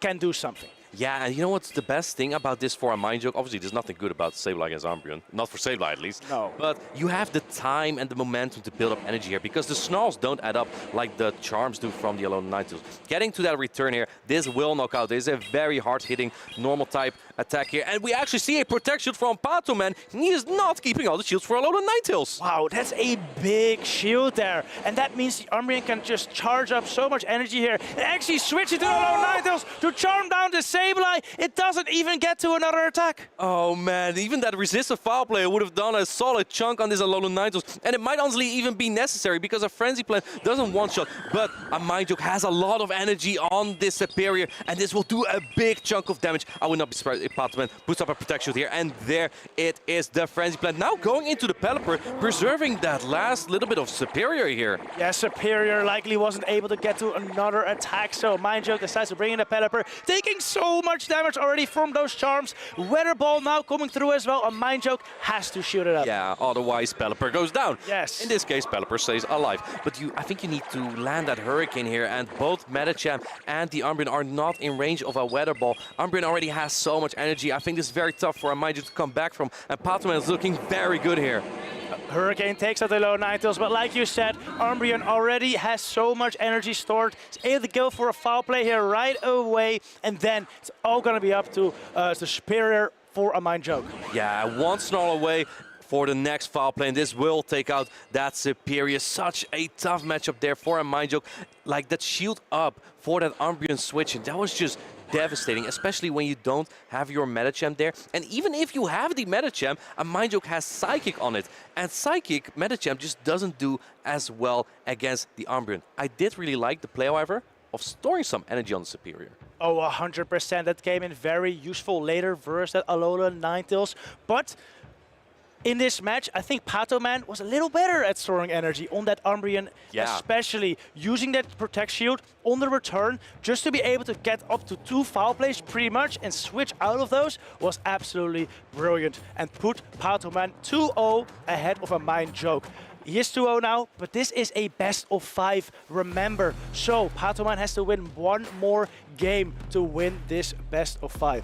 And this is peak Patoman. It's not just Patoman, it's peak Patoman. Peak Pato. 3 regionals played. Top 3 in every single one of them. And if he wins this one, top 2 in every single regional championship played. I think I am pretty good at top cutting, but Patoman is even better, right? Getting to second place. I haven't even got to second place. Can you tell me how it feels to get to second place? It feels great, I can tell you that. What does not feel great, however, is losing in the grand finals. Yeah, when a Noctowl survives at 1 HP. Yeah, exactly. But, you know, that happens. We're not there yet, but maybe we won't see a Noctowl actually, but we might see a Pelipper survive or Gligar survive in the grand finals Sunday? Yeah, we saw a lot of Gligar on day 1 and the start of day 2, but I don't think Gligar has made a significant impact in these last few battles we've seen today. No. Actually, we did see that actual one-hit KO on the Gligar earlier. The Arctibax? Yeah, oh, that was a wild battle. It was. Yeah, no Arctibax this time, but I mean, Gligar, doesn't Gligar look good here? I think Patoman knows he doesn't. For one, doesn't need the Gligar. He has other Pokemon that are his option. And it's a mind joke. He brings the Alolan Sandslash, right? Right. But he hasn't really, which is wild. I think Crazy. Alolan Sandslash is very good into Patoman's team, with Alolan Ninetales, the Venusaur and Gligar all losing to it. However, the Medicham, Umbreon and Lickitung definitely aren't good news for it, so that's why a Mind Joke is likely leaving it on the bench. Here we go, Lickitung into Steelix. This is the lead that a Mind Joke is looking for. Oh, he's playing that Steelix lead, Alolan Sandslash in the back. As we've seen a Mind Joke do before, and this is exactly where he wants his Steelix. And he can count to 4. Going for the breaking swipe right away. Swipe this Lickitung for an attack drop. Here we go. Yes, getting that attack drop in early, so all these licks and the potential charge attacks do less. Patoman now switching into the Alolan Ninetales, but get met by the only answer on Mind Joke's team, the Alolan Sandslash. Yeah, look at those charms still chunking, to be honest. Wow. This is also exactly, wow, going for the Ice Punch here. Is Patoman going to, oh, he used that protection on the resistant ice attack. What a bait by a Mind Joke. That would have been devastating if Patoman let it go, but he shielded. Great call there by a Mind Joke. Can you actually use 2 protections and charm this down? It's almost looking like this. Alolan Sandslash is getting really low. It already has 1 Durant-Storm, but it needs to get to a full, another one. I'm not sure.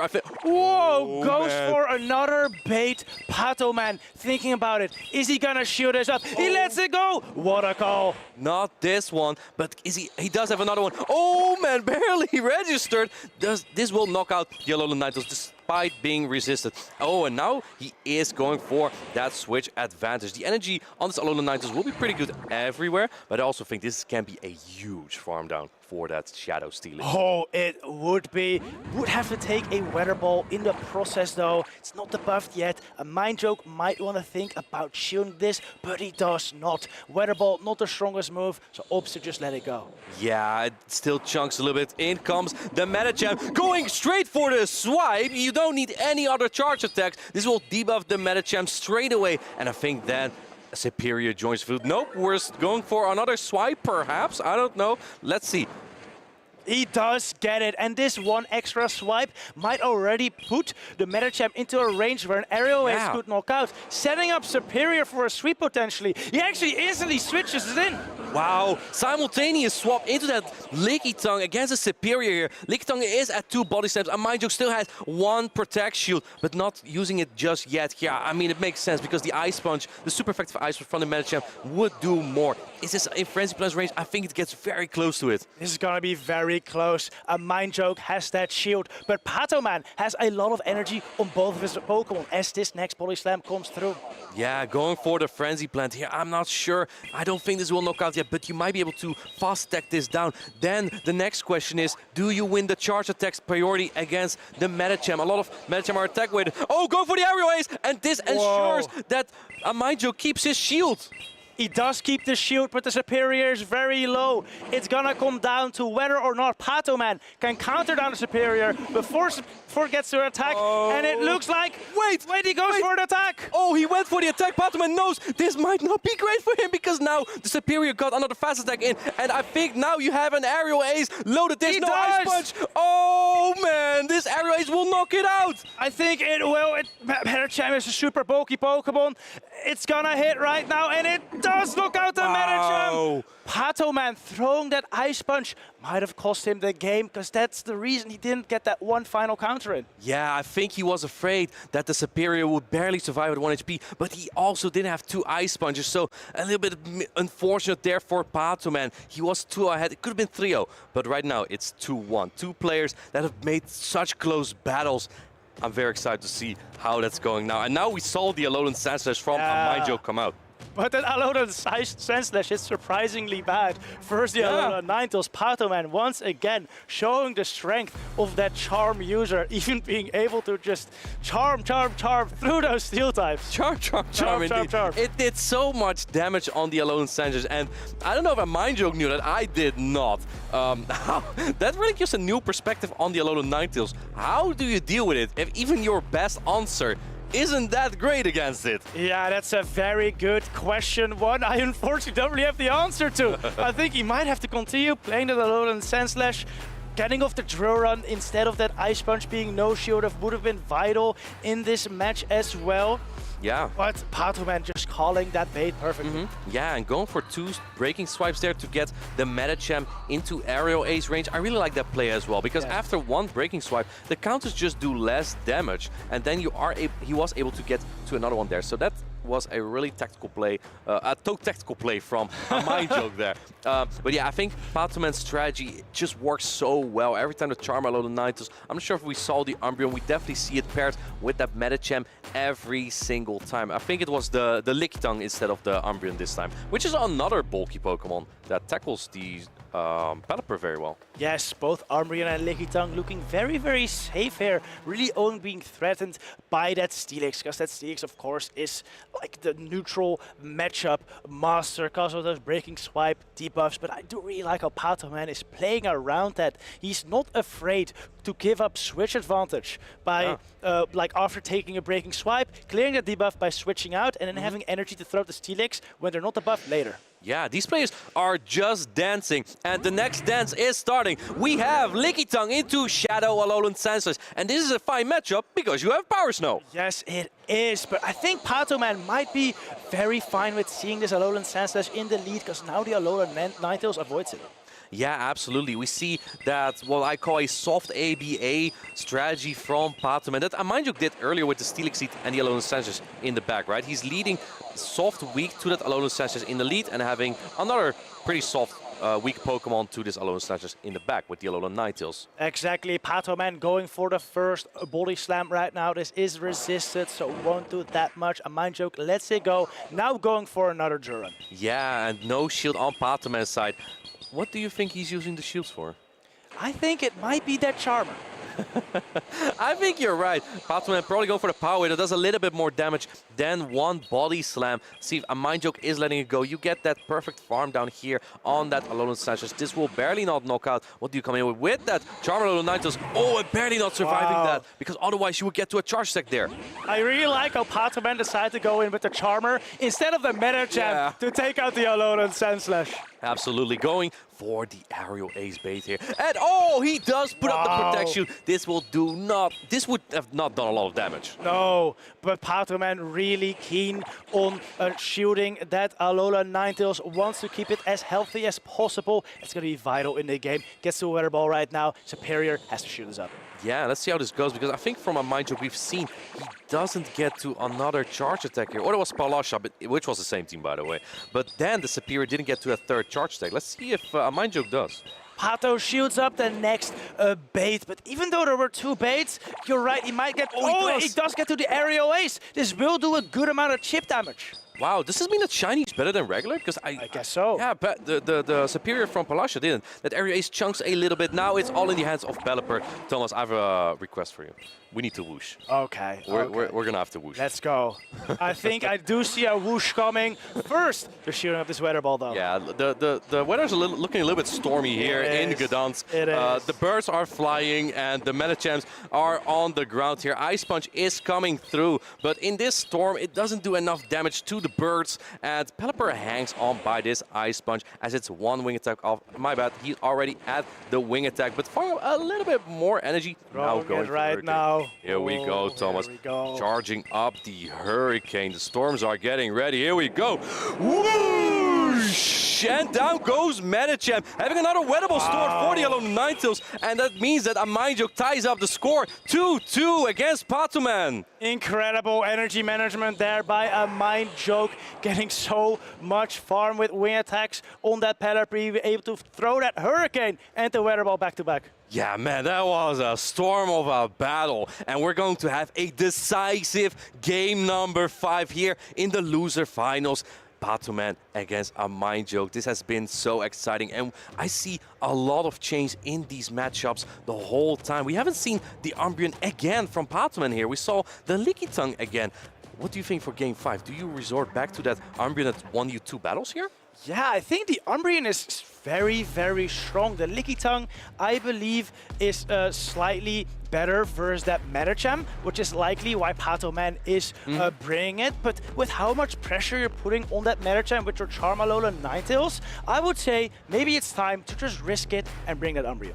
Yeah, Umbreon is a very strong Pokemon, and since it's Medicham without Dynamic Punch as the fighting charge attack, it puts up a good fight there as well. And I think Pokémon really predicted that the Medicham, as you said, would come out, and then indeed Licky Tongue as another bulky Pokemon that puts up a very good fight against the Pelipper, but it also can fight back against the Medicham. And that's where Umbreon, especially when shields are up, really lacks, I think. Yes. Yeah. You are 100% correct there. From a Mind Joke side, we've seen him put a lot of play in with that Pelipper.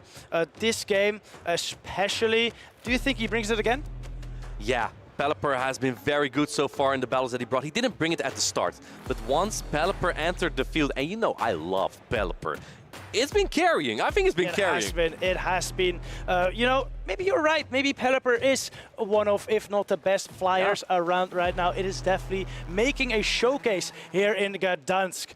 You know, if there was a Galarian Stunfisk, I could tell you so much about that matchup. There is none this time, but it still has really good matchups here as well. We have another ground type, the Gligar. We still have not seen that from Pokémon, and I don't think we will. But that Superior is looking so strong from a Mind Joke. Perhaps it might be time to consider that the Gligar to counter Superior, because the Charmander Knight is just a little bit too slow. What about the Venusaur, though?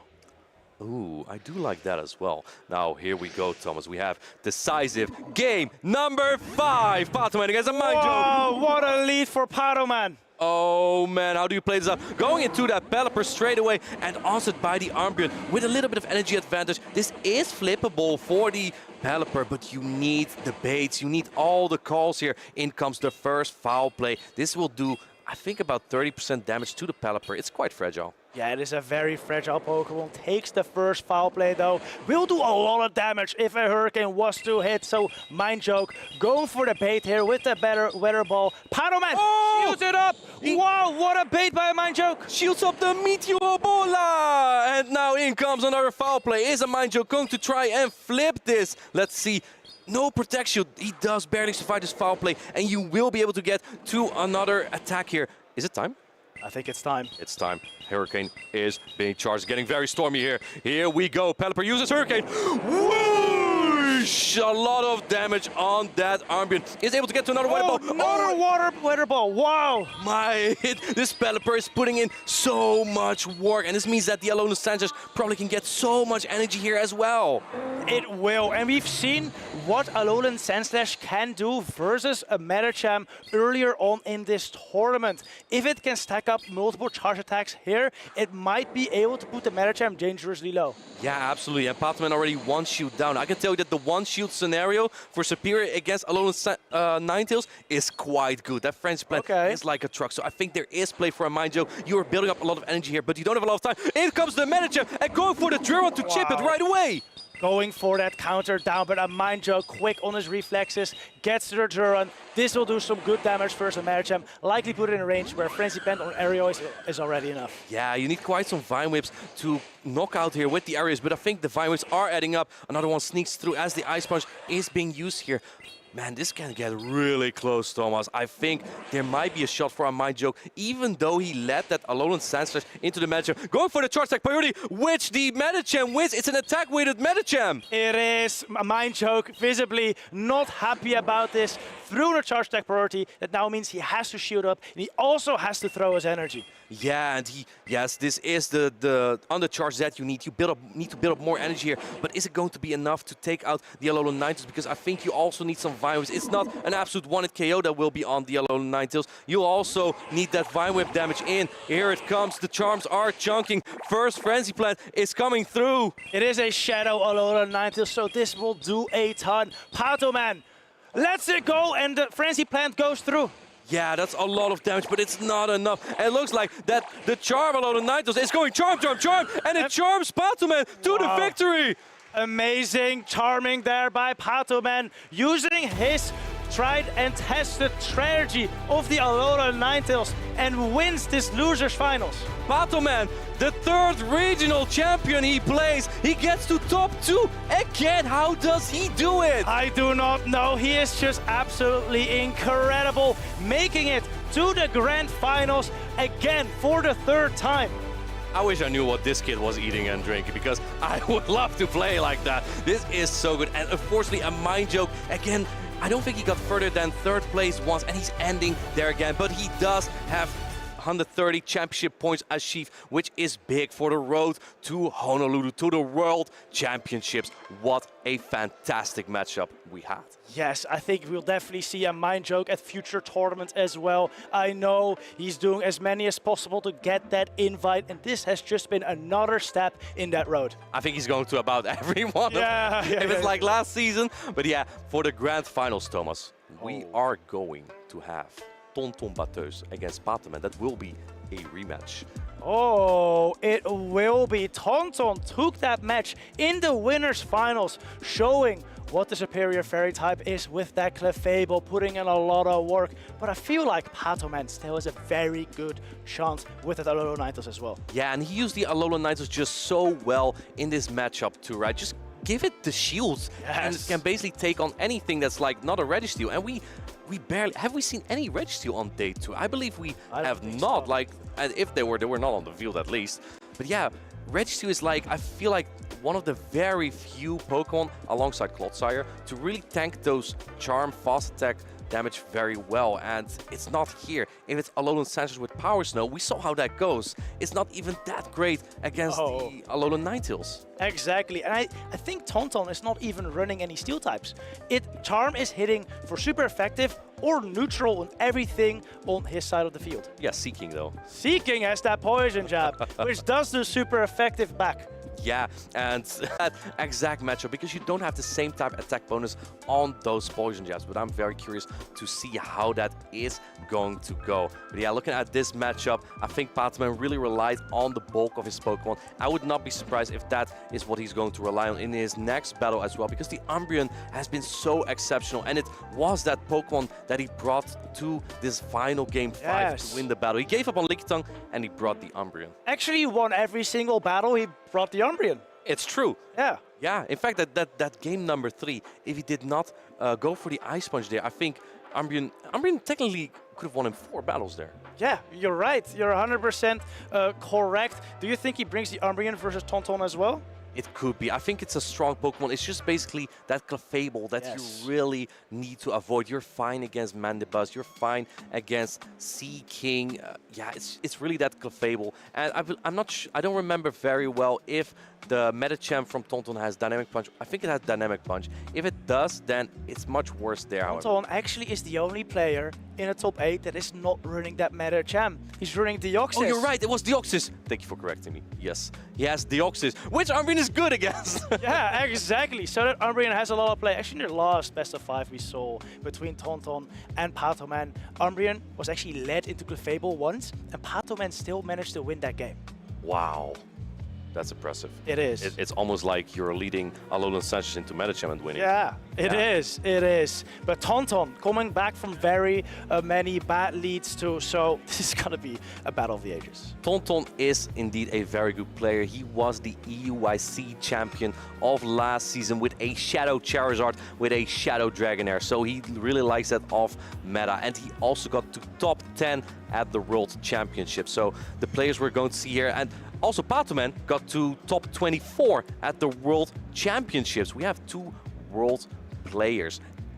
I think this is going to be one hell of a matchup, because this is, I think, one of the most stacked tournaments we've had so far. It is. They are some of the best, most consistent players, and I'd be very excited to hear from them how they do it, what's going on in their mind. And I hear we do have an interview ready for them, so we might be hearing that soon. Let's get over to the interview couch. It all comes down to this, is what I would say if we were to start the grand finals already. But we want to up the tension a little bit more. So we're having a double finalists interview with Tonton and Patoman. Tonton, we're going to come to you later, but Patoman, at first we will have to recap that match a little bit. You were almost at a 3-0 sweep, and then what happened? I mean, at that point, I miscounted. So the thing, I thought like he was gonna reach that last air lace before I can do like five counters. So I thought, okay, now I can do 4 counters, and then maybe when the HP damage of the shield, I can take it. Yeah, I can beat the superior. So when I saw that he was doing one more basic and I saw the life, I thought, okay, I threw the game. But yeah, I was able to win that match. At least you saw it. But yeah, we managed to win that. Let's see. I mean, I know this made it incredibly stressful and close for you, but I myself am very happy that even a player like Patoman sometimes miscounts, so that calms me down a little bit.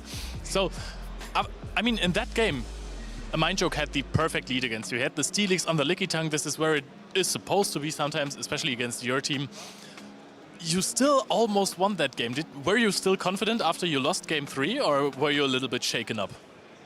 I mean, oh, sorry. I mean, I am very comfortable right now. I'm like, okay, I got this position.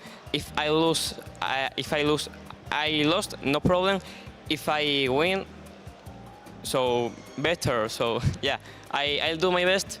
And let's see. Tonton is a great battler. We are teammates, and all the results will be fine for me. So let's.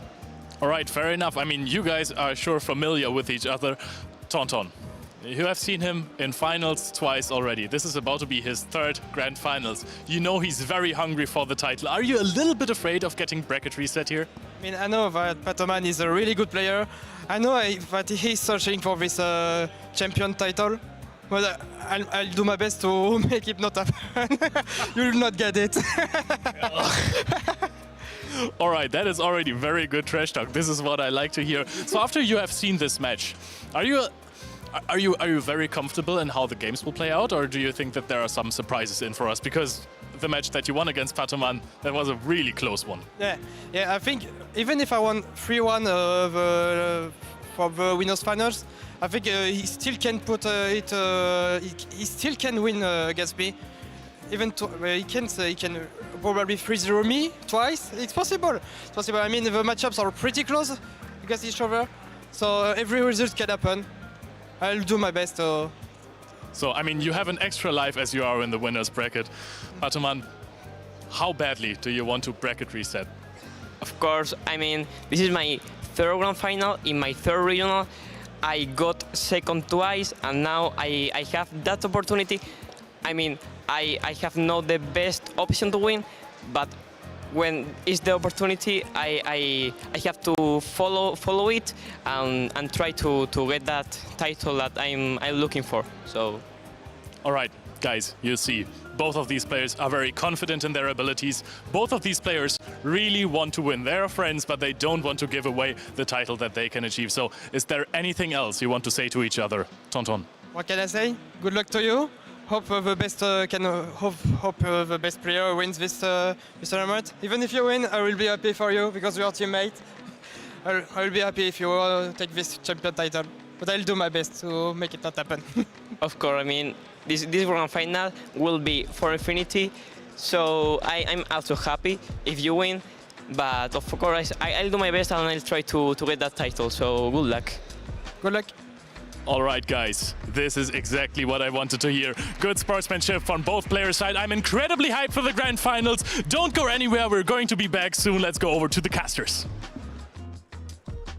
Thank you very much, Leo. Loved hearing those insights from Patoman. and Tonton. Two very friendly people to each other, but also eager to take that win. Yeah, especially Paterman got to second place. This is the third time he is in that grand finals, like he said, and he's really eager to win it. Tonton, on the other hand, his previous two regional championships this season in Barcelona and in Lille, they didn't go as well, so he's basically just as eager.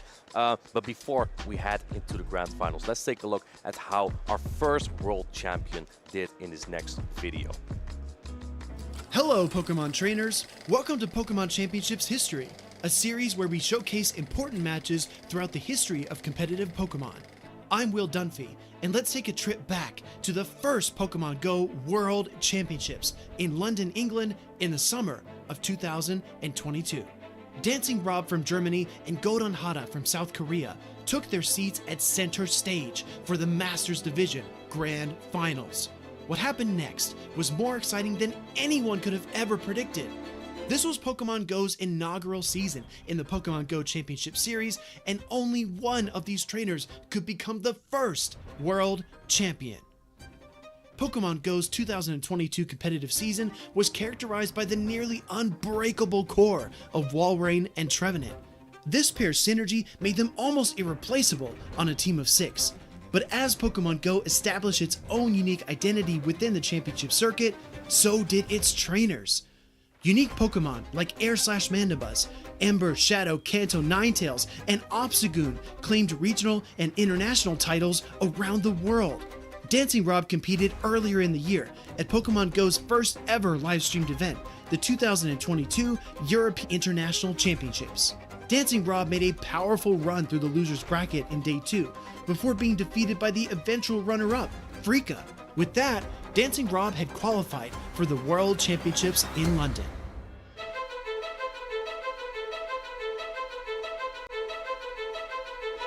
That August, the World Championships began. After a promising 2-0 start, Dancing Rob was defeated by Lurgan Rocket, Pokemon Go's first ever regional champion, in just the third round. This loss set Dancing Rob down into the losers bracket. What happened next is something that may never happen again in competitive Pokemon Go. Dancing Rob would go on to win the next 7 rounds, including a rematch against the Liverpool regional champion as he completely swept the losers bracket. With a combined record of 9-1 and everything on the line, Dancing Rob took the stage, head-to-head against Godon Hada for the Grand Finals. As a result of Pokemon Go's double elimination format, Dancing Rob needed to win not 1, but 2 best of 5s against his opponent to claim the championship. The Grand Finals began, and Dancing Rob's Alola Ninetales, Medicham, and Shadow Swampert secured him an early 2-0 lead. Then, Godon Hada and his Shadow Kanto Ninetales fought back. You have the opportunity to close this tournament out right here, and right now, you might as well just go for it. Godon Hada claimed victory in games 3 and 4 and tied the series 2-2. In game 5, the world held its breath as the matchup between the final Pokemon on the field was decided by just a half-second Dragon Breath. Galarian Stunfisk gets to the rock slide first, and we have a bracket reset. Dancing Rob's Galarian Stunfisk reached the rock slide, and Dancing Rob had successfully forced the Grand Finals reset. In Game 1 of the Grand Finals reset, Godon Hada's Shadow Kanto Ninetales met Dancing Rob's Alola Ninetales in the lead. Game 1 belonged to Godon Hada, but Dancing Rob struck back in Games 2 and 3. Godon Hada would even the series yet again with a Game 4 victory. Now, tied 2-2, both trainers were just 1 game away from becoming the first Pokemon Go World Champion. Years of hard work, dedication, and practice boiled down to one final matchup. This is my moment. This is my opportunity. I'm going to seize this championship, this victory, this glory. This is it. This is my time to become the first champion, and we are queued up here for a decisive game number 5. Dancing Rob and Godon Hada's decisive battle began, and Dragon, Steel, Fire, and Ice attacks erupted from the field. Dancing Rob positioned his Alola Ninetales to overcome Godon Hada's Shadow Kanto Ninetales, and the crowd roared as Dancing Rob finally defeated Godon Hada. History was made Dancing Rob had just become the first ever Pokemon Go World Champion. Dancing Rob is proof that you need hard work, determination, and belief in yourself to become the best. Thank you so much for watching, and let us know some of your favorite moments in Pokemon Go history by using the hashtag #PlayPokemon.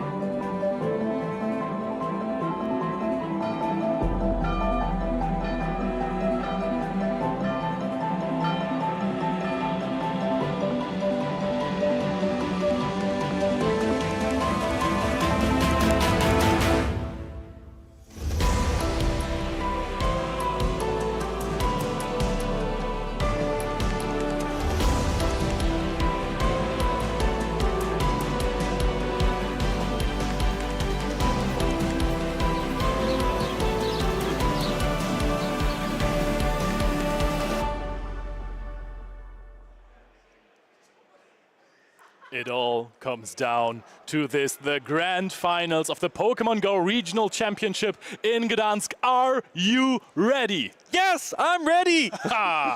Yes, I am ready for this matchup between Tonton and Patoman, two titans in Pokemon Go PvP.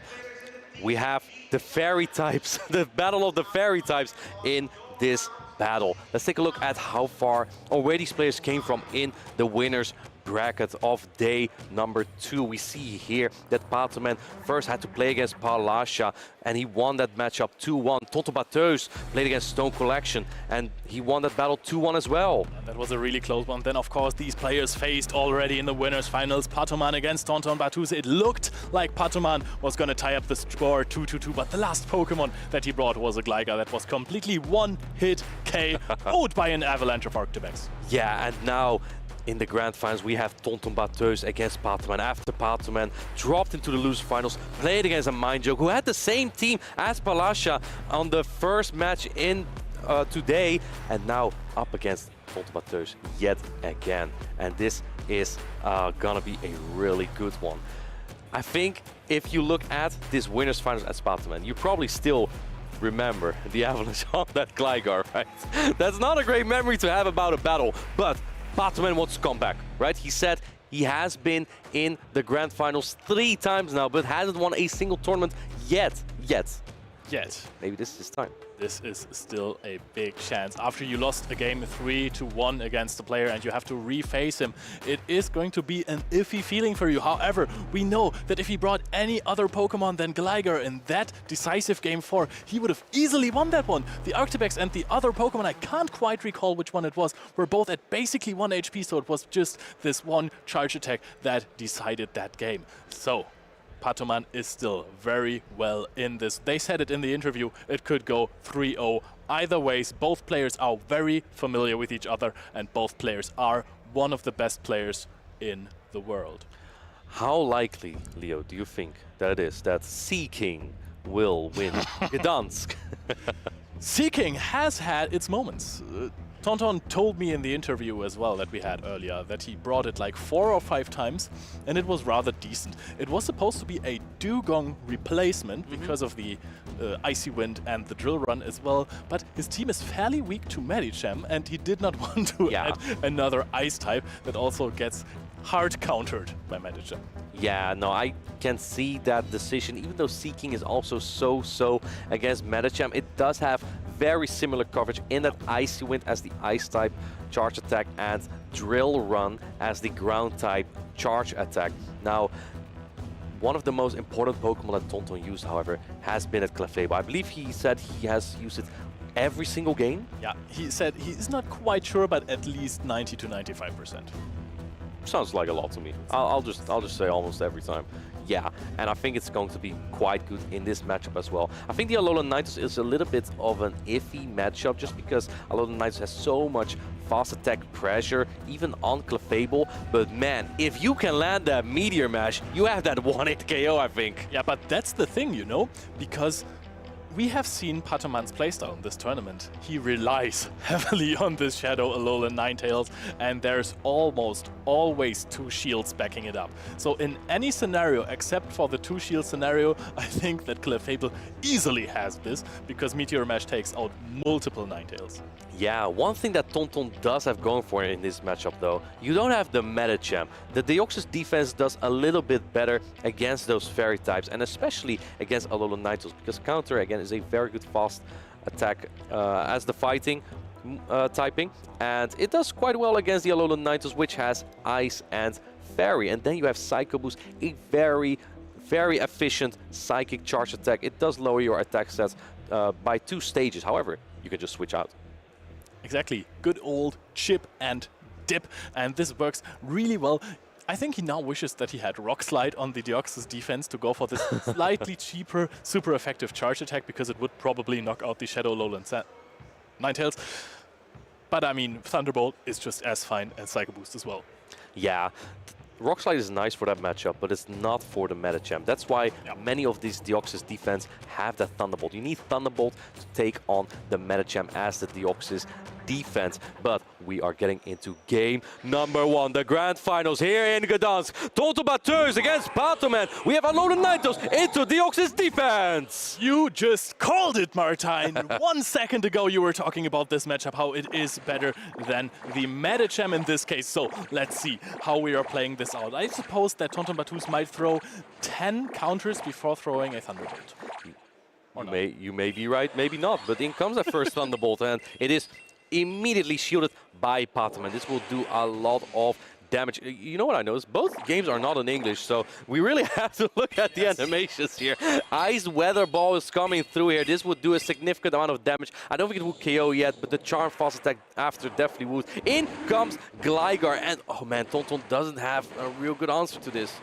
Oh, trying to catch an aerial ace right here, farming up a lot of energy, but now the Umbreon is going to withstand this dig right here of the Gligar, and it is going to not deal a lot of damage. Yeah, and I think this is exactly what Patoman wants, right? Because he has that Lickitung in the back, but now the Umbreon is aligned to the Gligar, so Lickitung does not have to deal with the Umbreon. This might be really good for him. Foul Play doesn't do as much damage to Gligar too, because Gligar also is quite bulky.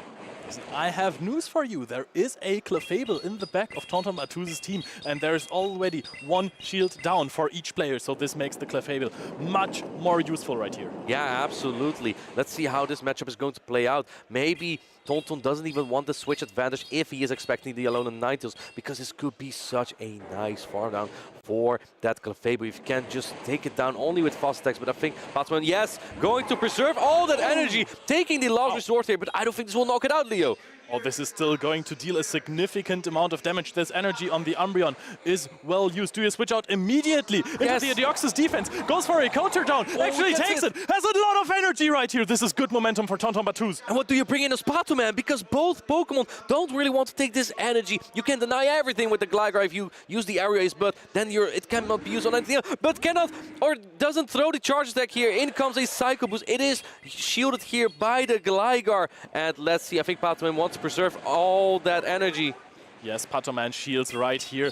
The Deoxys is being let go. No shields used. Right here we are going to see a Clefable endgame versus a Lickitung. 1 shield up. This might be changed relatively soon, because there is now going to be a dig connecting right here. Tonton Bateus not knowing what the Pokemon in the back is for Patoman. Lets this go. This is the strongest charge attack from Patoman that we are going to see for the rest of this game. Switch timer is going down. We are going to see the Lickitung versus the Clefable right here. And man, in comes the first Moonblast. This is going to do so much damage. This same type attack bonus. Moonblast does about 50% almost. Do we get an attack drop? We do not see the attack drop, but man, look at how fast this Clefable paces. And are we going to see a catch right here? No, we are almost at a meteor match right here. But there is going to be this one shield used from Tonton Batus, the shield advantage that we were talking about so much this weekend. Clefable is an absolute monster with an advantage. We are going to see yet another Moonblast. We have seen how much damage it deals with the first one. So we're going to see it connect. Does it knock out? Yes, it does absolutely knock out! It does so much damage, and Gligar has no HP left. Tonton takes out this Gligar in game number 1. Oh, that was already a nail-biter. We have seen the Clefable go for this shield advantage, little bit of an energy advantage as well. We might see someone checking out this aerial ace situation. Should have been a charge attack priority with the Deoxys defense. Maybe sometimes the players are reacting too slow and then something else happens. So we're going to check that one out, or we're just going into the next game. I think it could also be nerfs or another factor, but either way, you have seen the teams from both players now, and this is what we expected. We expected the Deoxys defense because it has a better time against that Alolan Ninetales than the Medicham has. It doesn't take super effective damage from those charm fast attacks, right? So now that you've seen both lines, what do you expect here as Tonton Bateuse? We haven't seen the Seeking. Seeking is pretty okay against that Gligar and the Alolan Ninetales, to be honest, because you have Icy Wind for the Gligar. You really want to see that Seeking. I do. I do understand that. We have seen it earlier in this exact matchup. Tonton Bateuse versus Patoman. It poison jabbed down the Alolan Ninetales, and that was a really, really strong play. Strong choice right there. Yeah, absolutely. But yeah, Patoman also has the option to adapt, of course. I think Alolan Ninetales has been the best Pokemon for him to use so far, the most used Pokemon. And yeah, I think we're just going to see it every time again. Here we see the achievements from Tonton Bateuse again. He is the European International Champion of 2023, top 10 from Worlds, and many, many other achievements. And perhaps he can add Gdańsk to his list as regional champion soon. Or it could be Patoman, who got to this 3rd grand final. Look at this Liverpool regional finalist, Barcelona special event finalist, World's competitor with a relatively deep run as well. Yeah. I want to say this was a very strong performance. Yeah, absolutely. A very strong performance. I think from both sides, in both previous tournaments, he got to the grand finals from the winner's side. This is his first time actually that he came into the grand finals from the loser's bracket, which means he needs to reset the bracket, and it means there might be 2 best out of 5s if Patoman is able to do that. He was always on the winner's side. So that means if Patoman is in a grand finals of a regional or a special event, there is a 100% chance of a bracket reset. I hope so. I mean, that would not be great for Tonton, but man, I would really love some more good battles. How about you, Leo? Absolutely, I couldn't agree more. We are seeing our crowd cheering again. Everyone is just waiting. Everyone is hungry to see more of these fantastic trainers, more of these fantastic battles. This was really, really close. I love it when we're seeing those games that are not decided by alignment or any other factor, but just pure skill and making up a game plan in the matter of seconds. If you are in a neutral matchup with some bulky Pokemons, then strategizing in there, you know? Yeah, and it looks like that we do have a rematch. I think that might be because Patoman was unable to fire that aerial ace into the Deoxys defense. So we see a rematch in the first game of the grand finals. We saw the lines earlier. We saw the Deoxys defense in the Alolan Ninetales. We saw the Gligar from Patoman, and we saw also the Lickitung from Patoman, right? Because I remember that because he was happy because the Umbreon was not on the Lickitung, was on the Gligar. How do you adapt? Even though this is still a different, going to be a different game, it's going to be new teams likely, or they agree on same teams. You have seen how your opponent plays this first game. Even though it is technically the first game, you can still adapt, right? So there's already a lot of thoughts going through these players.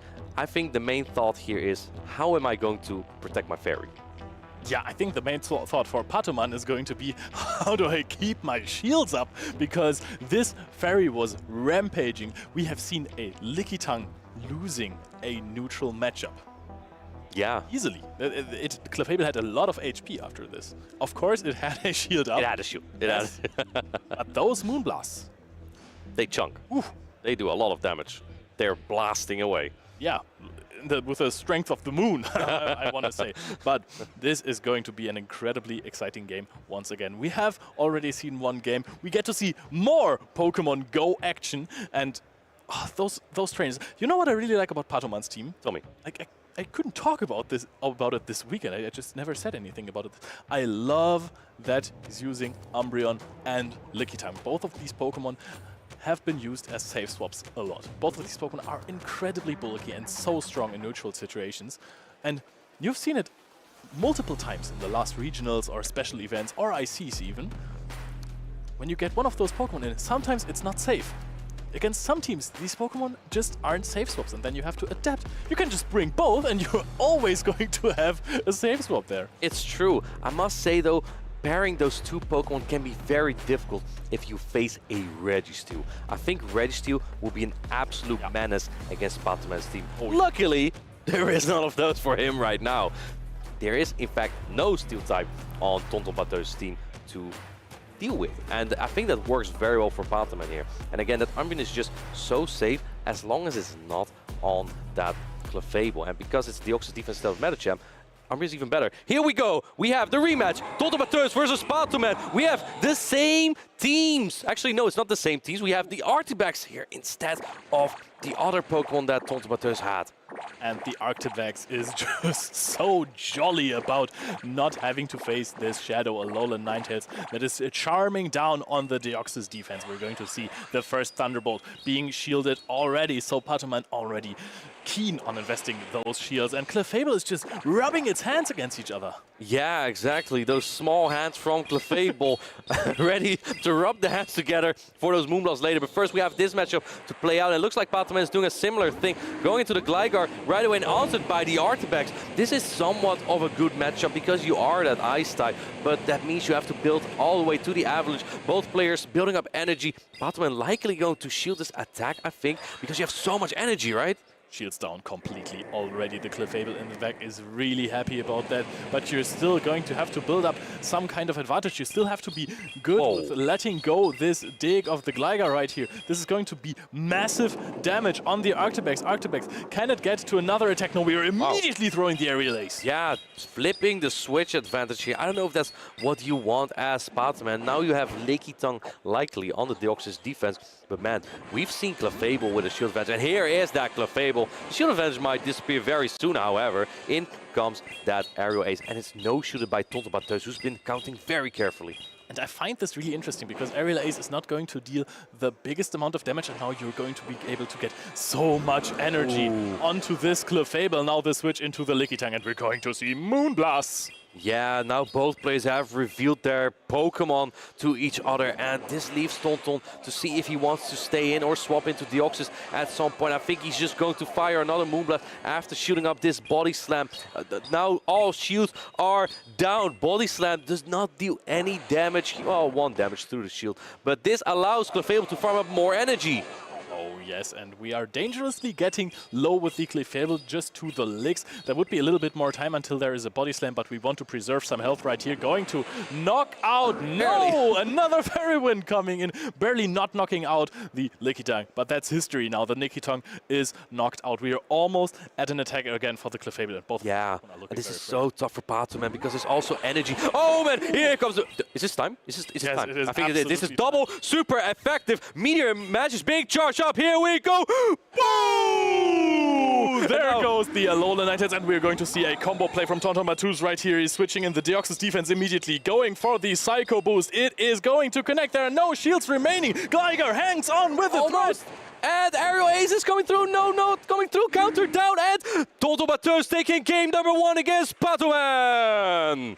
Wow, very strong, unfazed after this game 1. This is such a peak performance from both of those players. Patoman using a shield early, and then I think another one on the Gligar. Of course, you don't want to get another Avalanche collected on the Gligar. Yeah, and looking at the change that Tonton made there, he went for that Artibax instead of the Umbreon that he brought in in the first game. Now he went for Artifacts because he expected the Gligar. It is somewhat of his best answer. I think that Tonton's team kind of struggles with Gligar, but he managed to play so smart with his Pokemon. Knows when he needs to shield and when he doesn't need to shield, when he needs to switch and when he doesn't need to switch. Tonton is making all those right calls, and that really comes with that skill as a former European international champion. So there was one situation in which I disagreed with Patoman's place. I'm pretty sure that Patoman has chosen the correct line there, but I still want to discuss it. So it was Gligar versus Clefable, and Patoman went for the aerial ace, just not getting to that dig, but throwing the aerial ace before the Clefable was able to throw a Meteor Mash. So if you just throw the dig at charge attack priority, you get this Clefable energy dry. Yeah. The problem is, though, Clefable wins the charge attack priority. So I think what Patoman was afraid of, my opponent is counting, he is good, he's smart, he's good at the game, he played the Go Battle, he hit Legend, he knows when I'm at that charge attack, so he wins it, right? I think that's why he went for the aerials. But here we go, Leo. We have game number 2. We have Umbreon into Alolan Nidos. This is perfect for Patoman. Would you look at that, and what do you even switch into this? You're switching in the Gligar after taking one charm already. We are going to throw some wing attacks. This is Ice types versus Gligar again, part 2. Yeah, and the charms don't do as much as the Power Snow, but this Weather Ball would definitely take out an entire family of Gligar. It's a charge attack priority. This ground type charge attack is going to do so much damage on Alolan Nidos as well, and Patoman puts up the Protect Shield. And you know this is a double-edged sword protecting against anything that isn't named Clefable. We're going into the Gligar Mirror Match right now. Very smart play by Patoman. Heads up play from him here. He's going to be able to take so many aerial aces and retaliate with about 1 or 2. Yeah, and this aerial ace won't do too much damage. Gligar can take it, but you know, the energy coming out of this, I don't think it's going to be super valuable against that Umbreon. Losing the charge attack priority, I mean, rumor has it that shiny Pokemon have higher attack. In this case, it actually does. Aerial Ace goes through, and Patoman kind of wasting that energy. It would have been more advantage to throw it before the previous Aerial Ace, but regardless, has so much energy still going into the next matchup. It doesn't even knock out just yet. Yes, so it is actually the correct choice to throw it then and not already before that. So there is the info about the charge attack priority. So we are going to throw a dig. Umbreon is such a bulky Pokemon. We have seen so many times that this does about 20%. Umbreon takes it like a champ and is going to throw a foul play after one Snarl. Yeah, foul play is going to take out the Gligar. And man, Leo, have you seen what's in the back there? Patoman has had it with this Clefable. In comes Clefable. There is the Venusaur. Venusaur is a hard wall to this Clefable. Meteor Mash is still a very strong charge attack. I think it still will do a good chunk here, but on even shields, the Venusaur will have a very good matchup here. As you see, Meteor Mash still chunks very hard. Fairy Winds, however, are resisted. They don't chunk, but a Sludge Bomb, this will definitely do a lot of damage to the Clefable. We see the Protect Shield on the Clefable coming up. And now what a call from Patoman, because as a Shadow Venusaur, if you're behind on energy, these Meteor Mash deal a lot more damage. And I think at this point, even a Frenzy Plant would be very close to knocking out that Clefable. So we might actually not see Sludge Bombs after this one anymore. In fact, I think it will knock out the Frenzy Plant. It looks like Patoman is going for the Frenzy Plant here. This is a higher attack Pokemon than Superior, so the Frenzy Plant hit even harder. Frenzy Plant coming through, and you're about to get to another one on the Umbreon. I mean, at this point, it's very tough for Tonton. He needs so much energy, but Frenzy Plant's already coming through. Patoman charging up that Frenzy Plant from the Venusaur, the OG Frenzy Plant user, going for a charm right here. Tonton is not able to reach another charge attack. Wouldn't matter anyway. This is so much health on the Alolan Ninetales, and we are having a 1-1 for ourselves. Yeah, tying up the score here. Patoman, very well played, and also predicting that Clefable, Leo, he has had it. He's had it with Clefable. It's too good. It had its spotlight. And Tonton said he will bring it about every game anyway. So I'm just going to bring the Venusaur. Like, come on, bring your Clefable. I don't care. There's the Venusaur. And Venusaur was so good against Clefable. Yeah, right? The Vine was just added up. And the charge attacks are just so good. The Sludge Bomb almost knocks out that Clefable in one charge attack. You bring me a very unique Fairy-type meta call, and I will raise you a Poison-type Pokemon. What a great performance by Patoman. And I want to look at the team of Tonton Batus again to see how risky bringing that Venusaur actually was. I don't think it really is, to be honest. Obviously, the Psycho Boost from the Deoxys defense will deal super effective damage. It will do a big chunk, but it's not the worst. And if Deoxys will use that Psycho Boost, it will drop its attack stat by 2 stages. So that means that the counters afterwards will do less. Or if you shoot the first Psycho Boost, the next ones will do less. What we also have is that Artibex and the Gligar. I think there is some risks, but there's also 4 Pokemon that the Venusaur has some really, really good play against. That is true. And as with all of those very offensive Pokemon, most of the rather worse matchups can actually be flipped. And the keyword for that is energy or shield advantage. And if you are able to get this on a Venusaur, especially on a Shadow Venusaur, sometimes you have seen this with Zwilus already in the Barcelona finals, this can be key to winning that matchup. But we're going to see. Whoa, it's the flying type into the ice type, but this is not the worst for Gligar, and Patoman is staying in this matchup. He would have loved to have his Alolan Ninetales on this though. This is so risky from Tonton Batus. We see both Pokemon charging up energy here, going for the first ground type charge attack, and it's no shoot by Tonton Batus. This will do a lot of damage.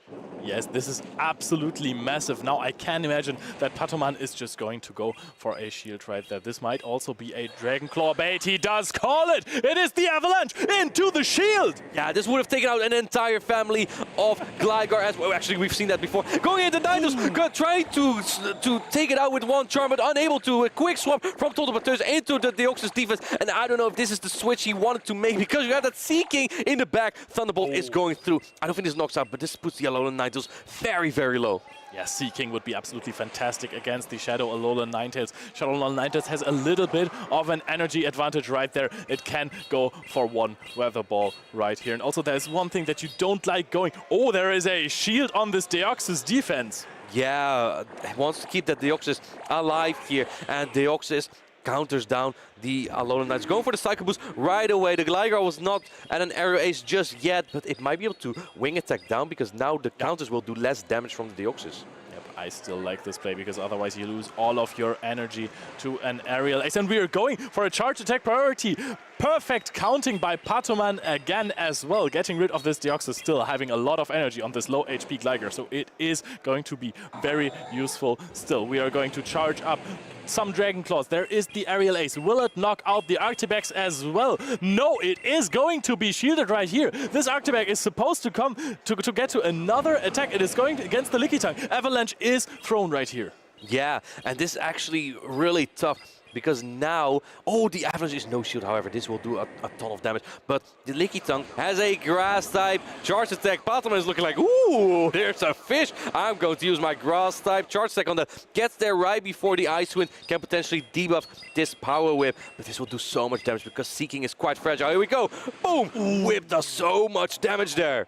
Yes, and now we're going for an Icy Wind right here, but it doesn't matter. Patoman still has one shield reserved just for this Seeking VIP shield. Right here we are going for more licks, and Golking. Sorry, Seeking, that was the German name, is charging fast, but not fast enough. And we're going to see a lick down right here. Body Slam, it's going to connect onto the Artibex, and Patoman gets to the lead.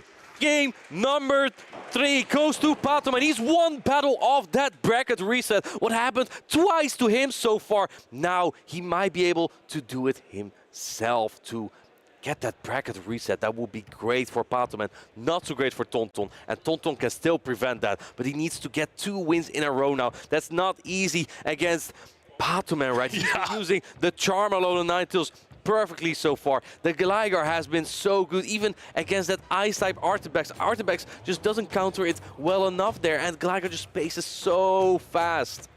Yes, you would think, hey, maybe this is an Ice Fang Artibex, because then this matchup would be significantly better for the Artibex. But unfortunately, after you have handed in your team sheet, you can't just TM your Pokemon anymore. Yeah, you cannot change that, so it is the Dragon Breath Artibex that we have here. And we saw Seeking, but I think it would have been in a better position if Tonton aligned it to that Charm Alolan Ninetales. But I also think Tonton just made a quick reflex there, because the Charm Alolan Ninetales came in and he just had to swap immediately. Otherwise, the Artibex was just gone, knocked out. And that way, Tonton did preserve the artifacts, but I don't think he had the matchup he wanted with the Deoxys into that Alolan Ninetales. Pokemon Go is still also a game of reaction, and sometimes you can't make the right choice if you just... The human brain can only react so fast, right? Yeah, absolutely. And we also saw like the Power Whip going on the Seeking. It just shows that Seeking is very versatile, but also it is quite fragile, because that did so much damage. I think it did about 70% damage to the Seeking. Didn't knock out just yet, but it did put it into the red. And I think if you had Deoxys in that spot, you didn't really need to like nothing from the Lickitung does as much damage as the Power Whip on the Seeking. So that also misput the shield a little bit there. Imagine you land the Avalanche and then you come with the Deoxys, you have so much counter damage still. Yep, that is true. And also the charged attacks deal a sizable chunk against the Lickitung. And now we're going to see Patoman versus Tonton Bateau's number 4 on this grand finals. And we're going to see Psychic versus Poison. Yeah, but is this really Psychic? Yes, it is defensively, but offensively, it only has Psycho Boost. And while this is super effective, it also drops your attack by 2 stages going in with that Psycho Boost here. Does Patoman shield this, or does he think this is a Thunderbolt? He boosts up the Protect Shield against a super effective Charge Attack. Very well played, but this is... Oh, we're going still for the Charge Attack priority. A Frenzy Plant is going to connect. It is going to actually hit the Deoxys defense for a lot of damage already. And I can imagine that this Psycho Boost is not going to deal too much damage on the Venusaur. However, this Venusaur has no positive matchups against Tonton Bateau's team. There is Gligar and there is Umbreon.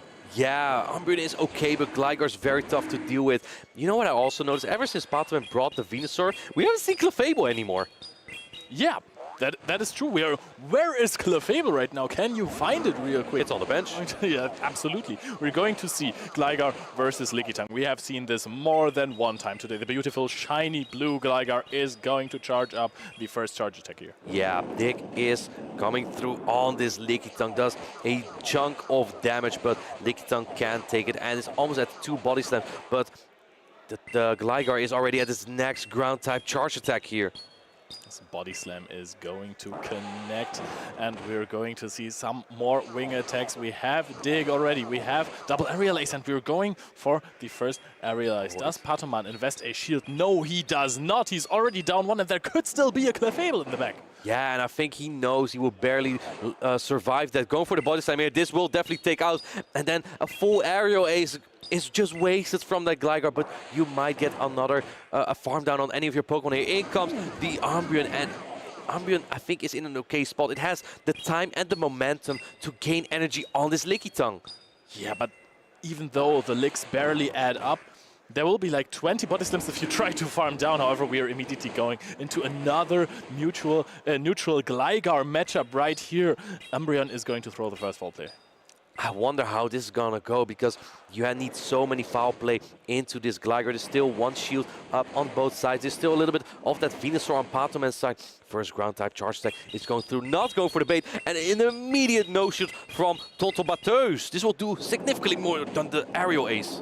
Tonton Bateau's possibly going for a wrong call with his shield right here, going for a last resort immediately, and that is interesting. Possibly counted that he will just get to another Snarl as well before he could go for 2 foul plays, but we're going to see another Dig right here, and it is no shielded as well. Oh, interesting. I think this barely won't knock out. Patoman still has a shield. Deoxys is so low. In comes the foul play. Can Umbreon pull through here? There's still a little bit of Deoxys defense left as well, but I don't think it has energy. Foul play comes through, takes out the Gligar. It's now Venusaur into Deoxys, and oh man, Deoxys just doesn't have a lot of HP here, Leo. Yes, both players have 1 shield remaining. We are seeing a swap, a lick combo play into the Lickitung. Lickitung is also going to be able to lick down the Umbreon, and this is the bracket reset! Patoman still has a chance here to win it. He is now even with Tonton Bateau's. Both players have defeated each other at least once, and now we are going to get another best out of 5. Chat, let me know. Now the field is even. Who do you think is going to take this battle? Is it Tonton Bateau's or is it Patoman. Patoman just seems unstoppable at this tournament. You have seen it. Both players have defeated each other 3-1, one time already. And after he won this game, there was no big celebration. You know, there is something coming up, but it was a nod of confidence into the camera, and that is what I like to see. Peak Patoman seems very focused right now. Resetting the bracket gives so much confidence going into the next best out of 5. And Tonton, I think Tonton is in a very tough spot right now. The losing 3-1 in that grand finals is a very rough spot to be in, and you can see him. It is tough for him. However, he still has that chance, and he doesn't have a bad matchup here per se. Maybe we need to bring back that Clefable. The Clefable worked for him in the game number 1, but that Gligar from Patoman just seems so strong as well. Yes, Gligar is an absolute MVP here in this game. And now what Tonton Batuz needs is not a bracket reset. I mean, he got that already, but a mind reset. So this is just another best of 5. This is a completely new game. You have defeated Patoman already. You can do it again. This is a new game. It is 0-0. You are not down 3-1. And I think the same can be said for Patoman here, because it's a new game for him as well, and he also has to make a good prediction on what Tonton will use. We see here the crowd. Can we get some hype here? I see. Come on, Savage Boy. Yes, yes, thank you, Arceus already. Yes, thank you. Give me that hype. There we are, our beloved crowd already. Alejandro in the back there as well. We're seeing multiple players that have been popping up in those runs. Talking about popping up, there is Arceus playing a little mini game with Savage Boy. Yeah, indeed. And yeah, here we see the players again. Let's take a look at this teams, Leo, because we haven't seen the Clefable from Tonton Batuz. Once we saw Patoman bring out the Venusaur, he was just sick of Clefable. Clefable, that happy little fairy, was just dancing around with those fairy winds and just throwing those moon blasts around. And then Patoman came with the Venusaur. We haven't seen the Clefable ever since. Do you think we will see Clefable return in this next matchup? Yes, I think so. Someone would have to tell me exactly how this matchup goes, because those Meteor Mashes can connect for a lot of damage, so energy advantage or shield advantage might help there. We are seeing a tale as old as time. Deoxys defense versus Shadow Alolan Ninetales in this game 1 of the Winners Finals reset. Yeah, and this is a story we've seen before. We saw this in game number 1 of the previous best out of 5. Deoxys into Alolan Ninetales. We know how this goes. Deoxys going for the Thunderbolt. Again, Patoman putting up the shield here. This would put the Alolan Ninetales very low. Yes, thrown after 10 counters. Perfect timing right here. We are seeing one charm coming out. And is this going to get out another shield? No, it's not. This Weather Ball is going to connect. It barely does not take out. Oh, the charm knocks out the Deoxys defense before it can throw the Psycho Boost. Yeah, not being able to get to that last Psycho Boost here. Staying in with that Alolan Ninetales here. And that's, getting to another Weather Ball. This Alolan Ninetales is putting in so much work. But Tonton is probably just happy that this Artifact is not alive. Oh, never mind. It's still possible because Lickitung joins the party. And this is so tough for Tonton, because now the Alolan Ninetales is still alive and your Artifact is still threatened by it. All I see is pink, not anymore. Arctibex is joining the party now as well, and this is a positive matchup for the Arctibex of Tonton Batuz. It can charge up a lot of energy because one Moonblast already connected a lot of damage, and you will have to exit this matchup with a lot of energy to withstand the charms of the Shadow Alolan Ninetales. I think you need to Dragon Breath it all the way down. You need so much energy to take down that Alolan Ninetales that likely will come back in. Puts up the Protect Shield here. Shields are down on Tonton's side, but can you get the Dragon Breath down on this Lickitung? It's a very bulky Pokemon, but you need to Avalanche it. Take out it. Does Lickitung get there? No! Lickitung gets there! Oh, this is devastating for Tonton and great for a Patoman. Body Slam coming through and will take out this Artifact with almost 100 energy.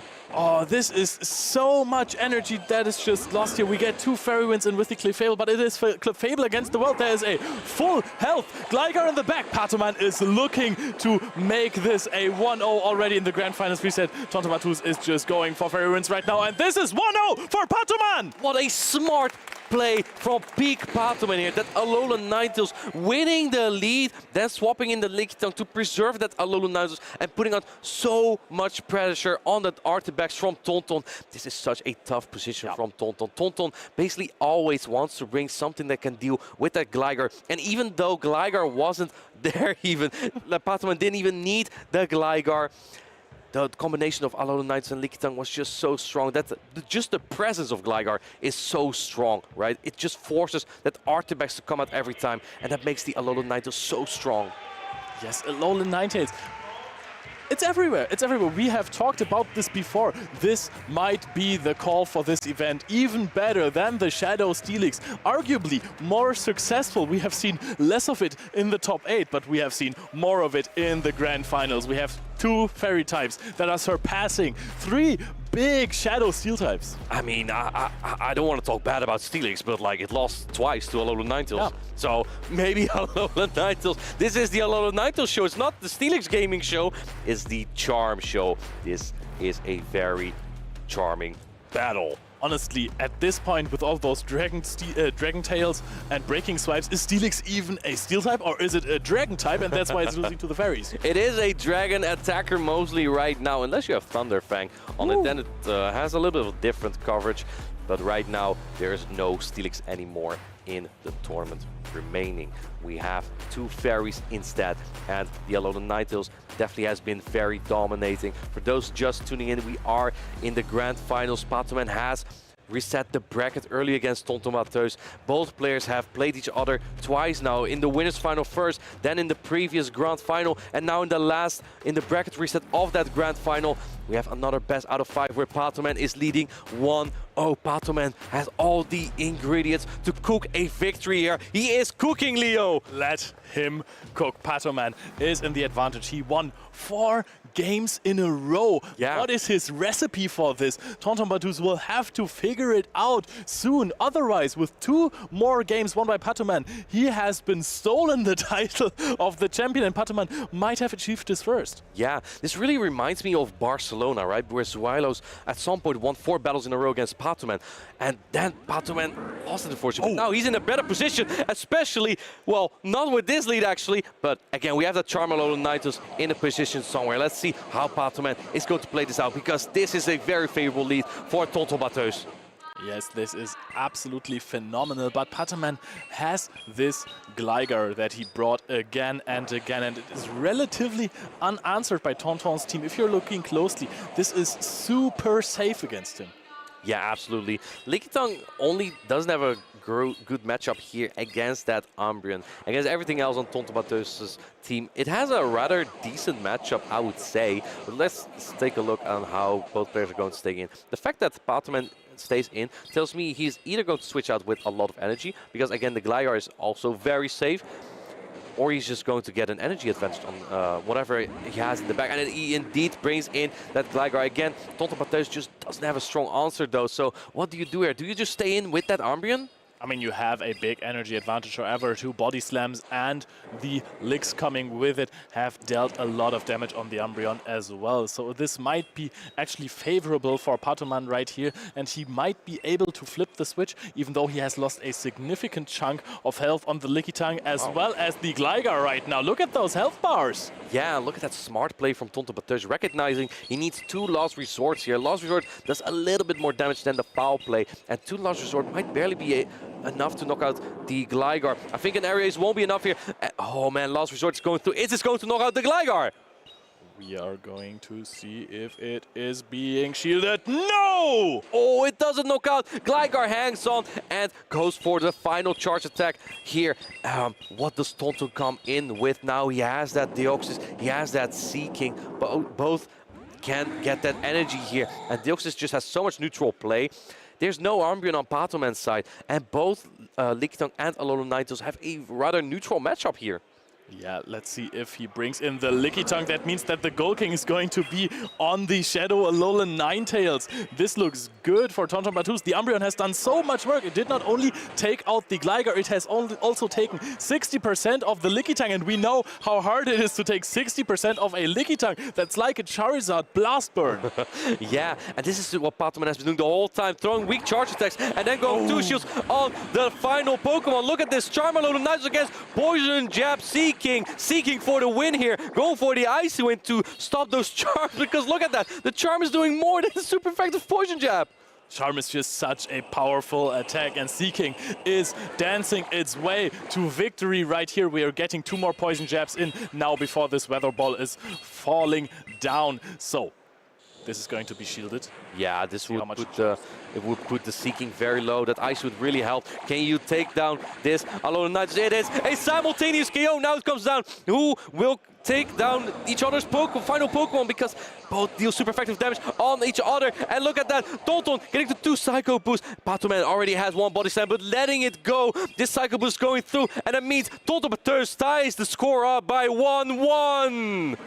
Wow, what a heartbeat final this is. Tonton Bateus breaking this course finally. Oh, we are seeing more of those players in our fantastic community right here. Everyone is super excited about this finals. This is 2 giants. Wow, look at Alejandro, Jojo Go-Go Dancer. We have a lot of familiar names in the crowd here. We have #1 Hype Man, Arceus Aurelius as well in the crowd. And they're all looking at this fantastic grand finals that we have here. Both players are absolute masterminds. They have the ingredients to get those wins, but you need to make a good meal. You need to cook a good dinner to, you know, to cook a good grand finals. Yes, and Tonton Bateus won without Clefable. The way to go was Seeking, even though the Seeking actually had a simultaneous KO with the Shadow Alolan Ninetales. If it didn't KO, this would have been such a crazy good spot for Tonton Bateus. This is the way. No Clefable, yeah. Or maybe it is, I don't know. But he also hasn't brought the Venusaur Patoman, right? So maybe that does lead Tonton to bring that Clefable again. But if there's also no Umbreon, there's not really a hard target for the Clefable. We haven't seen any Medicham at all from Patoman. Usually is MVP for every tournament, as far as I know. He loves using Medicham, relies on it a lot, but not in this matchup. He really fears that combination of Deoxys, Clefable, and Gligar. So it is crazy that we haven't seen that much Arctibex from Tonton Bateus if we haven't even seen Medicham once. Now we're going into Game 3. Who takes the lead in this Grand Finals bracket reset? We have the Ice type against Gligar. However, this is a charm-using Pokemon. This is not going to be about those powerful Weather Ball Ice types. Yeah, Weather Ball will definitely take... Oh, going straight for the Ground type charge deck here. But if Patoman is Patoman, he usually double shields here in the lead. Is going to put up a protection. Yes, Patoman is Patoman, and putting up that shield on his beloved Charmer Pokemon. Going for that perfect timing here on that Ice Weather Ball. If Tonton wants to get another charge deck off, he has to put up the Protect Shield here, which he does. This is looking crazy good for Patoman right there, because he can just shield this up again and easily farm down a lot of energy. Yeah, absolutely. The Alolan Ninetales just is such a strong Pokemon for Patoman because it basically defeats about every single Pokemon from Tonton if you use those 2 shields, and then you have so much energy for the next Pokemon coming in as well. Patoman doing the same again, swapping in that Lickitung, putting Tonton in such a rough spot, because what do you do with your Artibex now? Yes, there is Gligar in the back, but there's also still that Alolan Ninetales. Yes, what we're doing is charging up at least 2 Psycho Boosts on the Deoxys defense, throwing 1, and I'm pretty sure that we're going to see some nice Arctibex play right here. Arctibex going in there. Unfortunately, the attack of Lickitung is not debuffed. That was the Deoxys defense, and we're going to see some Body Slams right here. Those are dealing a lot of damage for a Body Slam, and this is number 2. Yeah, this is very tough for Tonton. I think he knows it's that, I mean, he needs that energy for the Alolan Ninetales, and I think he's still dreaming of landing that double avalanche. Is he able to? Like, I don't know how much energy you get from this matchup as well. Body Slam coming through. You have to use your final protection here. But how far is the clock? Can this Charm Alolan Ninetales take down this Artibex with 1 fast attack? The clock is almost up for Patoman. Oh, and we are not going to. We are going to. The play here, swapping in that Alolan Ninetales, denying all the energy. All of Tonton's work in this match is for nothing. Combo play right here. We are going to see the Deoxys defense trying to charge up more energy. It's going to go for a Thunderbolt because, yes, Psycho Boost is a lot cheaper, but if you're going to throw that one, you have no chance of winning the last matchup in there. You don't know what the last Pokemon is that Patoman is bringing. It is a Gligar. This is looking grim for Tonton Bateus in game number 3. We stop tapping those counters. Aerial Ace is going to connect. Tonton Bateus already wants to focus on the next game, but Patoman gets the lead! Wow, 2-1 here from Patoman in the bracket reset. First winning 3-1, now he's up 2-1 against Tonton Bateus. Patoman is getting closer and closer to finally getting that #1 spot here, Leo. Is this the day of peak Patoman? Oh, you have said this a lot over the weekend, so I think it has to be at this point Patoman with an incredible performance. It is absolutely not easy to reverse sweep a bracket in the grand finals. Absolutely. But it has been done to Patoman twice, and this Spanish boy says, this is not going to happen to me again. I'm not going to get second place again. So he is one game away from a victory. It's just so difficult for Tonton Bateus, I think, because the Charm Alolan Ninetales wins about everything in the lead with as long as you have shields on Patoman. And at the start of the game, you have all your shields. So that really works. You know what I also find very iconic about this matchup here? Patoman basically has been in this chair in Tonton's position against Zweilos in Barcelona. He had the bracket reset against him, coming in from that winner's side. And then Zweilos won 4 games against him in a row. And Zweilos basically run off with that victory win in Barcelona. But now it might be Patoman's turn to do the same. He learned from Zweilos, maybe. Yes, Patoman, everyone can learn from Zweilos, one of the most knowledgeable players in the community. I would also say he's pretty good. And Patoman is really good as well, because every time Patoman shows up at a tournament, he just runs through it. Yeah, absolutely. Patoman is just unstoppable so far in this matchup, right? And in about every tournament that he played, really. Again, Patoman got to top 2 3 times now, including this one. But this one can be that #1 finally. And that is like in every tournament he plays. Except Worlds, that's where he got the top 24. But all the other regional championships, he always is runner-up. But this might be that one tournament. This might be gold for him.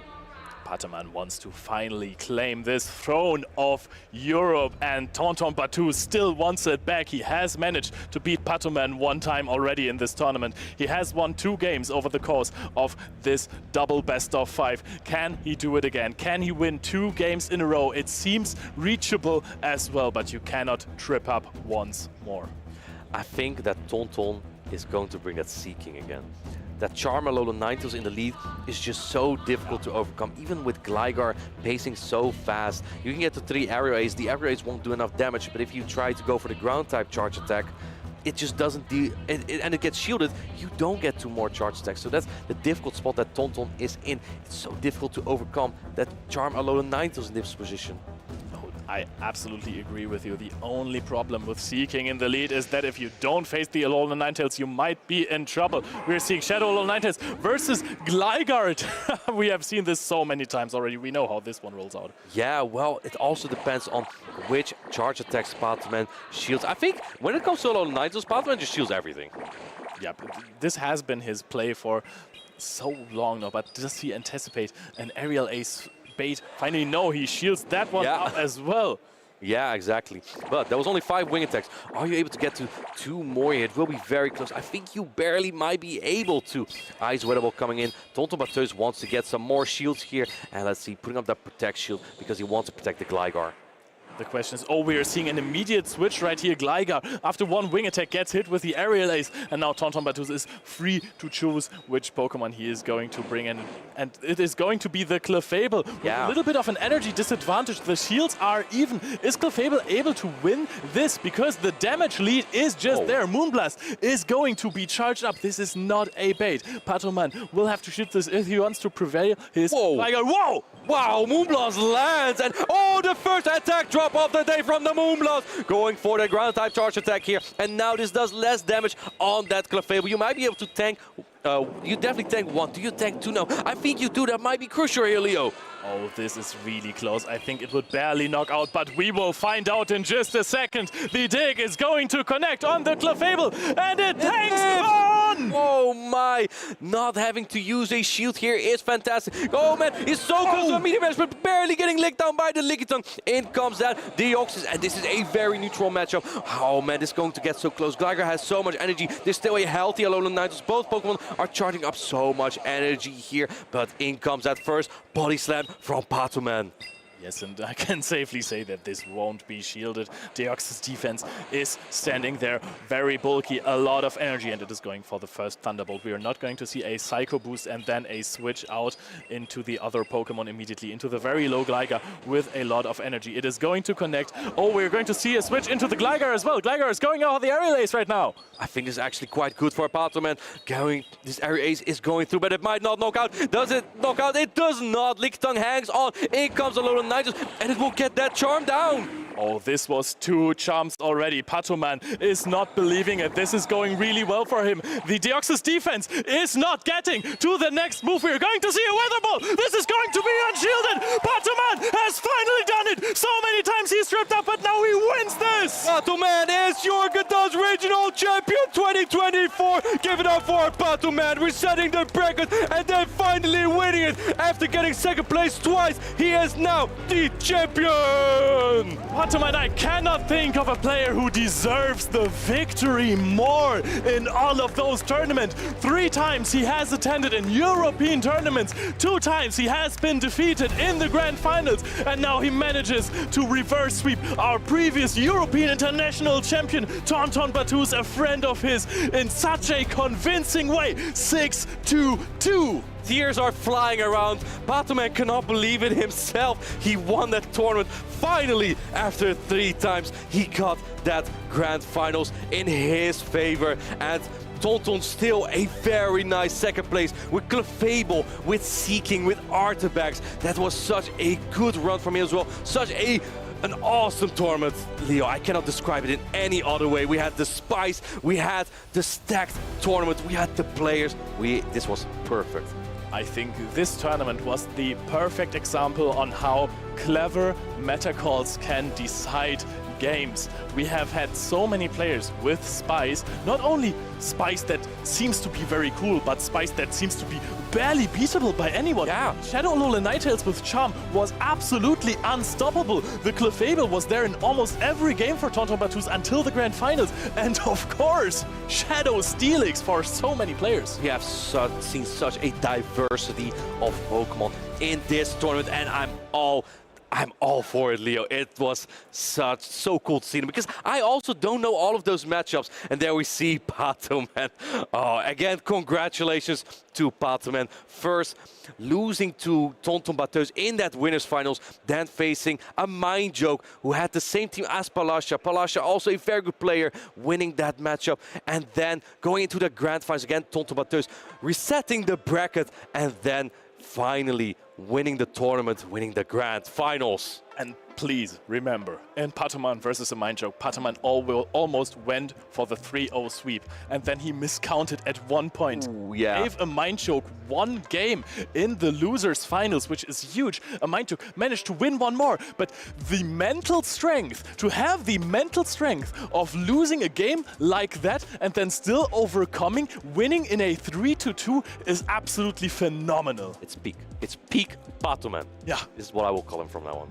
Peak Patoman, and the name absolutely fits. This was the tournament run. It was a roller coaster of emotions for us as well. This was absolutely crazy. The games this weekend were so high skilled. There were so many difficult decisions for our players to be made, and I'm so proud. I'm so proud of Patoman. The prodigy, right? The prodigy finally made it to win it. And yeah, it has been a great tournament. So many booms, so many whoosh. The avalanche on the Gligar. Oh, that was amazing. I was like, what just happened? I saw this, really. That was my face. My jaw was like, yeah, it dropped. Yeah. Again, amazing. Like the attack after the Moonblast on one of the Pokemon. Yeah. But in the end, it was Patoman who took it all. And like the way he played with that charm, Alolan Nitrous. I had a friend actually who gave me a team with Wigglytuff and Clefable. He said, if I were to play in Gdańsk, I would use a team with Wigglytuff and Clefable. And I was like, are you sure about that? And he said, yeah, I think fairy types are very underrated. And we saw so many fairy types. We didn't see Wigglytuff. We saw 14% usage of Clefable on day 1. We've seen a Clefable get to the grand finals, but most important, the charm Alolan Nitrous has charmed its way through all the way When was the last time that a Pokemon with Charm as its fast attack won one of these big tournaments? Do you remember that? Is that the world champion? The world champion Dancing Rob? Might have been. We've seen a very cool video of that before. This always gives me the shivers, I gotta be honest. I mean, that's why we should watch it. I think it's indeed a video that also shows the power of Charm, because Dancing Rob, the first world champion, also used that Alolan Ninetales. And another fun fact, if you want a Charm Alolan Ninetales or Power Snow, they spawn at the venue, at these tournaments, at the regional tournaments. If you want one, you don't have one, come to these tournaments. Yeah. We also have many more cool event spawns. We have the Carbink, which I'm quite eager on catching. We have the Licky Tanks. You want to get those XL candy, come here. Yeah, you still need them, no? Every time he sees a Lickitung, he's like, oh, please be high CP. And when it's high CP, he's like, oh, please give me an XL candy. They do spawn here. And I get really excited when they are. And as is indeed Carbink. I hope we don't see much Carbink anymore, but maybe to stop Charm Alolan Ninetales, you might need it. Yes. Yes?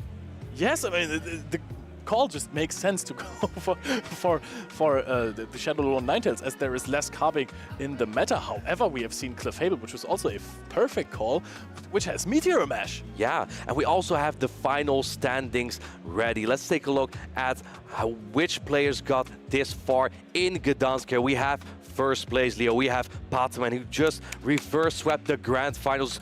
Again, give a little bit of a clap for Patamon, like he did so well this tournament. And as did Tonton in the second place with that Seeking, Clefable and Artibex. What do we see here in top three, in the remainder, Leo?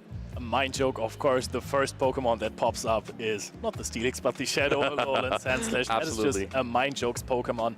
Shadow Steelix, of course, such a great call for this event. You can see the exact same team on Paulasha's side as well. And XXL Cactus, the only Swampert in the top 8, which is a great answer to Steelix. It is. However, with Shields Up, Steelix does so well there as well. We see Paulasha, the same team as team number 3 from a mind joke, also with that Shadow Alolan Sandslash, with the Shadow Steelix and the Pelipper. In spot 6, we have the Dragonair and the double counter team from Stone Collection. I found this a very interesting team. Now, the third Steelix, Leo, who had this? Arceus Aurelius sure did, and he also had the Shadow Charizard that was looking very strong in this tournament. Yeah.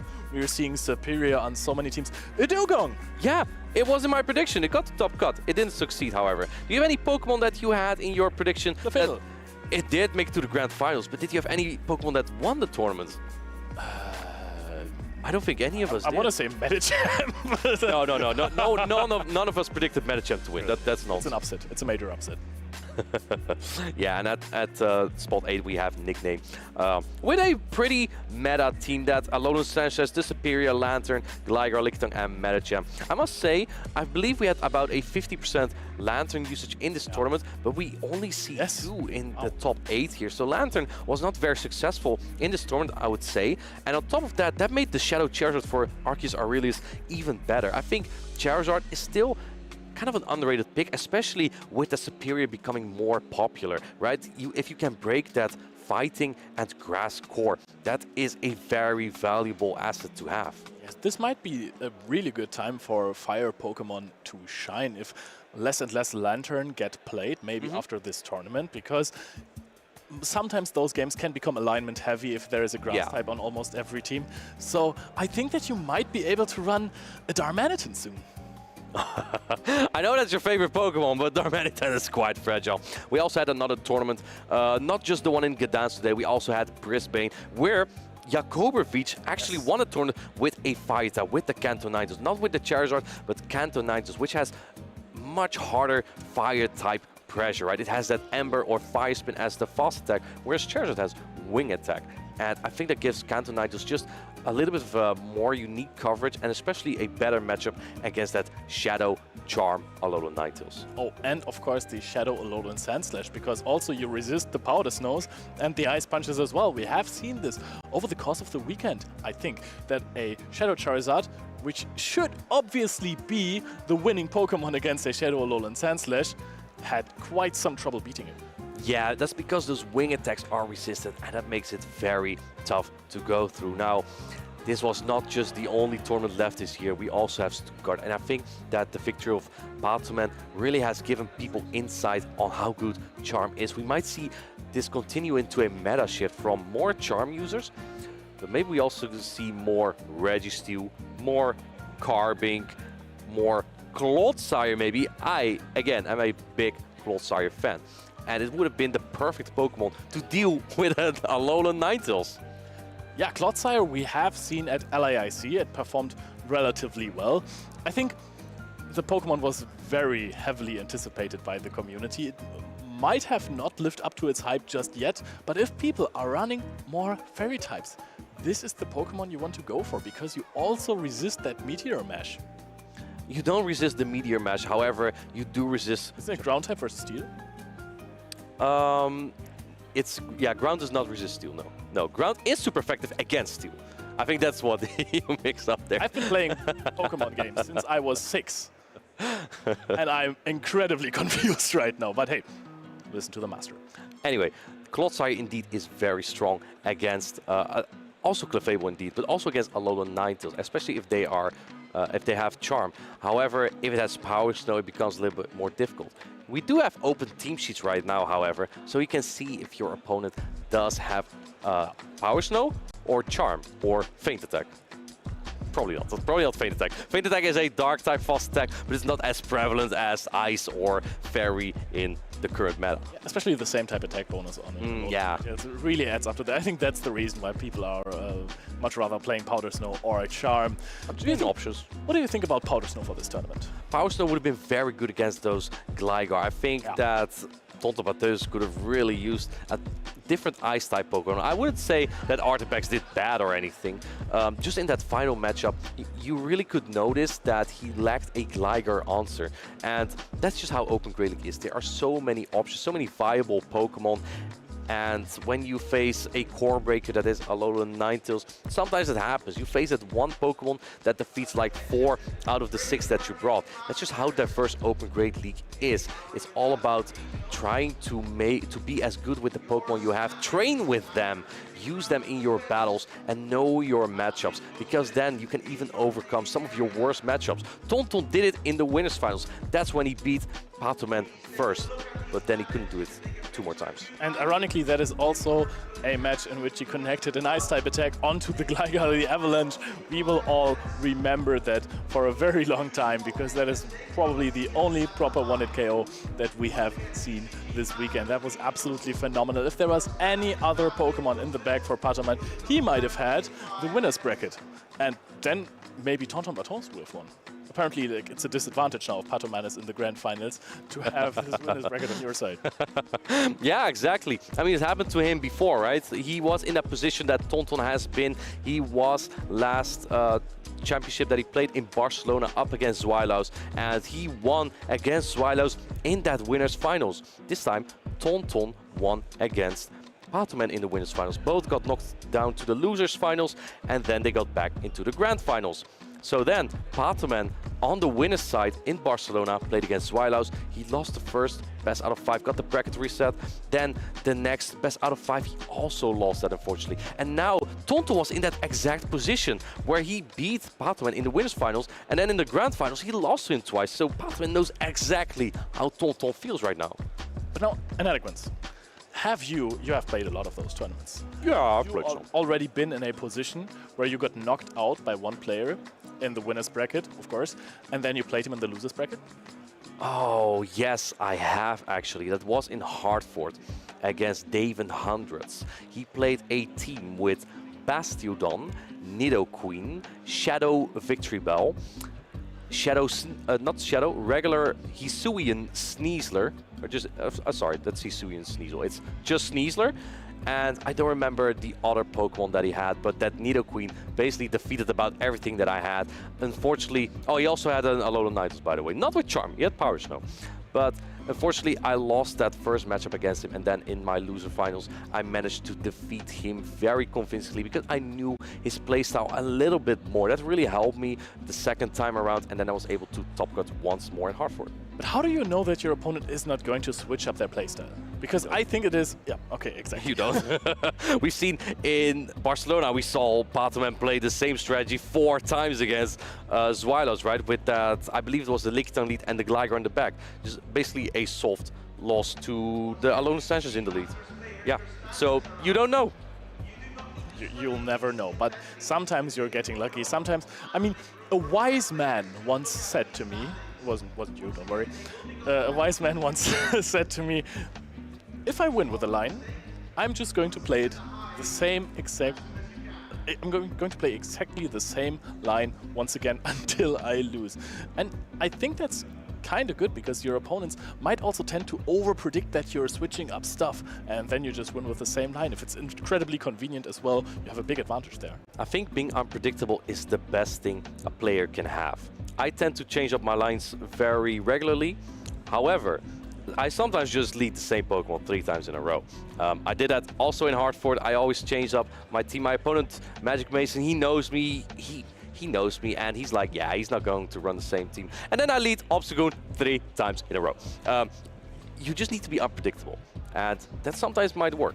But if your strategy gets read like that, right, your opponent might just hard call what you are going to bring in the game and just takes all your Pokemon out one by one. The Medicham on the Alolan Sandslash, the Charmer Alolan Ninetales on the Umbreon, just for example. Or the Medicham on the Obstagoon.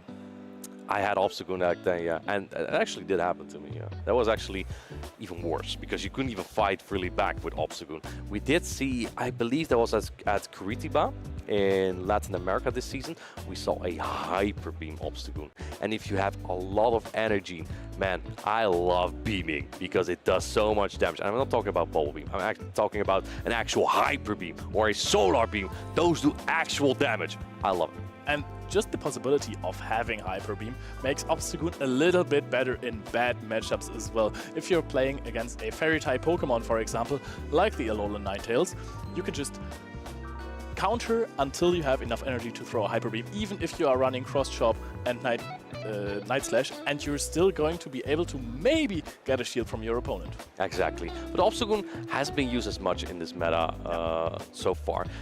I don't think it would have match very well in this meta currently as well, right? We saw today that a lot of fairies were used. Fairies were very good, yeah. And Obstagoon just doesn't fight back. Now you do have Gunk Shot though, which is a poison type charge attack, a very strong one. But some Pokemon have fallen a little bit out of grace. Other Pokemon are like Noctowl and Trevenant. We haven't seen those as much anymore as well. Even though they still have the same function, they are just not just as strong anymore. I want to say that Obstagoon, yes, it has losing matchups against Fairy types, but so does Medicham, especially if you're running the Dynamic Punch and the Ice Punch. You also really can't fight back against something of the likes of a Clefable. And I really like the Obstagoon, because it is just, it's going to beat the Lickitung really hard. So, enough of the waiting right now. We have been informed that the award ceremony is ready, so we're giving it over to Lou. Thank you, casters. Well, a beautiful weekend deserves a beautiful ending. And this has honestly been an incredible regional championships. The top 8 had such a diverse pool of Pokemon, and the trainers showed what high caliber battlers they are. Are you ready to celebrate our top 4? Okay, the crowd are ready, so let's get into it. In 4th place, a player who has shown us exactly how an Alolan Sandslash can indeed beat a Medicham. Give it up for XXL Cactus!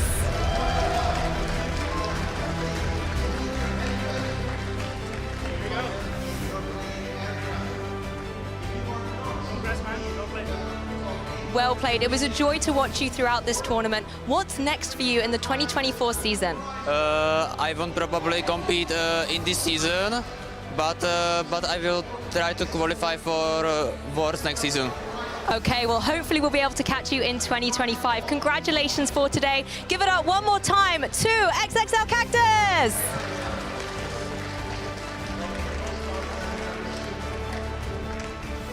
And in 3rd place, a player who once again showcased his consistency at a top level at these regional championships. This time, it wasn't just a Alolan Sandslash by his side, it was the Shadow Sneelix. Give it up for a Mind Joke!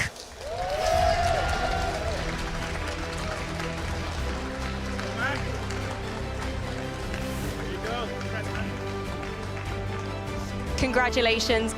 I know we're very likely to see you with the Lowland Sandslash in the future, but will we see you with Shadow Steelix again? If they don't nerf it, for sure. Well, I know the crowd definitely had a fan favorite in that Pokemon. Congratulations. Give it up one more time to a Mind Joke.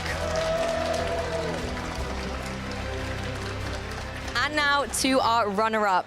He may be the master of Dragon Pokemon, but it was really Clefable and Seaking that stole the show and got him into those grand finals. Please give a huge round of applause to Tonton Batiste!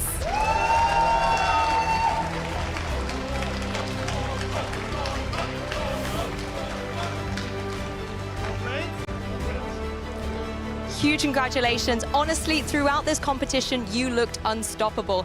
What was it like going into the grand final for that rematch against Padaman? It was a tough matchup against him, against my teammate.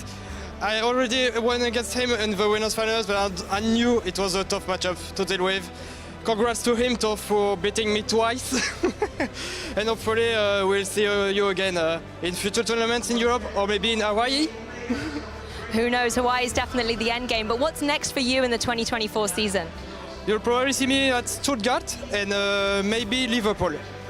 Okay, well, best of luck at those tournaments. Huge congratulations once again. Give it up to your runner-up, Tonton Batiste!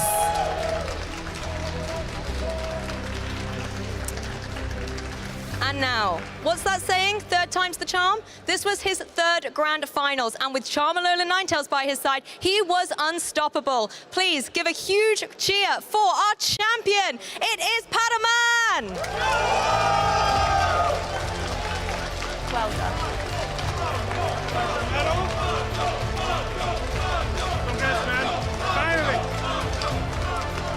Just listen to the crowd. You must be so proud. How do you feel right now? You have done it. You are the champion.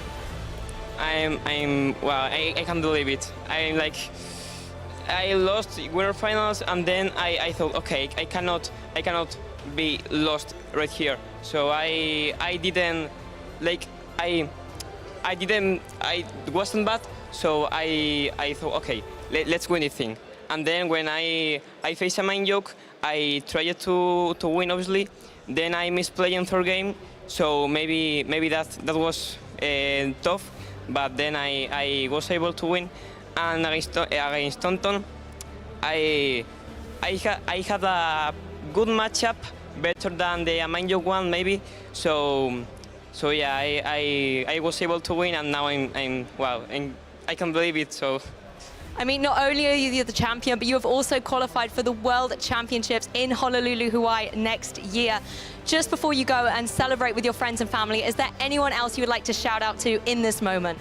Of course, and I want to shout out to all my Spanish friends, to my family, obviously, to my great friend Guedach, and the Angel Squall Stream, because they are co-streaming and supporting me like always, so yeah, shout out for you all. Well, congratulations, and I'm really looking forward to seeing you and Psyduck in Honolulu. Give it up one more time for your champion, Padaman!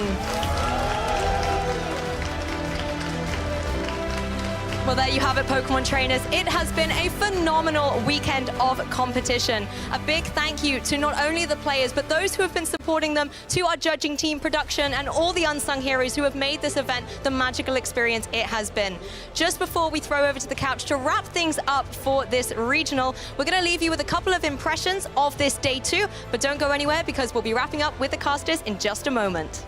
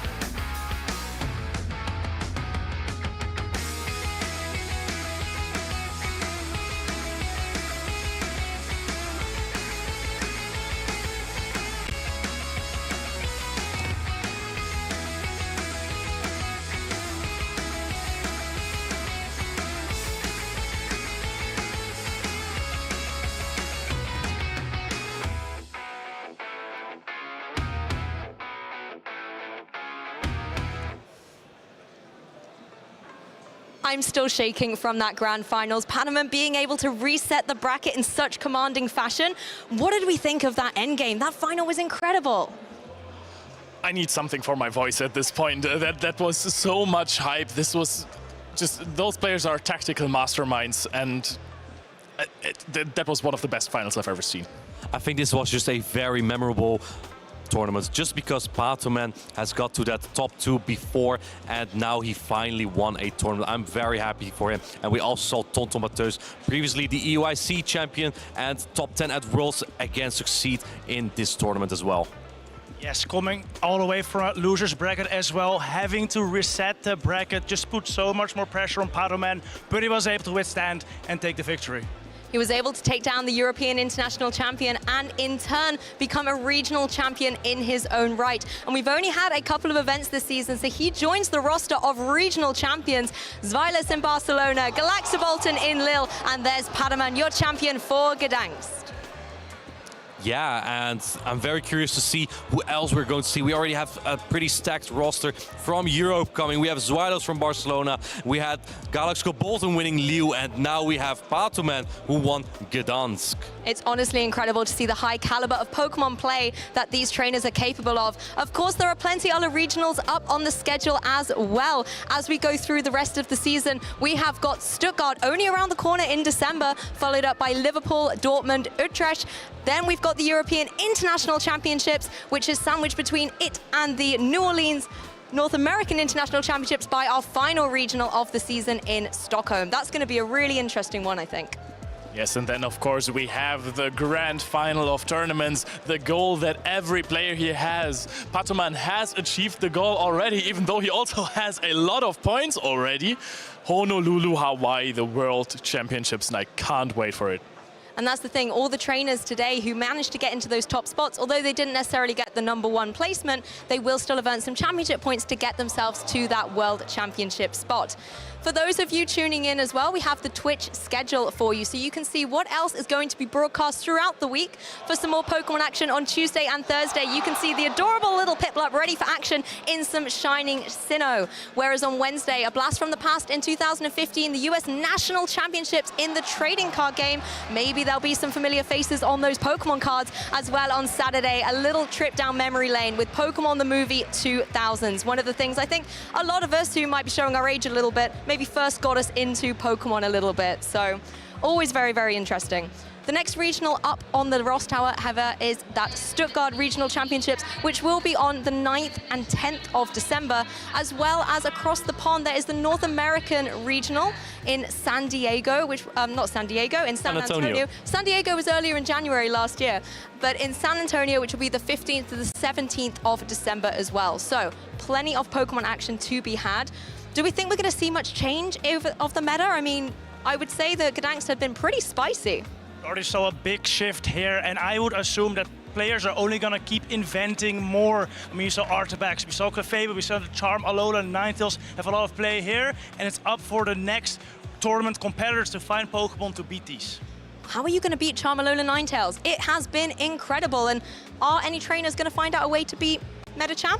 I don't know. You're going to have to check out these regionals in either Stuttgart or San Antonio. Of course, you can still engage with all of our social media channels using that hashtag #PlayPokemon to let us know which Pokemon you've been surprised by and what you thought of that epic grand finals, as well as all the Day 2 action. Using that hashtag, you can reach out to us on X, use YouTube to be able to catch up on all the amazing action across the weekend, as well as Facebook and Instagram for some more Pokemon images as well. Don't forget to follow the channel so you can keep up to date on all of the action and get that notification when the broadcasts go live in Stuttgart, San Antonio, and beyond. I mean, what a weekend. I can't wait to just go out and soak up some more of the atmosphere and maybe check out what TCG and VG are doing as well, because their competitions are still going on. But just before we go, any last words from our fantastic commentators? Though Technical, what about you? Just wow, I'm mind blown. We saw so many amazing picks this weekend, and we saw many of them in this final. The Clefable, the Artibax, the A9, like I already pointed out. Eventually, Alola Ninetales managed to take it all, and just in amazing fashion. And I'm actually very curious already what players are going to use in the next tournament, really. We saw so much creativity in this tournament with the Clefable and the Artibax. I can't wait for the next one. Yes, this event is surely something to think about for many trainers, because how are you going to build your team now? You have to cover the good old threats of Shadow Alolan Sandslash, of Medicham, but there's now also Shadow Alolan Ninetales. You have to pay attention to Confables, to the Shadow Steelix. Players are going to pick that up. So building a team is going to be really difficult, but I can just recommend that everyone is just...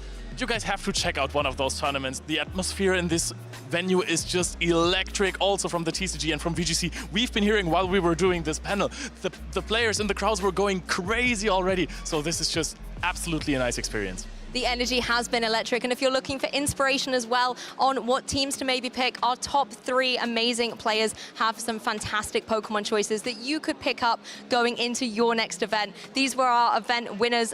Top 3 placements from today, Padaman, followed by Tonton Batiste and a Mind Joke. So congratulations to them once again. I think it's time to be able to go and celebrate with them a little bit as well and cheer on their success. Thank you once again, viewers, for tuning in. You do help make this experience truly magical for all of us. And until next time, make sure to keep playing some Pokemon.